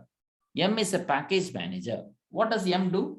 It has certain repository with which it can directly connect to, download the things from there, and then install. And M also has the capability to automatically identify the dependencies and download those also. Is that clear? Okay, not only M, all package managers should have the capability to not just install, download that particular software, but its dependencies also. Generally, in the case of Windows, these dependencies are all packaged together and you have a ESC. But here you don't have that. So you have to download the thing that you want to install and the associated package managers, associated dependencies also. Package managers can do it for you. Any questions? So how frequent we need to update this package managers? Like depends. Generally, you don't have to update the package manager at all, except for when you're installing. When do you use package managers? When you're installing, right? Okay. So, like if I am installing some Git or Maven here in a Linux, so at the time I need to do a update. No, yeah, so let us try it out, right? So the command to install, let's say Docker, right? Maybe yum install Docker. That is the command to install Docker. There is a typo there. Let's try. Yum install Docker. You need root permission to execute. Fine. So sudo sudo I'll become a root. Yum install Docker. It is installing. It is installing Docker. Can I install Git also like this? Most of the time, yes, you can. Okay. But do we always install like this? No, most of the time you don't install like this. Can you install? Yes. Most of the time, do you install like this? No, we don't. Why? Because these package managers may have a little older version. Okay. So as you can see here, it's like, 33% done, 35% done. Yeah. So now it's done. Okay. So now if I do Docker version, it will print me a version. And do you see the version? 113.1. That's a very old version. The latest version is 20. If you try to execute the same command which I executed, you will probably get version 20 because the yum package manager for Amazon Linux is updated to install the latest version of Docker. Okay. Did you understand what I said? Yeah, I understood. Okay. So just explaining, I'm sure, this may be a little confusing for people who are new to the world of Linux and freshers, right? Especially coming from the electronics background. So, you want to install something here. For that, you have a software called a package manager, which can download software from the internet. But how will software come here? Somebody has to manually go and update the versions here. And that always doesn't keep up to date with the latest versions. So most of the thing, if you want to install, it may be available, like yum install git. See, it is there. But which version will it install? May not be the latest version. Oh, that is a problem. So how do you solve this? That is a big problem. How do you solve this and get the latest version? May depend and vary between tools. Okay. So let me show you how to maybe install. I can probably quickly show you how, not show, but I'll show it in the documentation on how to install Docker on CentOS.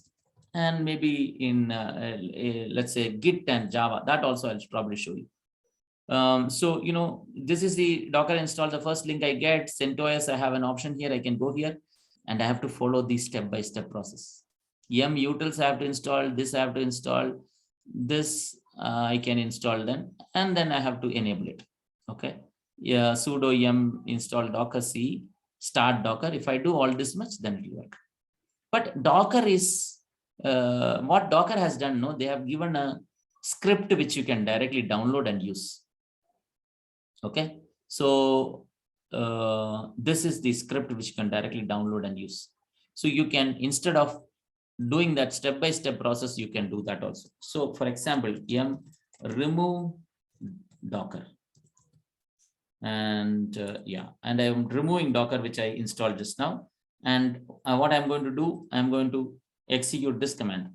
By the way, curl is a command which can be used for downloading a file. Curl with -o. This is like, writing into this file. Curl is a file which can, like, you can access the website. And from this place, I'm saying that I want to write the output of that into this file.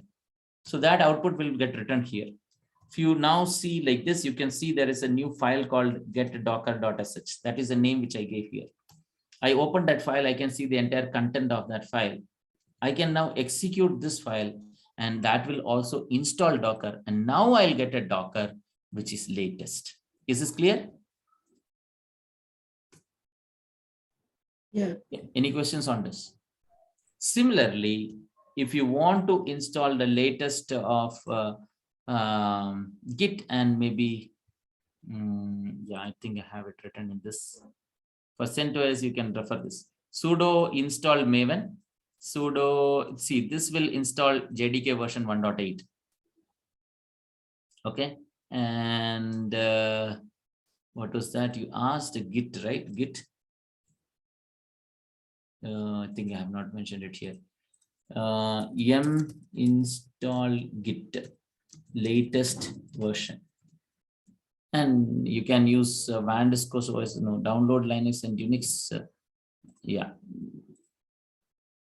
apt get. And instead of apt get, you can use yum install get up to Fedora 21. You will get, yeah. But basically, this is the way you have to go. You have to search, find out how to install each of them. And then you will get the way in which, yum installed. So this is one disadvantage you will have in Linux, where installing softwares, you have to find out the exact way in which you have to do it. Many times, these steps are like configuring from where it can download. For example, the Docker installation, which we did, right? Where is that? Install Docker. So there in that step-by-step process, oh no, not this. In the step-by-step process, one of the thing was configuring yum. See, this is the way I'm saying that don't look at your default location. Instead, look at this location and download the dependency. Is that clear? This way you can configure yum. And once you configure yum, after that, if you do yum install Docker, then accordingly, it will download the dependency from that location and not by its default location. So this is, most of the time, these configurations are like this. Questions, please.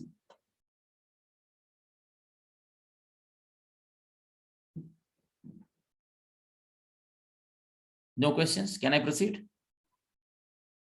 We have only 12 more minutes. Yes, so if you have, yeah, okay. So I think I heard that I can proceed. So let me go forward. Utilities download software into Linux from so this download, there are two commands basically that can be used. One is curl -o that we already used. Similarly, you have another command called wget. Along with that, also you can give -o and then you can use it. Wget, let's say https google.com. Now in CentOS, you don't have wget by default. Yum install wget. Generally, if you are coming from Ubuntu, you have wget, and in Ubuntu, the package manager is not yum, it is apt or apt-get.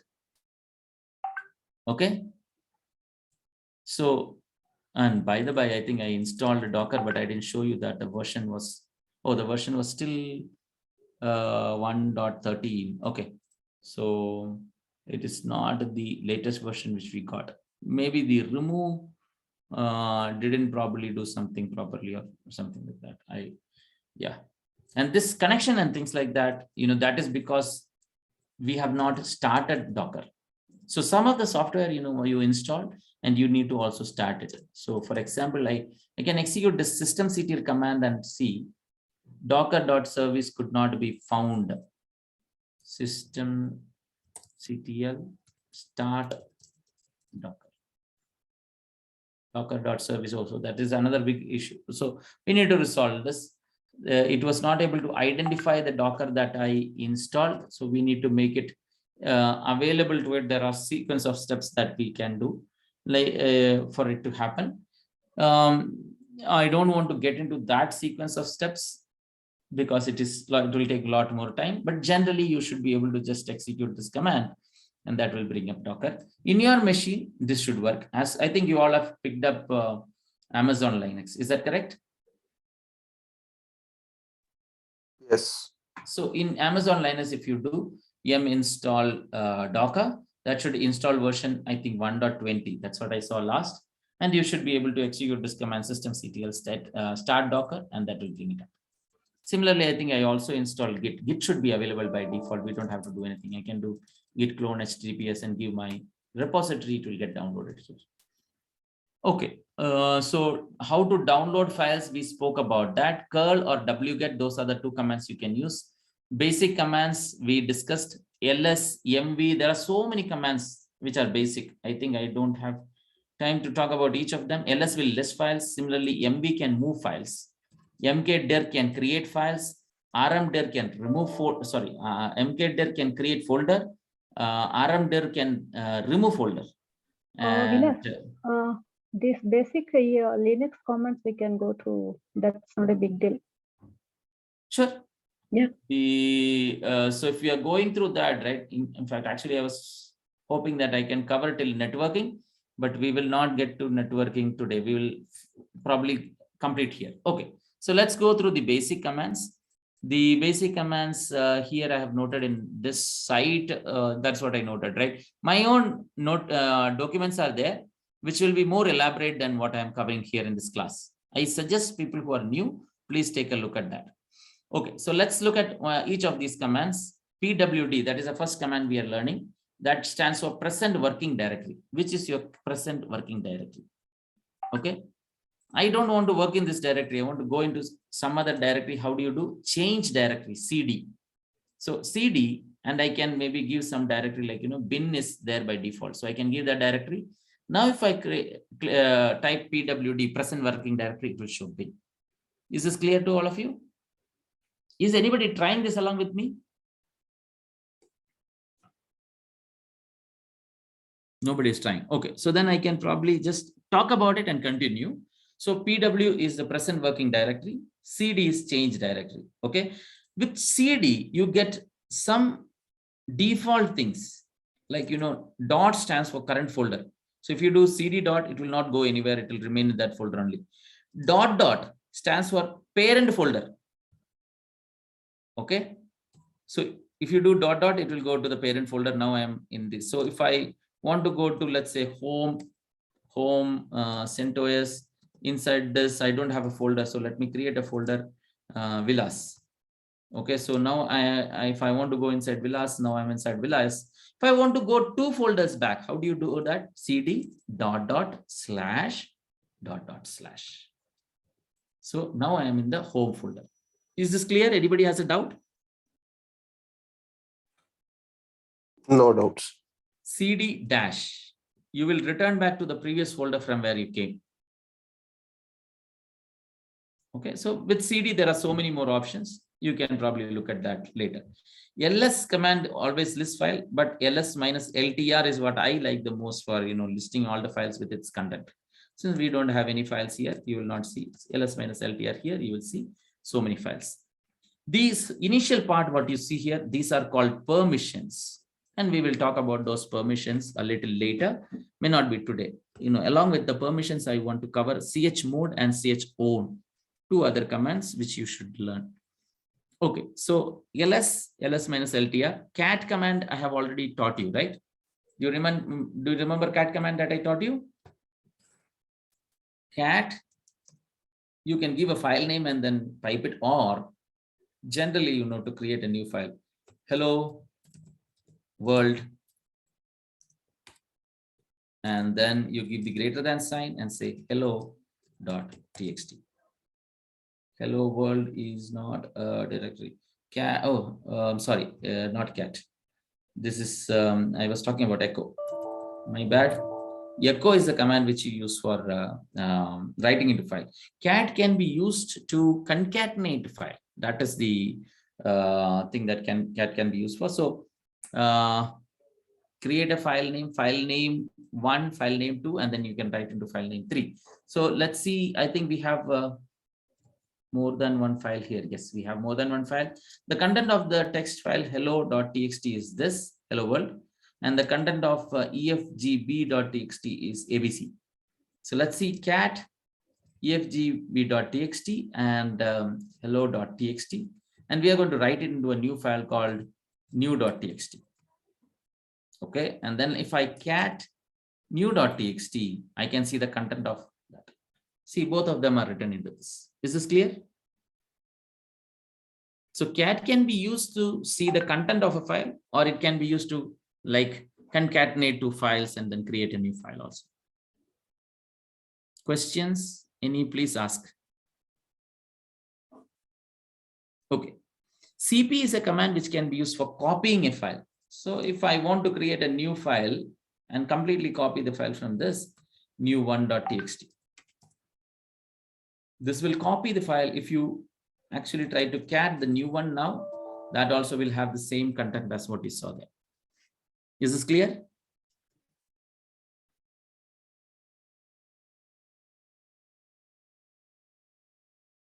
Can one of you please confirm? Because I don't know. Yes. I don't know the pace at which I'm going. Are you able to get it or not? I don't know. Right. So yeah. No, you are going only. Yep. Okay. MV is a command which can be used for moving a file, and MV is also a command which can be used for renaming a file. Okay. So if I want to move this, let's say new1.t or new.txt, if I want to move it from here into the parent directory, I can just do this much. MV new.txt and the parent directory. And now if you see, MV will not be, sorry, new.txt will not be seen here. But the same command can be used for renaming a file, like, new one, I want to now change the name to new.txt. I can do that. Now this creates, you can see there is no file called new one. There's only a file called new.txt. So that is MV. mkdir we have already seen. We have created a folder. I created the folder called Vilas using mkdir. Similarly, you can also do rmdir. Rmdir, sorry, it's a single command. Rmdir and Vilas. Gone. There is no Vilas folder now. Okay. You can also do this using rm minus rf. Okay, that is what I generally prefer. Minus r generally stands for recursive. That means it can go inside the folder and delete it. And loop through it and delete each of the file in the case of R, right? If you try to do some other command, then for those command, that impact of that will be like recursively applied. Like chmod, you can use a minus R. So there are many commands with which you can use minus R. Okay, it will recursively do that for each files. Minus F stands for generally force. Okay, otherwise it will ask, do you really want to do it? Are you sure this is a folder? I cannot do it. No, all of those goes off. F, force. Do it. So rm minus rf, that is what, it will work for files as well as folders. So that is what I generally prefer. Touch is another command which can be used for creating a file. I showed you this, so I think we are okay with this. Locate is a command which can be used for like, locating. So let's say locate command not found. So, this is not there in CentOS, but if you are in Ubuntu, I think it's there in Ubuntu. Yeah, and that is one thing. As I said, there are duplicate commands for the same purpose. Similarly, not all commands work in all Linux flavors. Why? Because the software which is there on top of the kernel differs between different versions. So you don't have all of them repeated. Find is a command which can be used. Another command which can be used to find files. Generally, locate is for like, locating a file based on some content or something like that within the name. Locate, find can be used, and especially find can be used along with grep, which is the next command which you learn. So, let's say, what is that? Cat new.txt. So you have something like this. Now, if I do grep and then give, let's say, ABC and what is it, new.txt. So you can see that, that part will get printed. Whereas if I do something like EFG, there is no EFG there, so nothing will get printed. Okay, so grep is a command generally used for this purpose.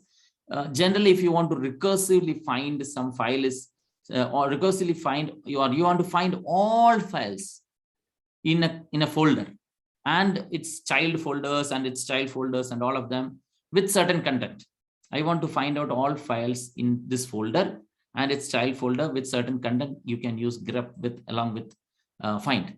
So find along with grep, and you can find out all such files. You can pipe these commands, okay, and then do a lot more things.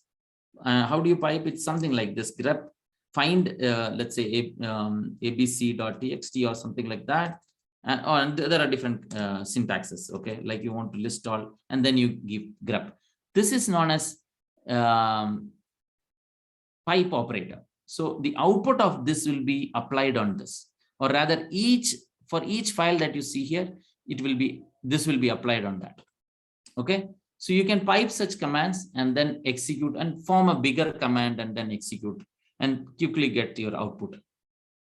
Sudo command is used for changing to the super user mode and things like that. I think you probably saw me. I was a normal user. I executed sudo su, and then I became a super user. So sudo is like, you can get into towards the super. You can actually change into some other user and all be using this command. Df command, it will show you the disk fragment as its disk space. So you can use df, and this is showing me like 0% is used in this, but 14% is used in this. Right, so you can see the disk fragment using this. Similarly, disk usage is another command which can, like, okay, in the current folder I have these are the disk usage that is happening, which is based on the block that you have. Head is a command which you can execute to see the top few lines. Okay, let's say I think new.txt itself here, right? So if I say something like head -n and I say 1 and say new.txt, it will show me only the first line. Okay, from the top, how many lines you want to see? If you say 2 lines, then it will show. Unfortunately, in new.txt, we have only 2 lines. So even if you say 3, you don't get anything more than that. But if you have, let's say, a very, very big file and you want to see the top few lines, you can execute head. Similarly, if you want to see the last few lines, you can execute tail. So if I do tail -1, -n1 and new.txt, I'll see hello world. Diff command can be used to see the difference between 2 files. So let's say diff and new.txt and new1.txt. No, you don't have new1 here. Sorry, you have a new in the previous folder. So let's see, and you don't have any difference between them. But if you try to do this between, let's say nm.txt, yeah. So this shows what is the difference between them. Okay. So diff command can be used to see the difference. Tar command can be used to tar a file. Oh, I'm sorry. I see that we have already closed by 3 minutes. Okay. So then maybe we can stop it here. Maybe I'll also talk about tar, chmod, chown and all. I think, is a command which will come later also. So we don't have to talk about that. It's okay. So tar is a command which can be used for tarring a file or like zipping a file, right? In Windows, you have zip, WinZip and all, right? So you have zip here also. Okay. Unfortunately, CentOS doesn't have that. But Red Hat Linux, for example, has zip by default. Okay. But the general procedure to create a zip file or an archive file in Linux is tar cvf. And there is something called gunzip also, which is much more appropriate format that we all prefer. So if you want to go for gunzip, you can use something like this, and then you can give the name which you want to give, like abc.txt, no, not txt, .tar.gez. For gunzips, that's the extension we use. And then what all files you want to maybe zip, right? So this creates a file called abc.tar.gz. This is similar to your zip file. Okay, whatever file you have created using that, you can extract it using ZVF. Z is not required here. I think you can, and then this will extract the file. Is this clear? Any questions? Okay, so I think with that we will probably wrap it for the day today. I have already shared the GitHub URLs and things like that. Please go through them. Come back with all your questions. I'll answer all your questions on Monday morning. Tomorrow also we don't have any class. Saturday, Sunday we don't have class. Monday morning we'll have class where we'll talk about all this. Please try to come in on time like today at 8 a.m. Thank you. Yeah, thanks. Thank you. Thank Bilal. you. Thank you. Thank you. Thank you. Thank you. Thank